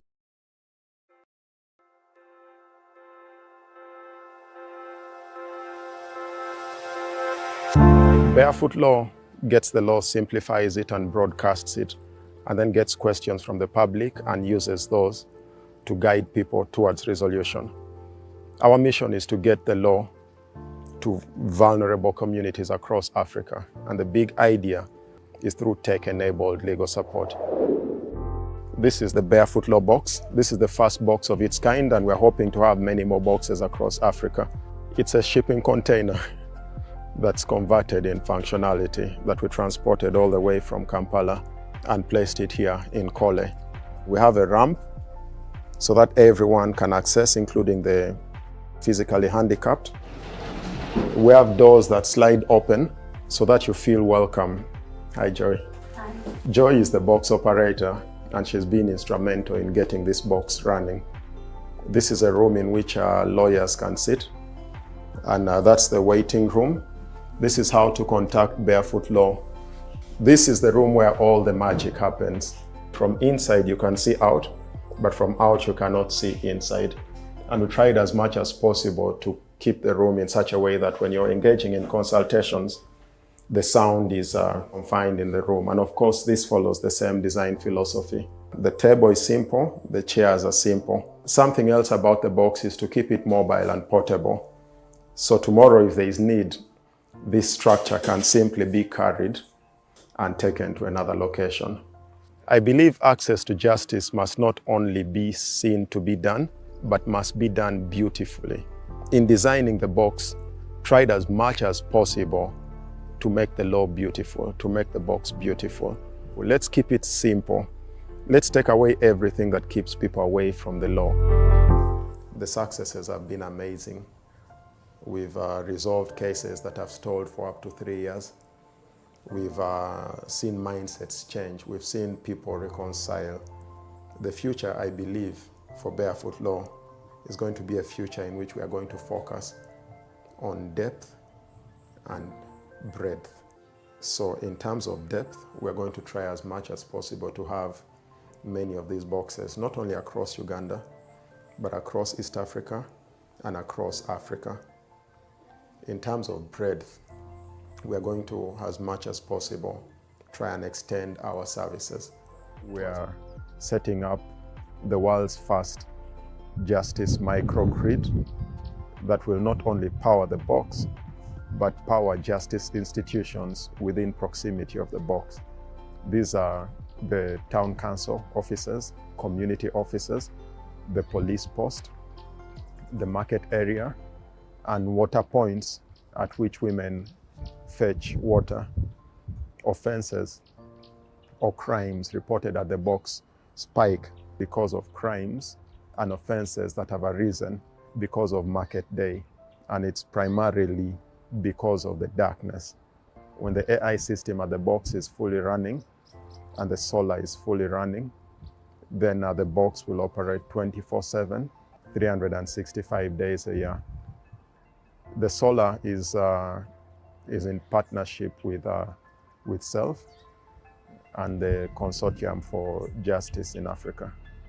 And we are hoping in 2030 we will have reached our big, hairy, audacious goal, which is to get people, 50 million people to have used our service, at which access to justice ordinarily leads to access to peace. And access to peace leads to access to prosperity. And I believe that's one of our biggest contributions to our continent's development as a whole.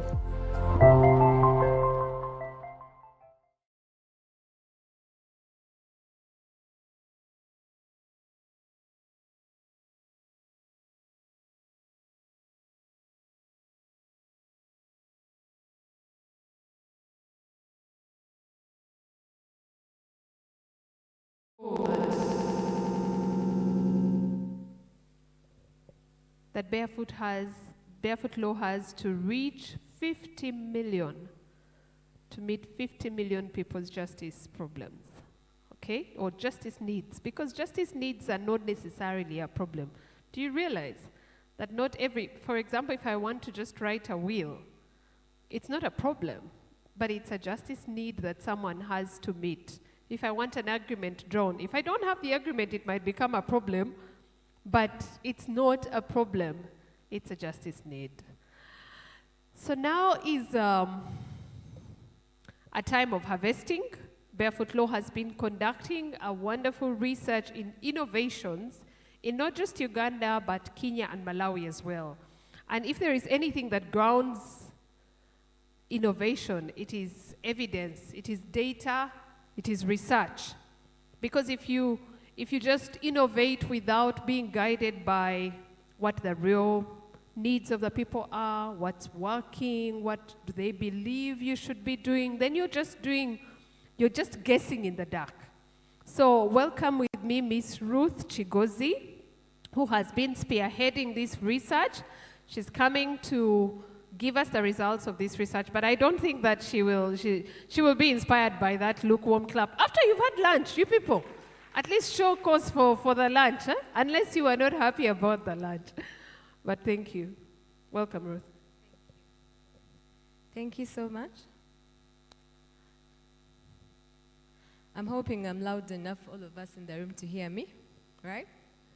Can I confirm? Sandy, can you hear me? No? Okay, can we make this louder?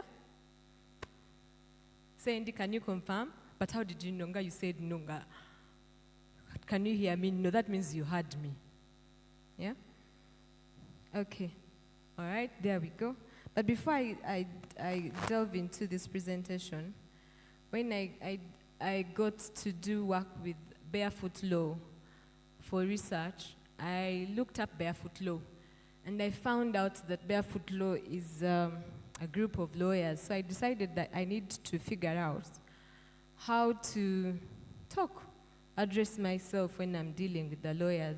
So I went on YouTube, as most of you usually go. How many people go to YouTube to just learn something? How many? Yes, a good number of us. So I went to YouTube. So the first lesson that was on YouTube on how to be able to present yourself, talk. So they brought this orange and they said, you know an orange, eh?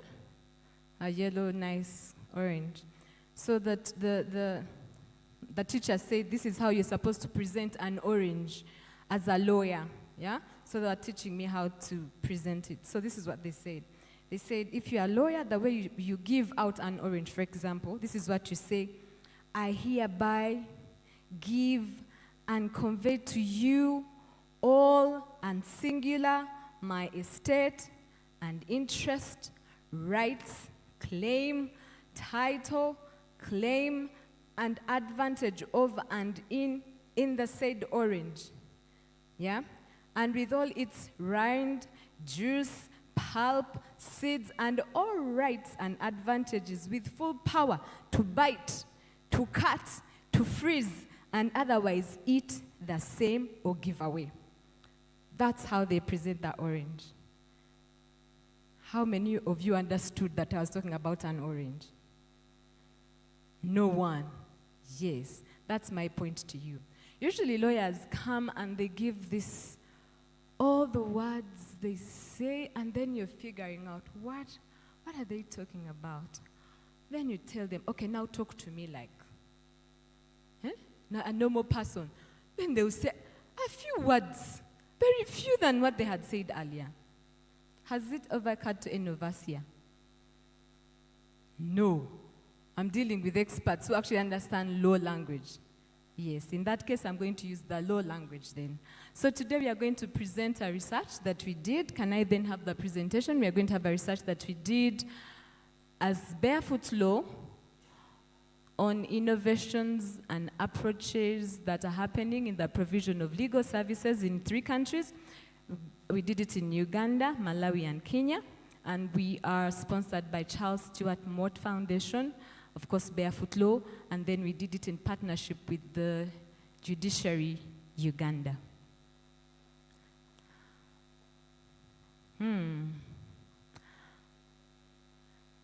That can't be the slide.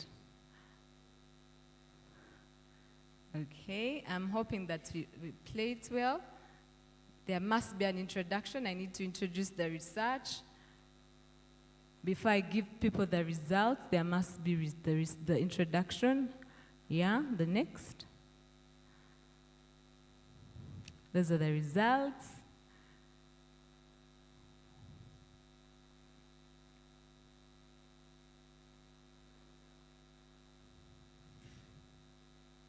All right, so thank you. Thank you. So we slowly go together.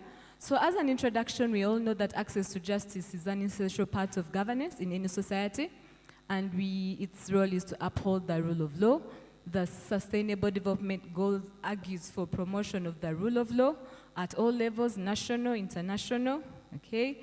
And we set out, even before we set out, we want you to understand that if we don't work at effective access to justice, there are so many things that get to be confounded. There are so many things that get to happen. For example, the confounding, someone can't easily get access to justice if they stay very far. For example, people in, where? Kole BFL is there. People in other districts other than Kole and Gulu are in hard-to-reach areas. They suffer with access to justice because of where they are. They don't know what to do. They don't know where to go. So it's very important that we address this issue of access to justice. Next slide of introduction.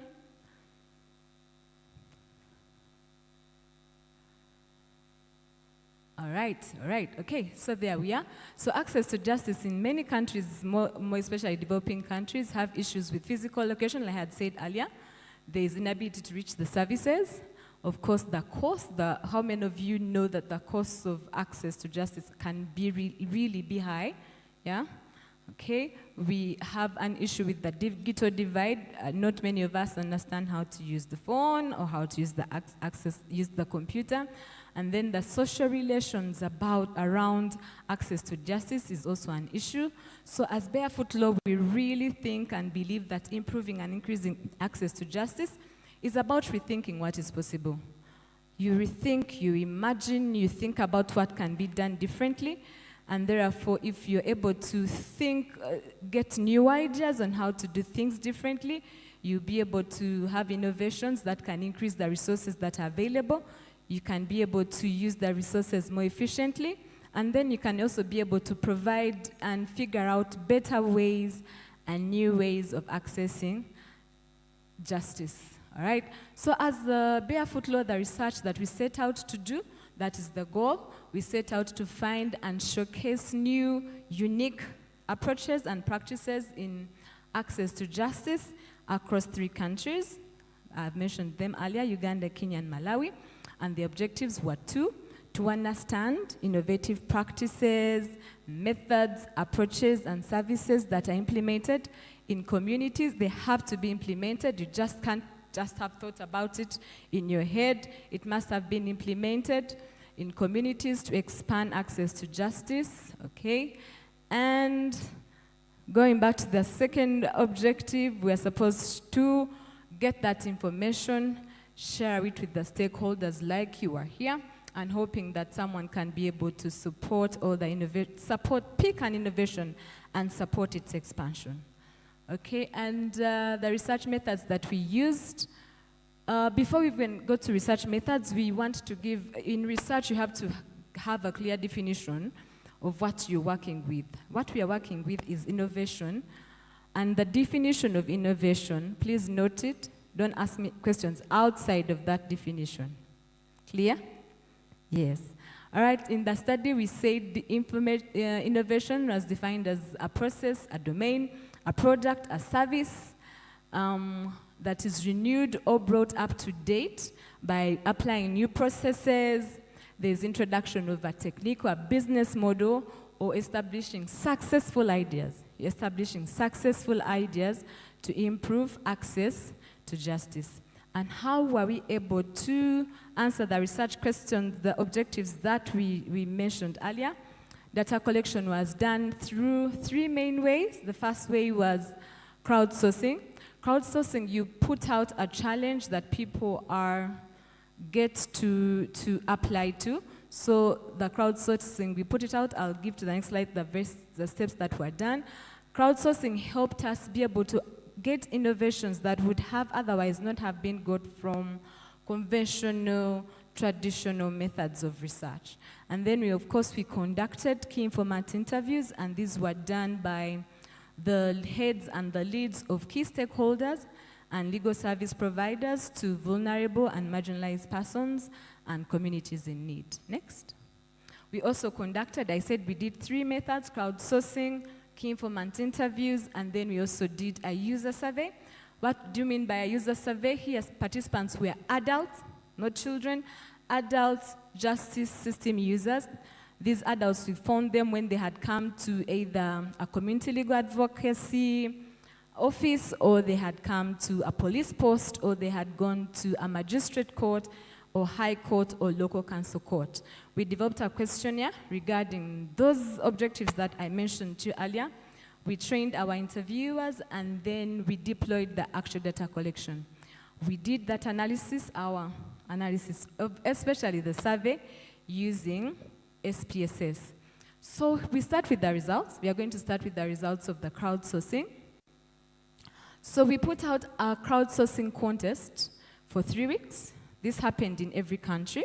We did it first in Uganda, and then in Kenya, and then in Malawi. Some of the people who were interviewed earlier are coming from those innovations that were identified in the crowdsourcing. So we set out this challenge for 3 weeks. The team defined the innovation challenge. You designed the communication. BFL has a very good communication team around.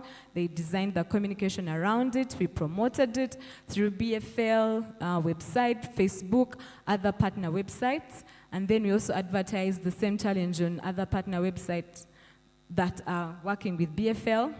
And then after the publication of the challenge, we received, after the 3 weeks, we received submissions and applications.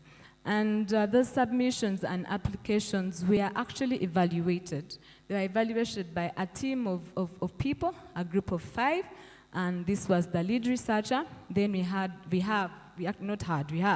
Barefoot Law staff who have expertise in the legal and legal matters, community engagement, and communication. So that team evaluated all the submissions that were sent through those websites.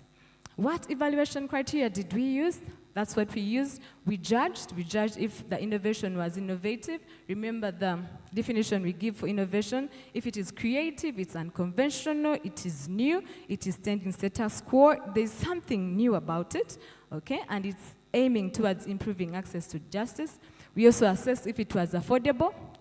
Was the innovation affordable? Can it be done at very minimal cost?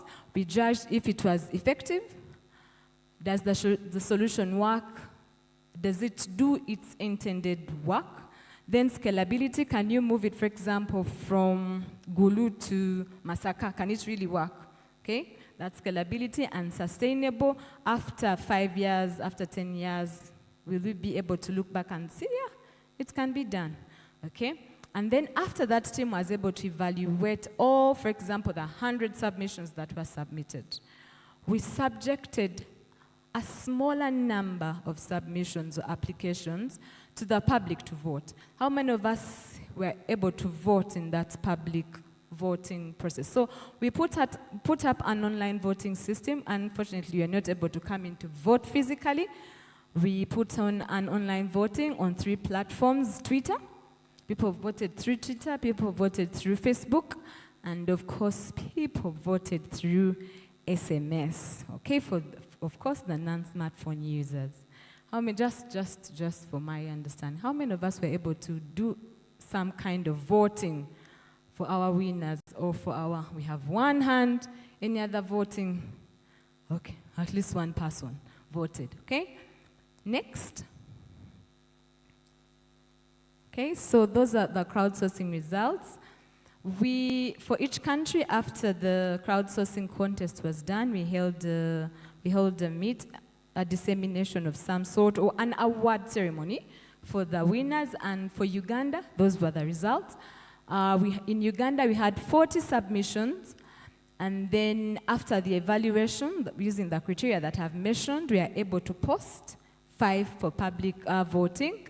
And the winners are there. The winner for Uganda was Center for Technology and Dispute Resolution. And these I was going to say these guys, no. These, actually the CEO is here. Please stand up, at least they see you. And you wave to us. Yes, please clap for him. That's the CEO. So these, I'm tempted to say these guys. Yes, these guys have a phone app, an app where people can lodge their mobile phone transaction disputes. Now you can understand why it won. Yeah? Because most of us have had issues with mobile money, yeah? Mobile money issues. You send your money and it doesn't go to that sender, but you also don't receive it back. So those guys got an app where you can lodge your issues with mobile money, and then they help you solve you get your money back, right? Yes. So those are the winners. And then the second winner was Concern for the Girl Child. Also that lady was here, and the Concern for Girl Child provides safe spaces for girls to be able to discuss and talk about access to justice issues. And then the third winner for Uganda was a Kumam group. Kumam group was very interesting. Their innovation was on using drama. They write and act plays that depict certain legal issues that the plays are played. They write the plays and then they act in communities depicting those legal issues. Those were the results for Uganda. So there are 3 winners that we got. That's a picture of one of the winners. Next slide, please. Was there a lion on this? Okay. Kenya, crowdsourcing results. We had 42 submissions. The number that was posted for public voting were 5. And the winners in Kenya were Nyando Social Justice, and this is a women's support group. It supports women to access justice in their communities. And then the second winner was Kisumu Mediation Center, and this is a network of mediators who are easily accessed by the community. You just need to call and ask for a mediator. They'll be able to provide you one at no charge. And then the third winner was Dispute Resolution Hub, and these ones provide online, strictly online mediation and arbitration. Okay, and then Malawi, those were the crowdsourcing results. In Malawi, we had fewer submissions. We had only 21 submissions, and after the evaluation, we posted 4 submissions for public voting, and the winner for Malawi was Hub 22. Hub 22 works with women who are faced injustices resulting from infringement on rights, male dominance, and then early marriages. And the second was Chikula Mayembe Women Forum. This one you have heard about her in the morning. She was interviewed. And these support women and girls abused in community to access justice and also provide safe spaces. And then the third was Youth Response for Social Change. And these take the lead to access justice for girls forced into early child marriages. Next slide. Okay, and then we go to the user survey. These are the places where we went to for the survey. We are able to go to the High Court in Uganda. We are able to go to police. We are able to do Chief Magistrate Court, Grade 1 courts, justice centers, and then the NGOs like Barefoot, FIDA, the different NGOs that work in justice centers, work in the different districts. Okay, where did we go for Uganda? We went to Kampala, Luweero, Jinja, Mbale, and Soroti. And in Malawi, we went to Lilongwe, Machinga, Nkota, and Rufi. Kenya results are not yet there. We are hoping that we'll be able to finalize them and then share them with all of us here. Next. What are the survey results? Next. So starting with the background characteristics. Background characteristics means our respondents, who were they? So according to the age group, majority of our respondents were between 18 and 30 years, okay? And this is similar to in both countries, Uganda and Malawi. And then the next age group was, of course, between 31 and 40. That range between 20 and 30. And then regarding education, majority of our respondents had primary education. We had 35% in Uganda having primary education compared to Malawi that had 43%. They're almost similar, I'll say. Then we go to gender or sex. There was a reverse here. For Uganda, majority of our respondents were actually male. And then for Malawi, majority of our respondents were female. Next. Okay, so in the course of the, not in the course, as part of the research, we also wanted to find out the attitudes and perspectives that people had regarding different aspects of access to justice. And we very simply put for them very simple questions. So we asked them if they found it easy to access justice in their country. We had very interesting results, as you can see. Actually, majority of Ugandans disagreed with that statement. They said it's not easy to access to justice in Uganda. And then in Malawi, interestingly, almost half said it was okay. They can easily access justice in Malawi. And then when we ask the question, do you know the procedure to follow? Yeah? Do you know the procedure to follow when you want to access justice? In Uganda, majority said, not even majority, half, yeah. In Uganda, half the respondents said yes, they know where to go. They know the procedure to follow. And then in Malawi, 75% said they actually know the procedure to follow. So Uganda, as a country, I think we need to get even better in trying to help people understand the procedure to follow when they want to access justice. And then we asked if there are ways, we asked the respondents if they see, remember these are people who are either at the court or at an LC, they are kind of trying to access justice. We asked them if there are ways the government or NGOs have improved access to justice. Very interesting results. Both Uganda and Malawi, half of the people that we said actually said yes. There are ways government or NGOs have tried to improve access to justice. Half of the respondents. And then if we ask them if there are ways the government or NGOs have tried to reduce costs, only 30% in Uganda said yes, government or NGOs are trying to reduce the costs, and only 31% in Malawi. Very similar percentages. And then if we asked if there are ways government or NGOs have tried to use technology to improve access to justice, now this is use of technology, 37% of Ugandans, 3 in 10 Ugandans said yes, government or NGOs have tried to use technology, and then 43, that is 4 in 10 people, 10 respondents in Malawi said yes, government has tried to use technology. Next. All right, so we went ahead and asked them the ways that government or NGOs have tried to improve access to justice. So the first part of the table is talking about ways government or NGOs have improved access, okay? So the first way they actually mentioned in Uganda was awareness and sensitization campaigns in the community. So they acknowledge their sensitization campaigns in the community, also in Malawi. And then they mentioned mediation. They noted that mediation was also another way that government or NGOs have tried to improve access to justice. And then they mentioned use of LC1 or local leaders in access to justice. And then one interesting they also said was presence of NGOs in the communities. And then, is our police leader here? No.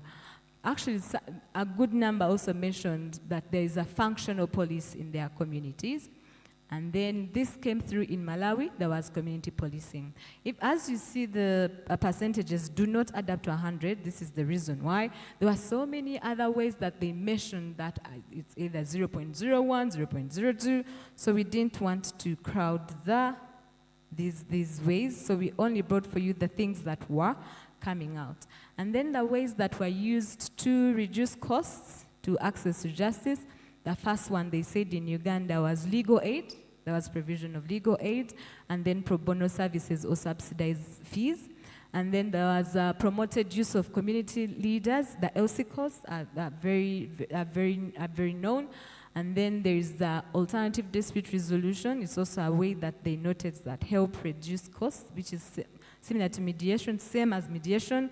And then police officers were nearer to the people, and then community policing. Next.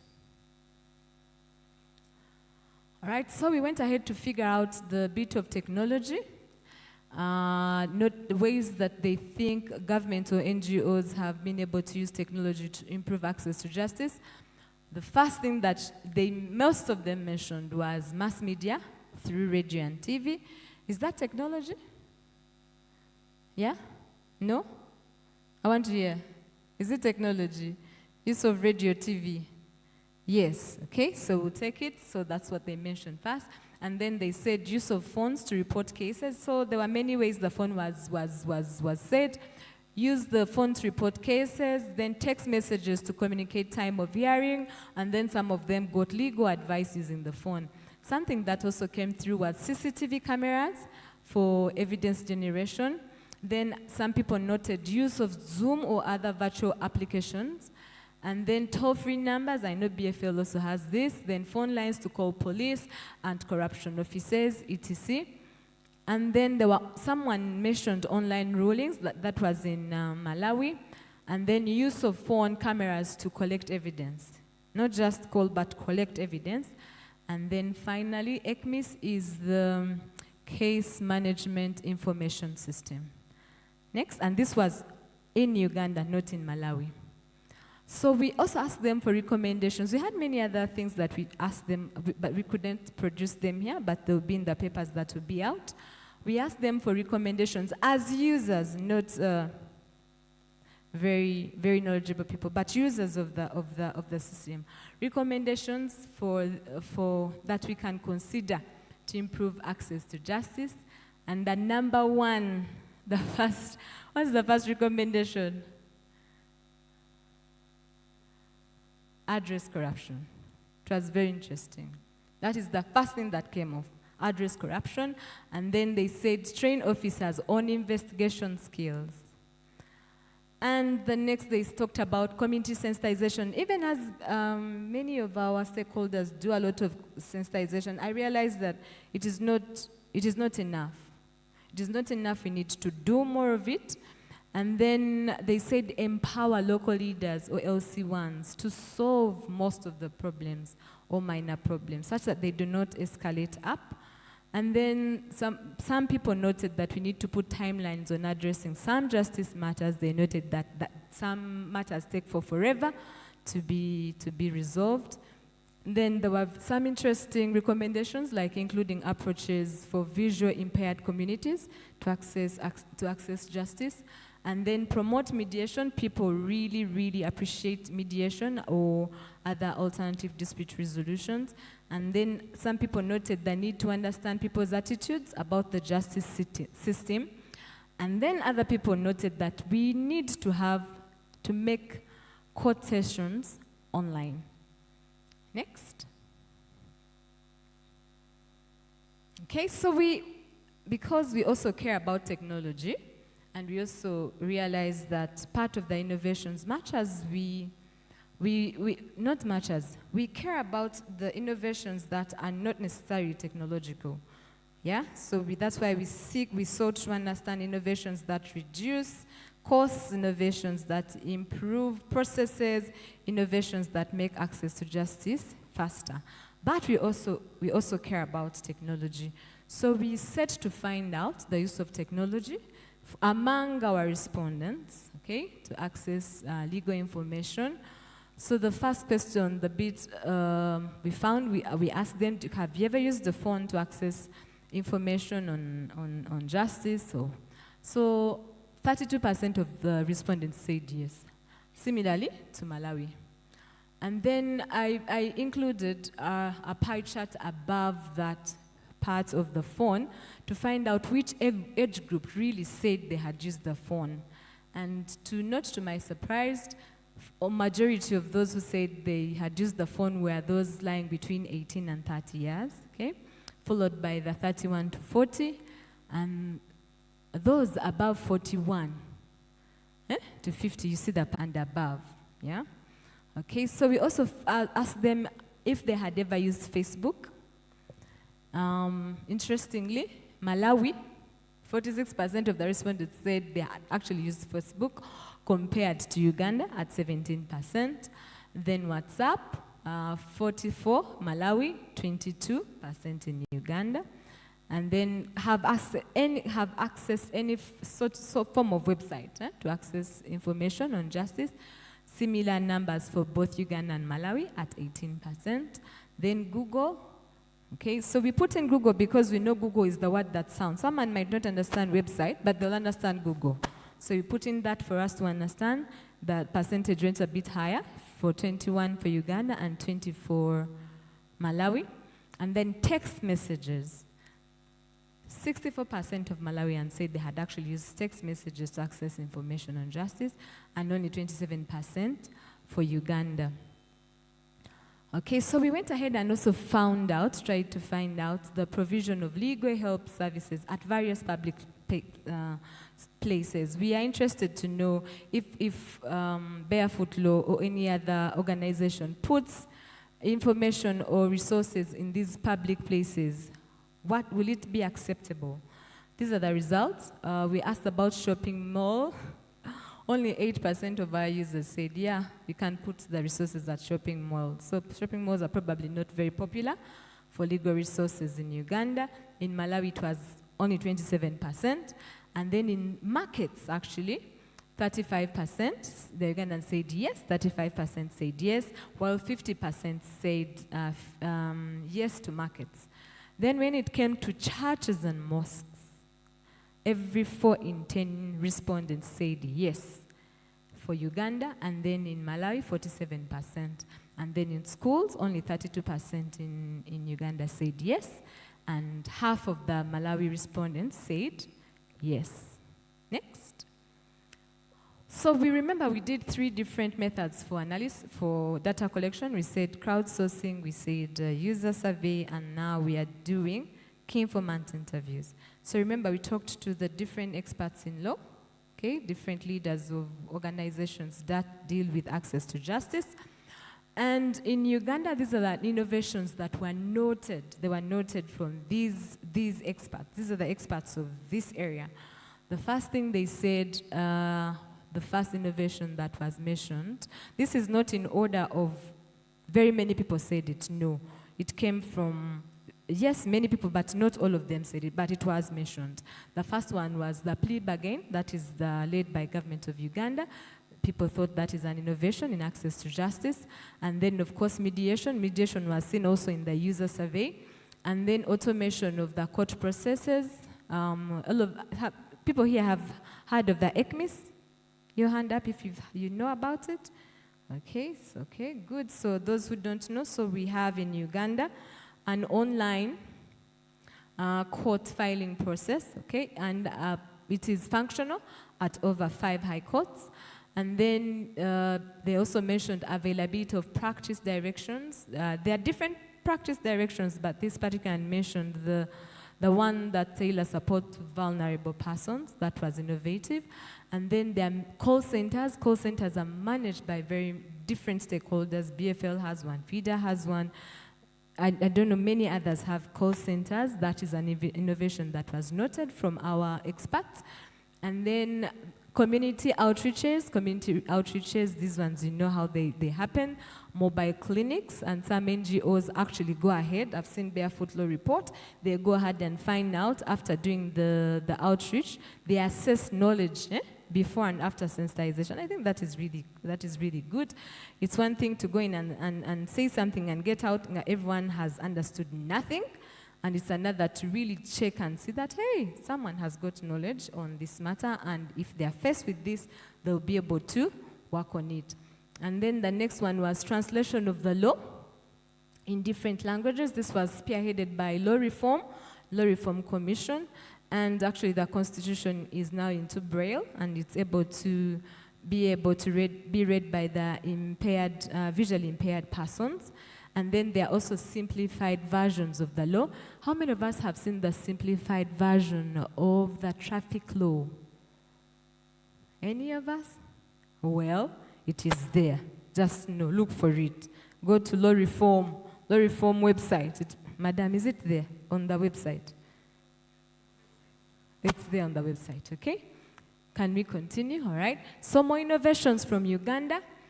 People noted that having road cameras is an innovation for access to justice.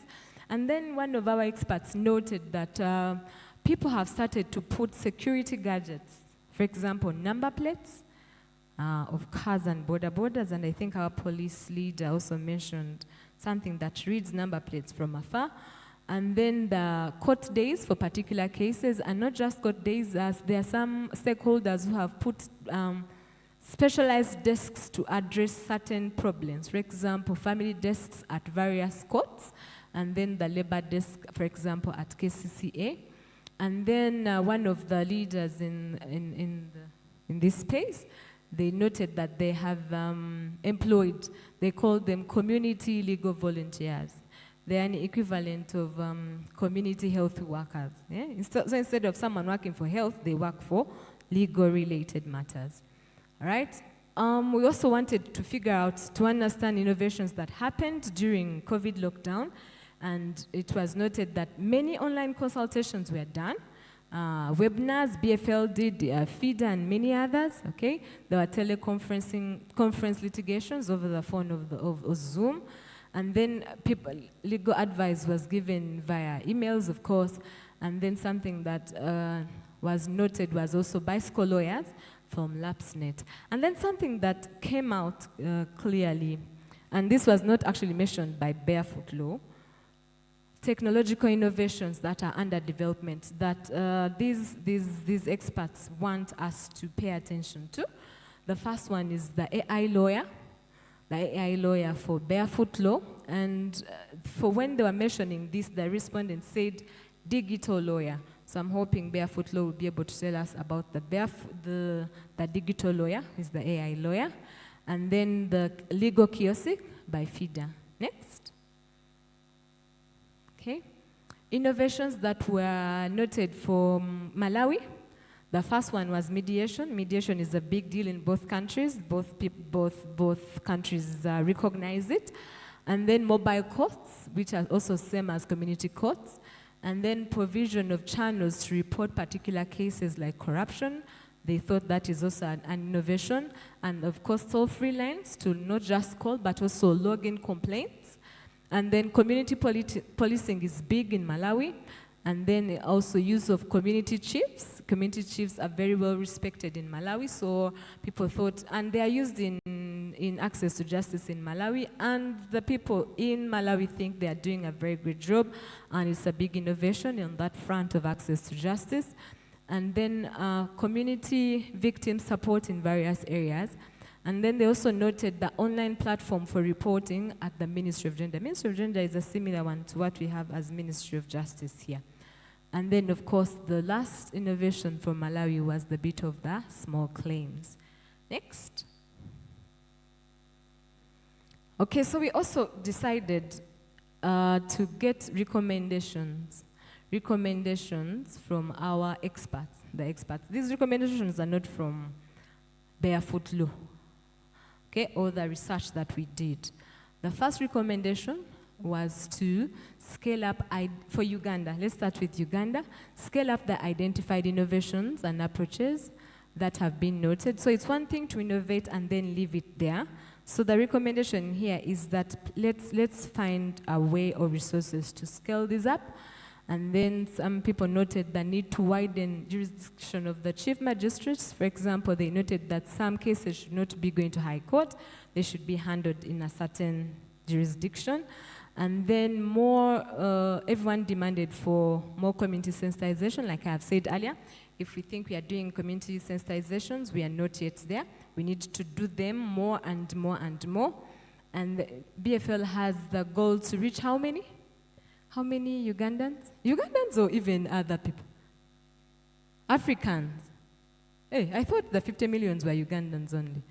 No, Africa. Okay, 50 million Africans. And then someone noticed that we have to have timelines to closing different types of cases, and then also the need to address corruption. For Malawi, they also noted the need to scale up identified approaches and methods that are innovative. Then they continued to commend the need to strengthen capacity of the local courts. And then in Malawi, they said there is need to translate the law into local languages and audio. I know here in Uganda, law reform has taken the lead in that, but I also want to copy. Can we also have the audios? Is it possible to have the audios? All right, and then more community sensitizations also for Malawi. And then Malawi also noted the need to open up more NGO space for them to be able to access more justice. Okay, next. Yes, discussions. But before we go to the questions, can you go to the next slide to give our thanks? BFL wants to give thanks to all these people who are on that slide. Some of them were either partners or collaborators or funders or respondents, or they actually came and did the research with us. So a big thank you, and I want BFL to clap for these guys who thank you so much for partnering with us, and also more to Charles Stewart Mott Foundations. Questions, comments are welcome. Thank you. Yes, sir. Can I have a second mic?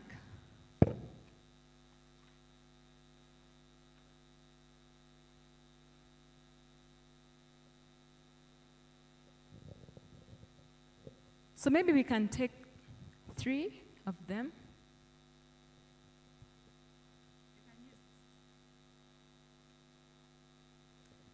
Sandy, please come and move this mic.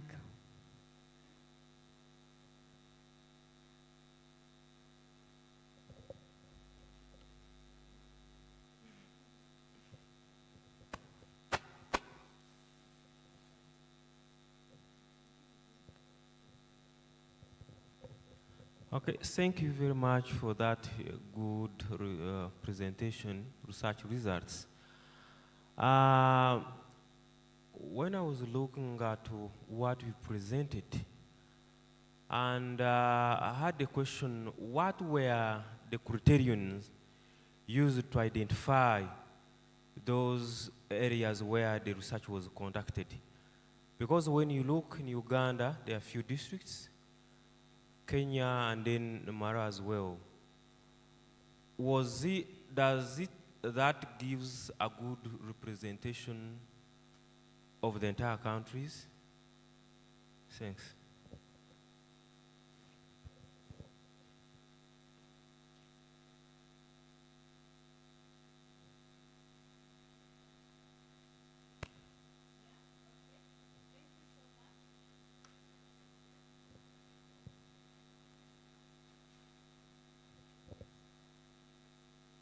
Okay, let me address this as you get in the second one. Thank you very much, sir. Good representation. We can't say it does statistically represent the country, no. As you realize, we are only able to talk to 370 something respondents in Uganda and 170 in Malawi. Okay, so the reasons as to why we picked the districts that we picked, number one, okay, I thought I'd get the slide, but that's okay. So some of those districts represent districts that have big challenges regarding access to justice. So different reports showed us different districts that have issues with access to justice. So that was one of the criteria. And of course, the other great limiting step was the finances. We have the limited resources. We couldn't go in more than those districts that we could go to. Yes. Yes, sir?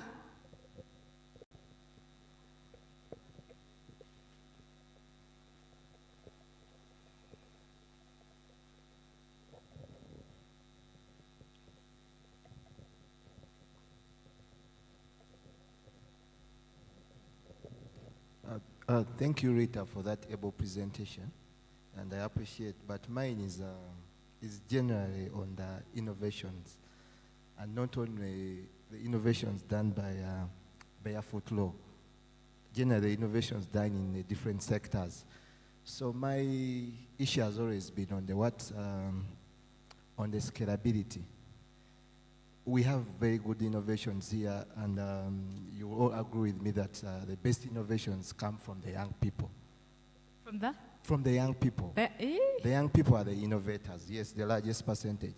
I don't want to agree with that, but it's okay. It is. Then you have to do a research on that again. Okay, all right. So the issue is on scalability. We always have very good innovations, but most of the times our innovations are stolen. Stolen?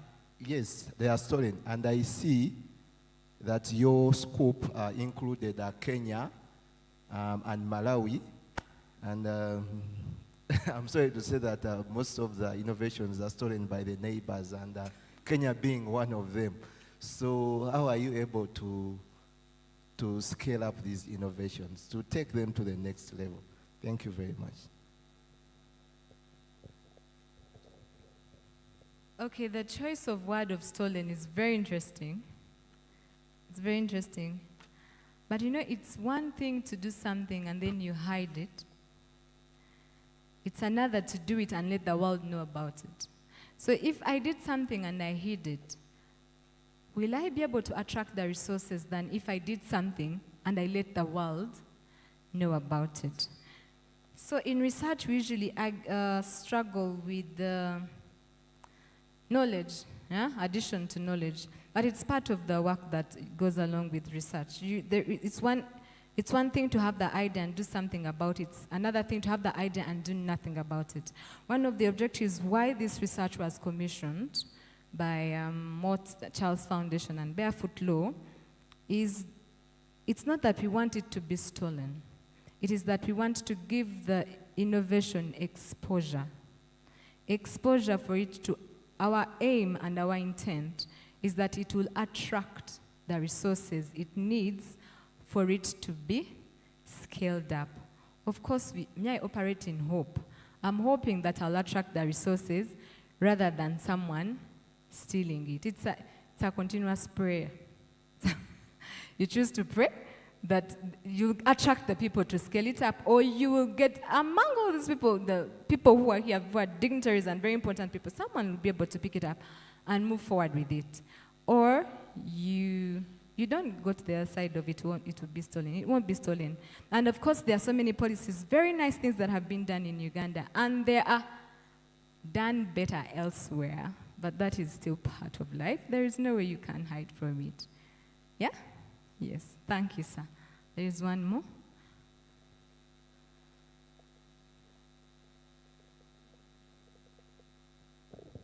Yeah, thank you, Rita, for the presentation.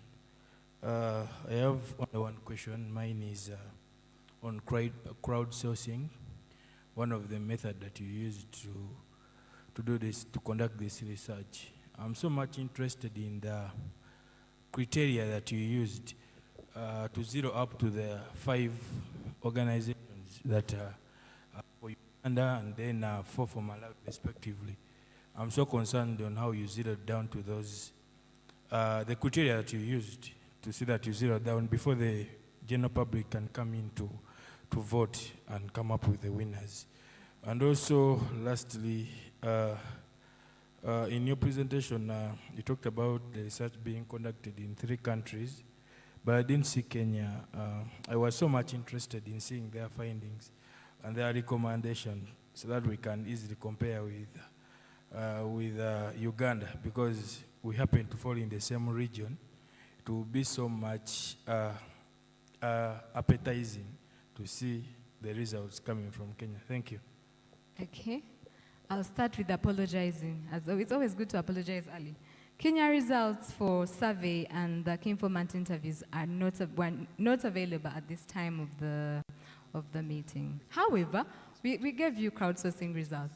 At least those are available for Kenya. We can start with that, okay? And then the criteria for crowdsourcing. So I showed you the 5 elements. There was innovativeness, effectiveness, scalability, sustainability. So each of those criteria had a score.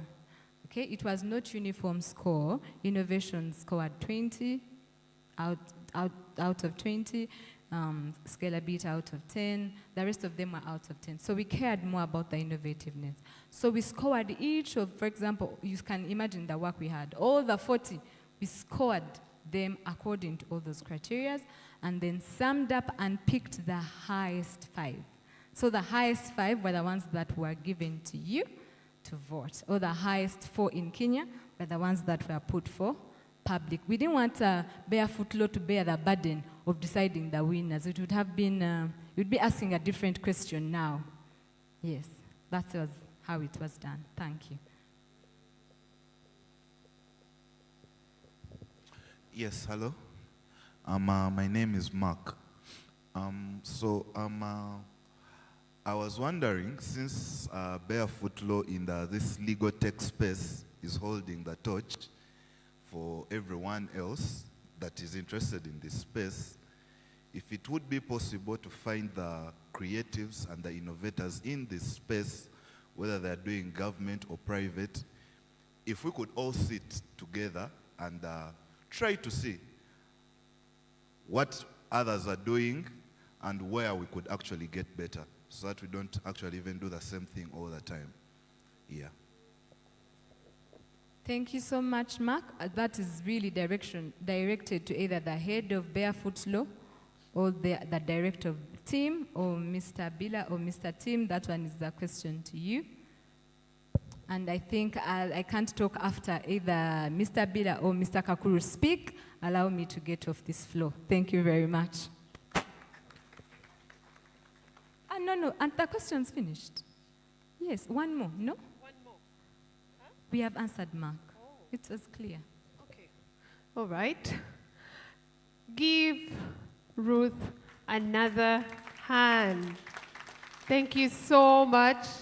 Thank you for, research is not easy. It's tedious, and no wonder lawyers still need the social researchers to do their legal research for them. Yes, it's a lot of work. We're starting to see the end of our day together. All good things come to an end. I know you'd love to remain here in this future and keep hidden away from the realities of the grim picture that the legal service sector is, but I think we have inspired ourselves enough to start to close our day together. And I don't think that there could be a better way to close than to hear some more testimonies about the work of Barefoot Law over the last 10 years. We heard from 2, shall I call them friends? They said that they are not beneficiaries, they are not customers, they are not, so they are our friends. They are friends who have benefited from the wonderful work of Barefoot Law. So I'm going to invite Isaac. I think he's somewhere nearby. And because we want to do this a lot faster, I recognize that you're all, enjoying the diminishing returns from the heavy meal that Barefoot Law served you over lunch. So we're going to try and keep this as short and crispy and interesting as possible. So let me just check in with them and come back to you. Yeah, just DJ, if you could give us, if you could give us just a small interlude as they take the floor.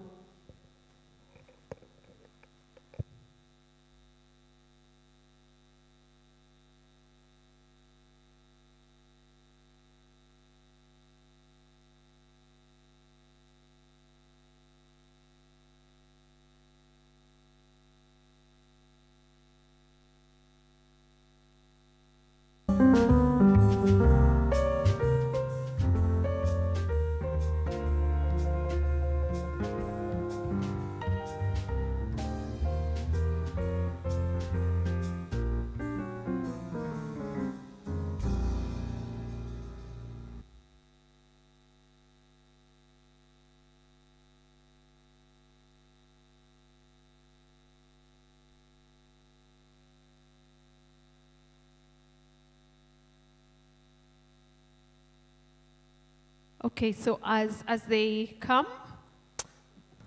I just want to check in with you guys. One word to describe the work of Barefoot Law over the last 10 years.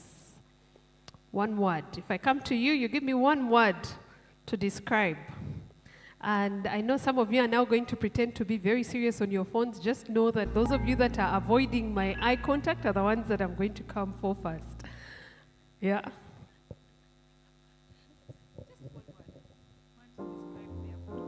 Okay, now that you all have my attention, one word to describe Barefoot Law's 10 years. I would say it's amazing. Okay, amazing. Amazing is such a lazy choice, but she gets to have it because she was the first to go. So nobody repeats what she has already said. Yes, sir? Fabulous. Fabulous. Yes? Innovative. Innovative. Like the words are right there, and you people are looking for them from. Yes, sir? Congratulate. Congratulatory, maybe, huh? We are looking for just one word, and he is congratulating Barefoot Law. Okay, now I have people who are volunteering themselves, which is really nice. Yes, sir? Just one word. Yes, one word. Impactful. Oh, yes, impactful. Incredible. Incredible. Mm-hmm. I need to see more volunteers. There's going to be prizes for those of you that are describing this, if that is any incentive. Thank you very much. Barefoot Law works with empathy. Yes, empathy. Empathetic. And honestly, I think that's what we heard from the stories, from Winnie's story, from Pastor Lonnie's story. Yeah. Uh-huh.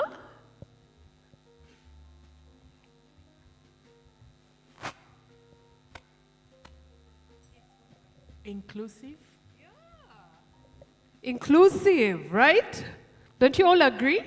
From the grandmother to the young man who reached out to them from Facebook, that's as inclusive as as Justice Solutions come. Inspiring. And I am sure that all of you here, Justice Innovators or whatever walk of life you come from, you've been inspired to think about a different way to serve, to deliver justice. Any other hands? Yes. Thank you, ladies. Barefoot Law is exceptional. Exceptional. I hope Barefoot Law you have like a board where you're going to put all these beautiful words that describe and celebrate your 10 years. Yes? Yeah, she has two. May God give you the gift of twins. Thank you.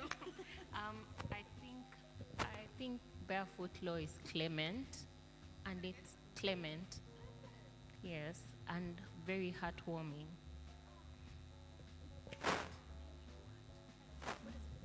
What does, am I the only one who does not know what clement means in this setting? I think I represent some people, so I'll have her explain clement to us. Clement means for someone to be inclined to be merciful. Merciful, kind.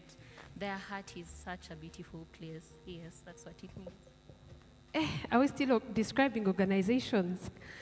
Don't you wish that you would start organizations that have these human qualities that some human beings do not have? Passionate. Yes. Absolutely, passionate. Any other hand? Oh, one more. I can take two more, and I think our panel is now ready. Could you please take your seats up? What was it? Outstanding. Oh. Magnificent. This one is going to be the Salongo. Outstanding and magnificent or magnificent. Okay. One. Did he take the last two? This table? No word from this table. Oh, you gave. Okay, you get to survive me. Okay, thank you so much, everybody. I hope that our rapporteur has captured those beautiful words that are really the hallmark of the work Barefoot Law has done, the impact they've had, and the reason we're here today. So, our next panel's moderator has a very powerful name that means God is generous. But he told it to me before I started all those other beautiful words you've given, so I suspect I will not remember it. I just need to refresh my memory.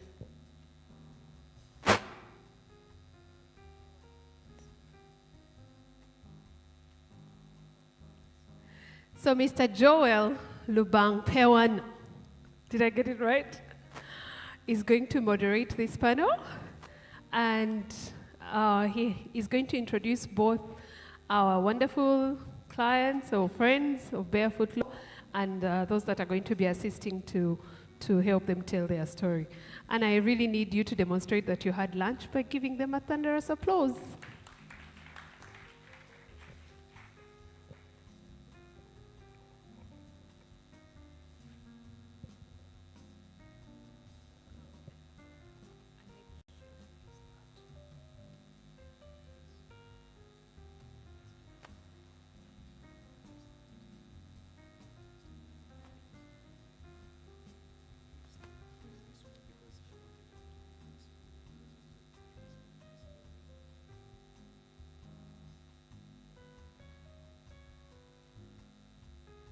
Good afternoon. My name is Joel Rubampewany. I'm a lawyer working with Barefoot Law. As Barefoot Law, we are committed in enhancing access to justice and the law. And our big, hairy, audacious goal is to reach 50 million people across Africa by the year 2030. As of now, we stand at 1 million. We've served 1,518 people, and behind these numbers, these are very unique stories. And with us today, we have a number of the people that we've served, and allow me to invite them to introduce themselves.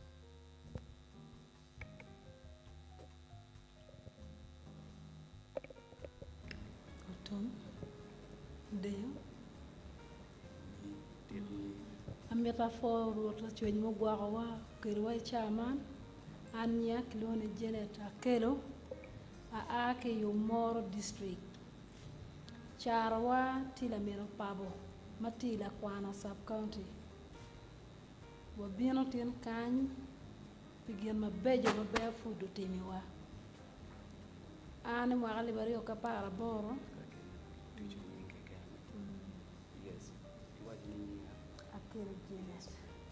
She mentioned that first and foremost, she wants to thank God. She's called Akelo Janet. She's from Omoro district.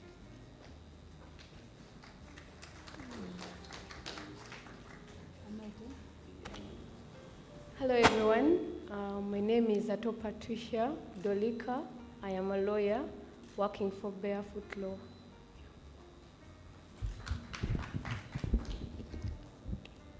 Opo Akelo Anya Moi Sarang, Aya Kole district, Bala sub county, Esambia.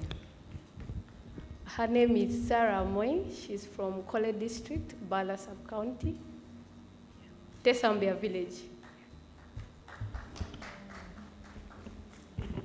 Anya Kauseli, Aya Kole district, Bala sub county.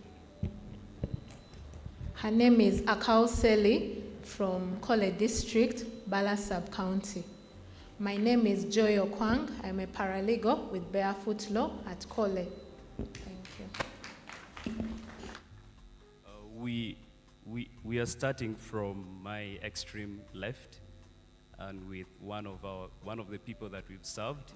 So, Joy, could you kindly tell her to share her story with the team and the members present?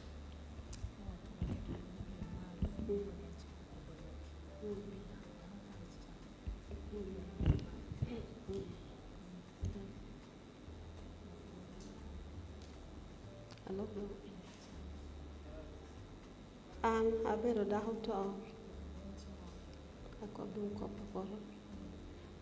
An ako be abera kausel abero daho to abina wela porna bora daha boni imo hatutumia ria para ria ati pur porni abon ko poro aria para ngwen ada habone dok ti jingo porne ko bo jolo nan pangeo jolo no yela tek a cooperative word na habota wi tong pen jolo ndong ta me ti chato potani ko ati pero ngata ko nya kere tam nang pe jolo ndi o ke komgi gendo ko to ngala samani suko nyimel ni ana wek porni ko che gin ka beda manu porni do ngomeo ge ko ana ti woti bukani ako ni an pa wek ko potani pian potani ana wila da ana chakiwu jolon uchoro kopi uno na ha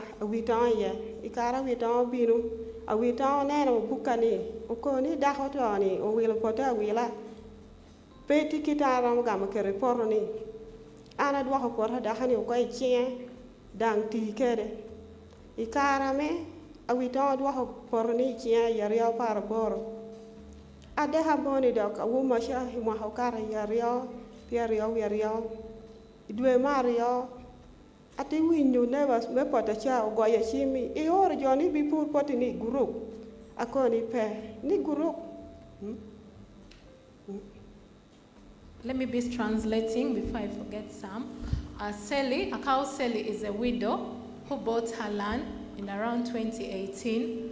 After buying the land, the person she bought the land from came and started using the land. So later on, when she tried, he denied her access. After a point in time, she went to the clan head and reported the matter. The clan head did not help. Then later on, and yet this land in question, she had used a loan to purchase this land. After a while, she refers the matter to the sub-county at Bala sub-county. Ikarame awor welsi anika luonga de haboni buru potako kuno chatako elsi da hokwer ko akoni ka yini kwer ko office pogik bori ana wor reporting police bala awor police bala ucho balo miatero cheu ki hakono ade haboni bin awin ko pedage atuni police bala bosi o shida hodara kani ade habono luoi kwene e Kole district in Yim DPC ni wori dai chane andu pa winyu copy anda hakoni anana ya dora de haboni do ha de haboni da a dota ani kompota an pa word Kole. After some time, she refers the matter to the LC1. Without failure to receive justice, she again goes to Bala Police Outpost. When she goes and reports the matter, the person in question again had already referred the matter to Kole Police Station. Then, when she went to Bala Police Station, to hear the matter, she found they had already referred the matter to Kole. Yet she's the owner of the land, but the person she bought the land is again reporting her to the police. Atikwara ni pawot jinti ko bana wori yonga wor tuko bani ade haboni dia ko wano bet pin kere yonga obedo pin ade haboni tiko ni poru chari he chate wela no no ende dia gamo poto ko edwo guchene nako. Later on, she refused. Now at Kole Police Outpost, they were calling her. Remember, she's the owner of the land. Later on, the person she bought the land from was saying that he had sold to her the land at a very minimum price. So he wanted her to negotiate maybe so that she can increase on the money. DPC ko be wan ko be wiere yonga wiere ade habon diko ni ko do ha weke chabira rio ene ngo eti dwogi an transport garama me ene ruenyo yonge mo woro ti dwogo ti kelo do ngo garama me million rio ilaha bongwen ana te ko ban pa ye aman ati dog wi ati nwan no ko cha wi nwan no ko ati dog dada ti ber ko kunen ti biru ke balo me mora no ko ni apil da ber ber tonta o jo ha ko ipo cha da do gamo potero ko ana ko ni apil da ngo me penduan ati ko bani por ni I anda dwa ko bo wen po na ro kara ki an pa ye kara do ana dog da ber ko ke kana cha ke yo la ko ila re ke madam esa kere penina joni di wo dang dong bale mo ha karo tu no dong balo ni ero ter ko he opis du joni ti no bal ni opis sa jango joni do cha ko ye nyan aka sele ni ti kweni lono ni ta metu mayo por ka sele ma te te utuku ba to mai na mashima to ga ya chim ana ti bino bo joni ti ko ni unuo lo ni ta metu mayo por ni eto wan o metu ko ye keri tam potini yini wilo po ye ni lo ni gam potiti te joni pe ni chware ti ko bi chware pe. Okay, later on, when the Barefoot Law team came to Bala Town Council, they found her documents regarding the land in question. When the Barefoot Law found the team, they were able to reach out to her and they sought for her. Later on, they called her and they advised her on how to retain back her land. Iloni tara de no konyi be bot Barefoot Law. Enang ikan po weha. Utera ka ke nyim kot kunan pora kwero. Later on, he took her to court. Icha me an pora kwero. Upilda me Barefoot Law ni miatam. Mwa mira timo kube gini kere nyonya mona ni yora be. Ikara dunga kono kor war hanyim. Endok tinda do ngi kube na tirwa mamalo. Ticha ko do bera luo. Later on, when he took me to court and realized that I had a team of Barefoot lawyers, he became afraid and later on withdrew from the case. Then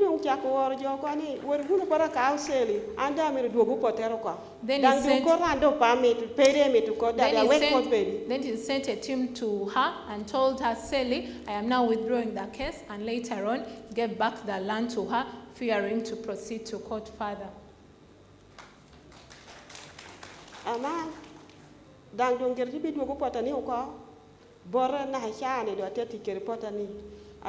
By using that advice, the legal information from the Barefoot team, I was able to regain back my land, so I now have my land back, the land in question. Wow. Thank you. This is a very interesting story. With the support from Barefoot Law, she managed to secure her land. And before we proceed, allow me to highlight that this is just one of the stories. I earlier stated that we've supported close to 1,518,000 people, and that is in Uganda, and then now we are expanding in other countries as well. That is Kenya and Malawi very soon. Yes. So allow me to invite the second person. A lot has been heard today. We've been talking about tech. So we are going to hear more how technology has been utilized, especially by the team at Barefoot Law to enhance access to justice and the law. Yes. Dolly?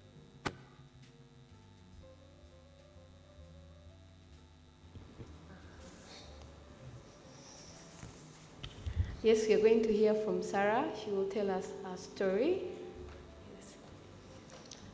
Opoyuno, kita nena ko kere nyamo Sarah. An atikere restaurant na mora no na ama yele kere me moyo po. Idwe mario me mohani I eticha moro biogoye chim teko bani iromo tedo jo moro ni me we homi contract ana teko bayi aromo tedo. Ate penya ko bani jo adi teko bani jo piera beach. Aka ateko beach teko bani an pa lo kedi kopi komwel yini le yu lo kede ng'ata ma miyi tich. Akate kuba kere dana ma miya tich.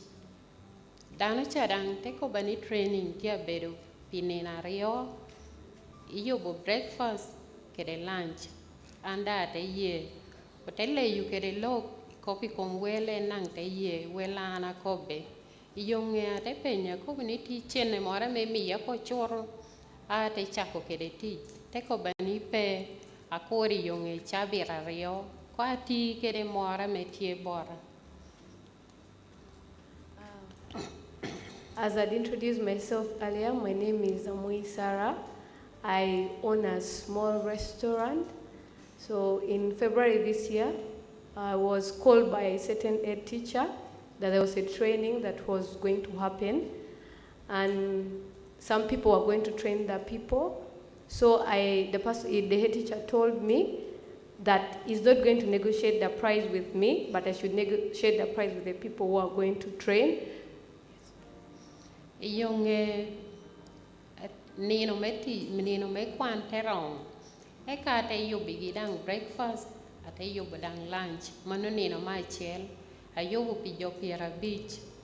Eka the second day, ate yiku dang pijo pira beach. Agin te mi ya form, amengurni imahu gini contract keda, anda ye welgi ginao ye well. Teko bagini ni a cho invoice, a chwaligi. Ate cho you invoice, maybe dano pira beach, pinina rio. Cha a chwalo invoice, Johnny teko bani a ngol wi invoice ni daha chwale no kene, pi dano pira ngwen wiye, a dek. A teko bani cha hereni ngo kunana teru jamina pijo pira beach. So the training was supposed to be for 2 days, and I was supposed to supply food for 50 people, which I did. Prepared the food for 50 people for 2 days. And after, when the training was done, they told me to prepare an invoice. So I prepared an invoice and sent to them. But again, they told me I have to draft or send another invoice to them. For 43 people, I have to reduce the number to 43 people. And then she asked the people why, yet we had agreed at 50. Why should I reduce my invoice, why should I reduce the number to 43? Yung mo ko gini kito, ana te kwero ko, pa te chwalo invoice me jo pirang wen wi adek. Gin te ko buni ka pa chwalo invoice me jo pirang wen wi adek, gin pe ti chola. Ana te ko bikan dung poda koro. Ate bedo pichabira rio ame gino nu ko bu chola gini kedeni. Joni pete chola, adoha te koro pichabira chiel, joni do po chola, ate wot, ate bedo dung tamu ngo amiera tim, ate ya ate wot police, ate wot reporting police. Police te ko bania wara gambalo borelsi, kede bod e teacher kana me kwano bedi yere. Ate wot bod e teachers, ate penyo, te pero te miya balo, te miya katam, te ko bani kong we kong do hakubere kede joni, ka oromu chwa luchene, tien konyere pe metero gianyi, mano bere organization na did, manuala na wano kwenye. So I refused to prepare the invoice for 43 people, and they told me since I've refused, they will not pay me the money. So I waited for 2 weeks. They had agreed to pay me after 2 weeks, so I waited for that 2 weeks. They didn't pay me. I waited for another 1 week, and they didn't pay me. So what I did, I went to the police and reported my problem, but the police referred me back to the head teacher of the school. The head teacher who had called me. So I went back to the head teacher, and the head teacher told me that I'm going to call these people, and then we see. So he called the people. Yung me teacher goyi Johnny chim, Johnny puro mo hotamgi ni a chwali invoice, me jo pirangwen wi ade, kape gin pe chola. E teacher te ko bani yindung ke cho invoice, me jo pirangwen wi ade ki ko chwal, we hnen ko kita Johnny dong pa chuli kede, pien jo amonu bedi kwan ducho, gino cholo gino ko dong ka an ki kene na gin po chola, kun gino chamo deka kon. So the head teacher called them, but they still insisted that I make an invoice for the 43 people. If not, they're not going to pay me. So the head teacher told me to go ahead and make the invoice for 43 people. Because they had already paid other service providers, it was remaining only me. Yet they had already eaten my food. Yung ate duogo chen pasho, ate bero tamu amira tim. Ngato te miya tam, te kubini ke wari office jo Bear Food Law. Ate wari office kunu, ate nungo dano ti office kunu, te kuba kere jo ameti maru kun be internet. Chao gino kuba, a joni te neno bala jono mia, me agreement. Te goyi jo chachim, chao goyi jo chachim. Te bere dong aluor, e kao te le yugini kere lo, chao leo kere lo, anda te duogu chen pashu. Cha duogu chen pashu, ada do te cholo gini chen nena inino no ikukome. Umia jo Bear Food Law. So after that, I went back home and I was really disturbed. But then as I was still thinking, someone came out to me and told me, there are these people called Barefoot Law. If you go there, they're going to help you with your problem. So she went to Barefoot Law office in Kole district and found someone there at office. So she explained her problem. After explaining the problem, the person at the office connected her to the lawyers in Kampala that was virtually using a TV, connected her, and then the lawyers on this side looked through our contract. After looking into the contract, they reached out to the people that she was demanding, and then they were able to pay her money. When she went home that day, she received the money before the end of the day, as they had promised. Thank you very much.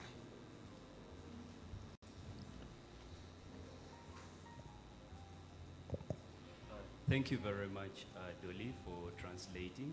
And once again, congratulations upon your enrollment today. Yes. Her story is unique because it highlights the different platforms that Barefoot Law uses. We utilize Teams to connect with her, and then when we were following up with the organization that she contracted, we used the SMS platform.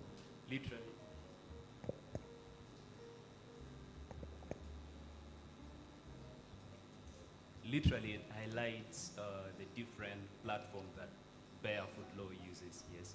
So Sarah,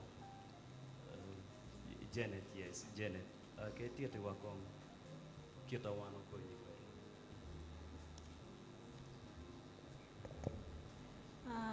Barefoot Law konya tutwal. Imaka alibario kapabi ya boro. Waberu kitele kienwa. Wan kumera ma ana lugu kare miade. Waberu ki pera wan ki won ota. Log mi chene no wamera wilu ngamo. Chida chero boro mera wa konya ki chene. Wek wa win ngom enani. Bea da konya wa ki chene enani. Wa wilu ngom. Imaka libario kapawi ya bungwen. Won ota no accident. Mi mutaka goy nero. Karama endo to umera chako keluwie ni endo imiero ngoma ye. Pede imiero chene. Ana boy wana winye pelo ka chene do. Ano wa chene ni adwa ko dage degi chi waipe anda imiero ngom. Chidong uberu ka winyo radio. Miero ma chene. Chi winyo kin ma Barefoot Law konyo kidano. Chi chwaro message di office pa joni. Karama chwaro message di office pa joni. Joni go tuki go na chim. Barefoot Law go na chim kun kubu wa wan kuma yarani. Min yang tian lo ka ngom we ko tele tikien wa. Ya yo ngaye joni go chero Barefoot Law go chero wa gang bodwa.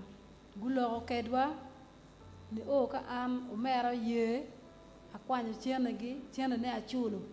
kombeti wati agonya, wala tien matika guako mamege, atika chulune gangkwan ka achiel kere. Wakwako kowa ki yom chwiny. Kon wawaya ni satan mo ne monorite kien wa mamiero balo kien wani. Bealo food do ti riemo. Amira pot twal bealo kien mago konyo wakere. Atika waga dida. Daga mir ne guak lawyers weng me bear food program. Inying luba won word ki chwiny malay.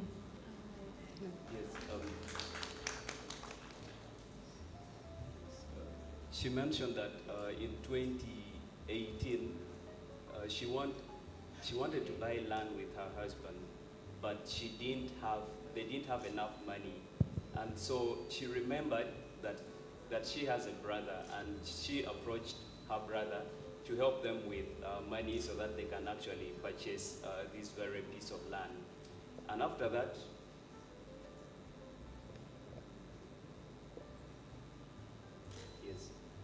And after that, the brother helped them with the money. That was 1,100,000. And immediately after that, in 2019, her husband got an accident, and unfortunately, he passed on. And thereafter, one of the times, the brother was actually listening to a radio program where Barefoot Law was sensitizing the people and teaching the people how to utilize the different digital tools and how to reach out to Barefoot Law in case they have any legal challenge. And thereafter, her brother actually sent a message to Barefoot Law. I remember reading that message. I handled the case with Kennedy Kasozi.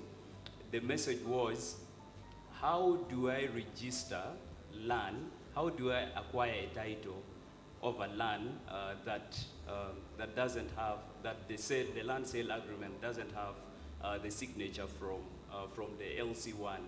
So that prompted us to actually reach out to this gentleman to get further information about the situation or about this particular case.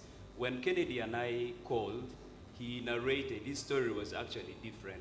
He actually narrated the same thing, like what she had actually stated before. And after that, immediately, we decided to request for her phone contact. And when we requested for her phone contact, we connected them on phone. That was phone conferencing, and we managed to mediate the matter on phone. And the two agreed that, okay, let my sister pay back the money without interest, and let the land belong to her. That's her story. Yes, thanks. I think this brings us to the end of our panel discussion. Thank you for listening.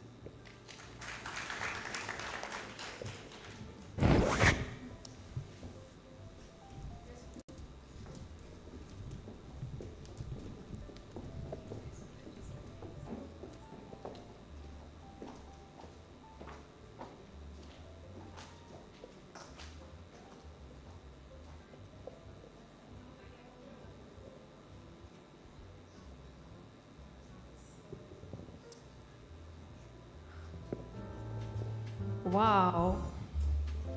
I think that many times we underestimate the impact of legal solutions to ordinary lives, and we really can't thank the team from COLEPS enough for sharing your stories, for coming all the way, and for really honoring the support that Barefoot Law has offered you. So thank you so much, and thank you all for listening. We have come to the end of our conference. Remember that our conference was celebrating 10 years of accelerating justice through legal innovation. But there was that question at the end, what next? Do you remember that there was that, what next? So I want you, as we close, as we reflect on everything we've had today, everything we've shared today, all the inspiration and all the reflection on the work of innovating justice, I want you to share with your neighbor what next for you personally. Because it's very easy for all of us to be in these gatherings and sort of think that this is Barefoot Law's work, this is, Justice Center's work, this is JLOS's work, this is Uganda Police's work. But what about you? You who spent your day here listening to these amazing stories. I want you to commit to your neighbor your what next. What are you going to do at the personal level to continue this work of accelerating justice through innovation? This is the pledge that we want to make, so that the work that we've celebrated today, if we call you 10 years from now, you'll also have a personal story. You'll not be the same. This work will not leave you the same. Do we have a deal? What shall we do for my sister here who is on a table alone? She's going to commit to herself. Huh? Like how you write in a journal and make a personal commitment. But the rest of you, please, I want you to make the commitments to your neighbors. And with that challenge thrown out to you, please allow me once again to welcome the people who have been behind the work the last 10 years, but also the preparation of this conference. And I want to invite Gerald back, Mr. Gerald Abila, and he's going to come with, they say that behind every successful anything, there's always like a power force, so in the form of a woman. So he will also acknowledge and introduce to you the people that have made today the success that it is. Come on, don't disappoint me. We are towards the end.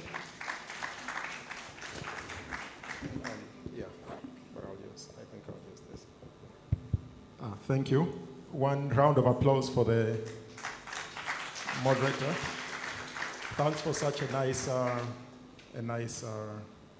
moderation and nice sessions that we've had. But before I call the team that has been behind this, I would like to call Dolly. Where's Dolly? And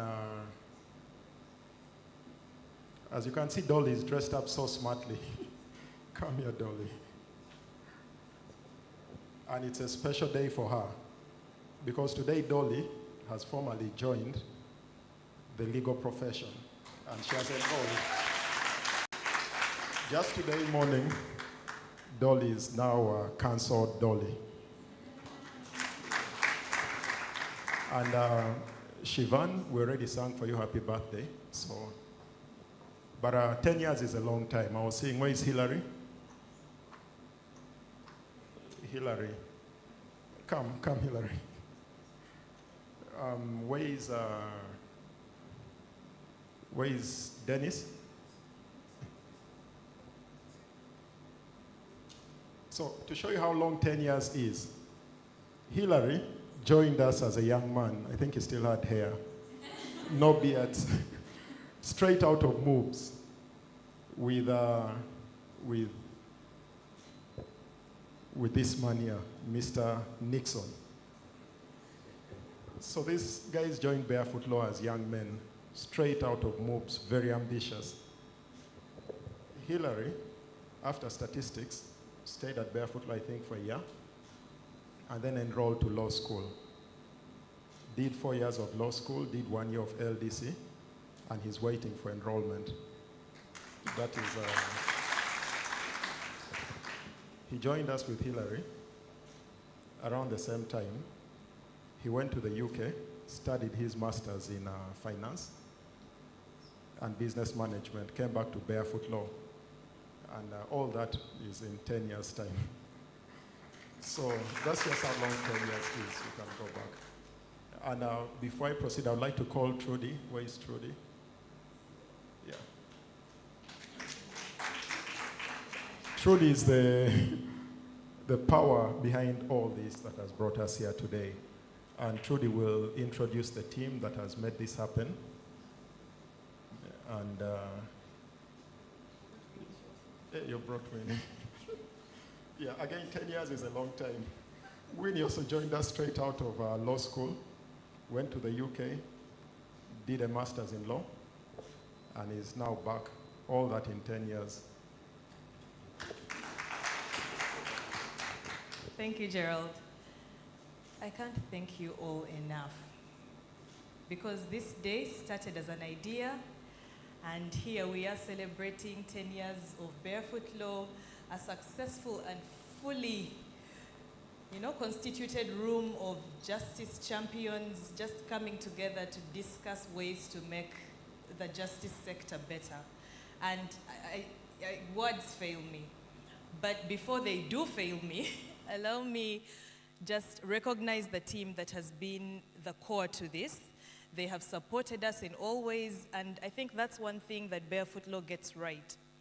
You'll never have an event and just have people sit on the sidelines. Even just with the outreaches that we have in communities, you will see the lawyers who on other occasions would be seated and waiting to be called up to educate the people they've come to teach, just seated on the side. But for Barefoot Law, they will stand up, they will sweep up the place, put the chairs in line, hoist the banners, do everything to make sure that the outreach goes on successfully. And I think you've seen them all over today. In their different capacities, they have been seated on your tables, sprinkled around, doing different things.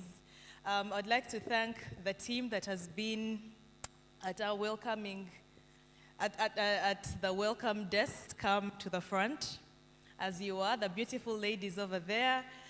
We have Esther, Christine, Sharon. Where is Rachel?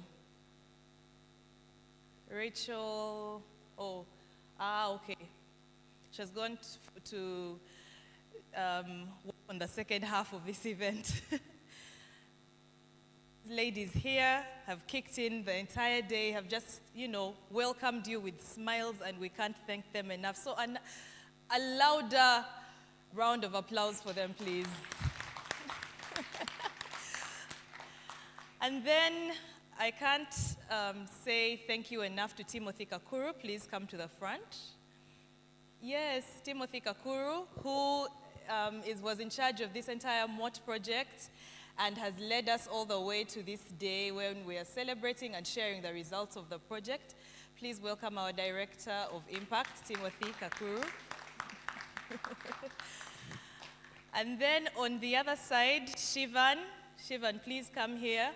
Even with being part of them and making them feel at home, you guys have done an amazing job, so please come.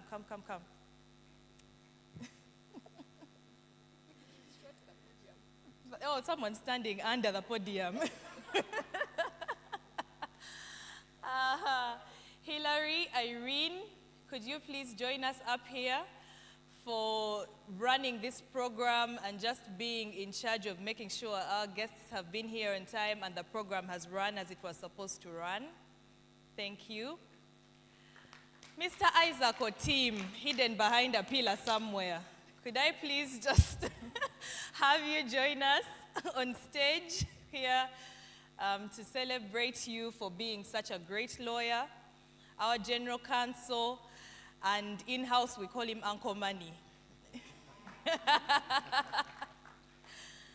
And then the comms department is not complete without Sheena and Tony. So Sheena, first come here. Sheena is our communications associate. I know you've seen her running up and down, making sure that we have the event run smoothly and we had as much media as possible. Thank you, Sheena. Round of applause to Sheena. That all people can stand behind. And the ones that are my height can stand here. Christine. Joy. Joy is the one that makes the law box in Kole a reality. She runs it. So all these ladies here really celebrate her. Yes? Joy, please come forward. I can't say Joy without welcoming Reddington. Where is Reddington? Reddington. We currently launched a new law box in Paicho, And Reddington has been a very good part of running it. It's even without windows, the box is working over time. So because of this guy over here. And then the finance department, they usually hide under tables. I'm sure we're going to have to find them somewhere, but can we please welcome the finance department here? We need to see you. The reason we had lunch today. There they are, there they are, there. You see, very smart. There's another one hidden somewhere, but okay.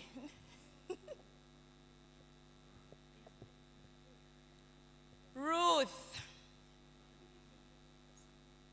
Ruth, you are a very important part of this puzzle. Without you, we'd not know why we are here today. So please come join us. Jesse and Daniel, are you here? Is Daniel back? Jesse, please come over. These are the IT guys. When we start talking the tech, these are the guys. Alan Zaramba couldn't be here today, but he's a very big part of the tech department. There's someone who has snuck in thinking I'd not see him. Michael Quizera, please come here. Director of Development, you know, the one making sure that our work continues being, running and being fueled, And then Barbara Asegu, where are you? Asegu Barbara, please, come here.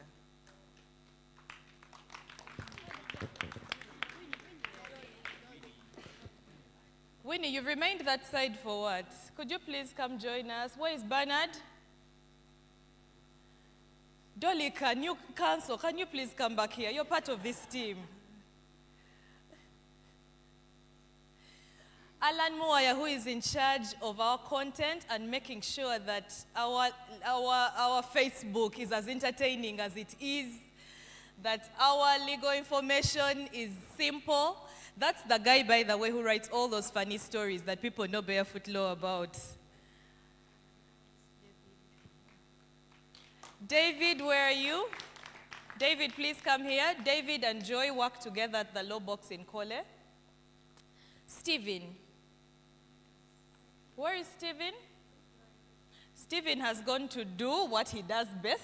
Stephen is the one always driving us around and making sure we reach our different destinations safe. Tony, could you just wave to us? He's the one making sure all this is happening. He's a crucial part of the team as well. So this is us. This is us, the team that makes it all possible, the team that's so passionate about what they do and what we do, to the point that they'll sit here, they'll spend sleepless nights with us. It doesn't matter if it's comms in charge of the event, they will all chip in. And so it's a very important milestone for us. I could not choose a better team to celebrate 10 years with. So kudos to all of us. Please smile for the cameras. Thank you very much. And just because we deserve it, just one more thunderous clap for us. Thank you very much. Yes. And the team is going to give us a dance to celebrate the 10 years. And their instruction is to make sure that they make everyone else in the room join the dance. That's how we are finishing our day's celebration. I hope I haven't cut your speech short. Just one more. Online is Wanjiru. She joins us all the way from Kenya, and she's still online somewhere celebrating with us. She must stand up and dance. She must turn on her video and we see her dancing. Please. So this is us, and guys, you've had the instruction. We have to go back. We are making one round big party. Until everybody in this room is dancing to this song, we are all not leaving. Okay. So let's celebrate one last time. Guys. Come on. I'm bringing for you the ones here. Come on, guys. Up, up, up, up, up, up. Hey, you guys, we are dancing. This is a celebration. Up, up. When they come to your table, you must join them.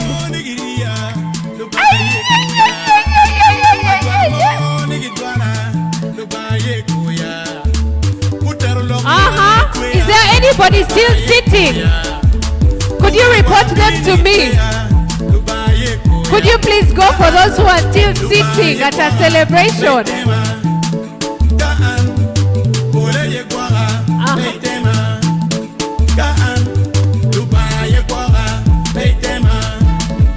Yes, Gerald has started a train that everyone is supposed to join.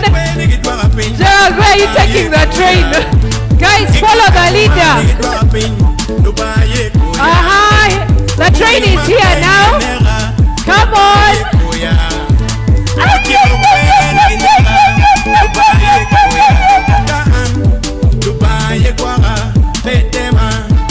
Everyone in the train. Your leg. Your leg. Your leg. That train should not leave the people on that side of the room. Gerald, make sure you get them. That room is waiting. Your leg. Your leg. Your leg. Your leg.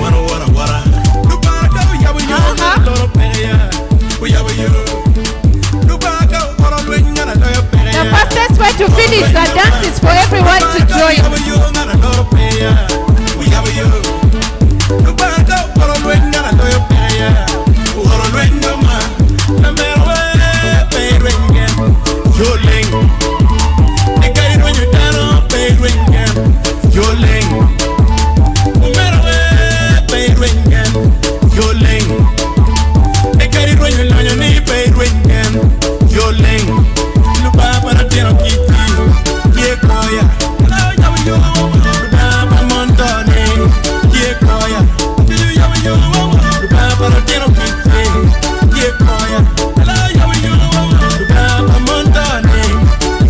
Your leg means the path is clear.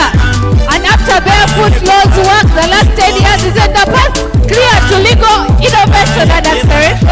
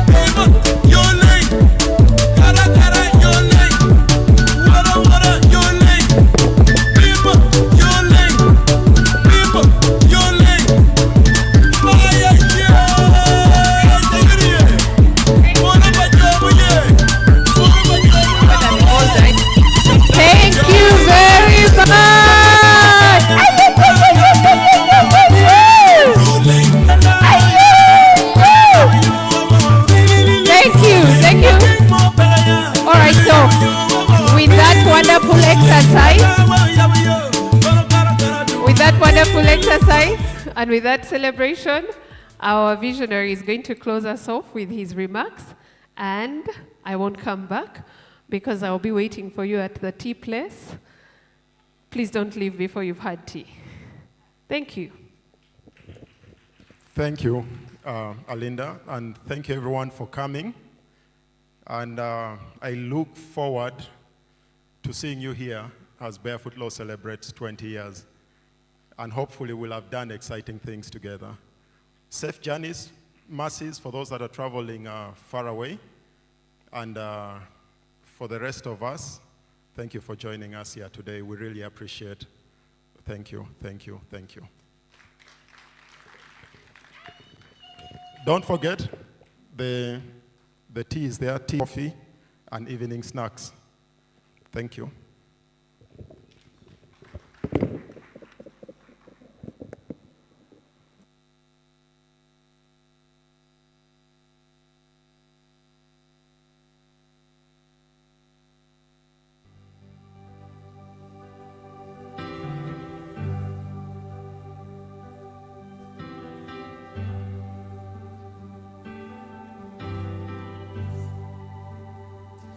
I love you, Lord, for your mercies never failed me.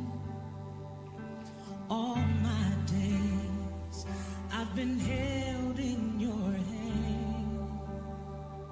From the moment that I wake up until I lay my head, oh, I will sing of the goodness of God. 'Cause all my life you have been faithful, and all my life you have been so, so good. With every breath that I am able, oh, I will sing of the goodness of God. I love your voice. You have led me through the fire, and in darkest nights, you are close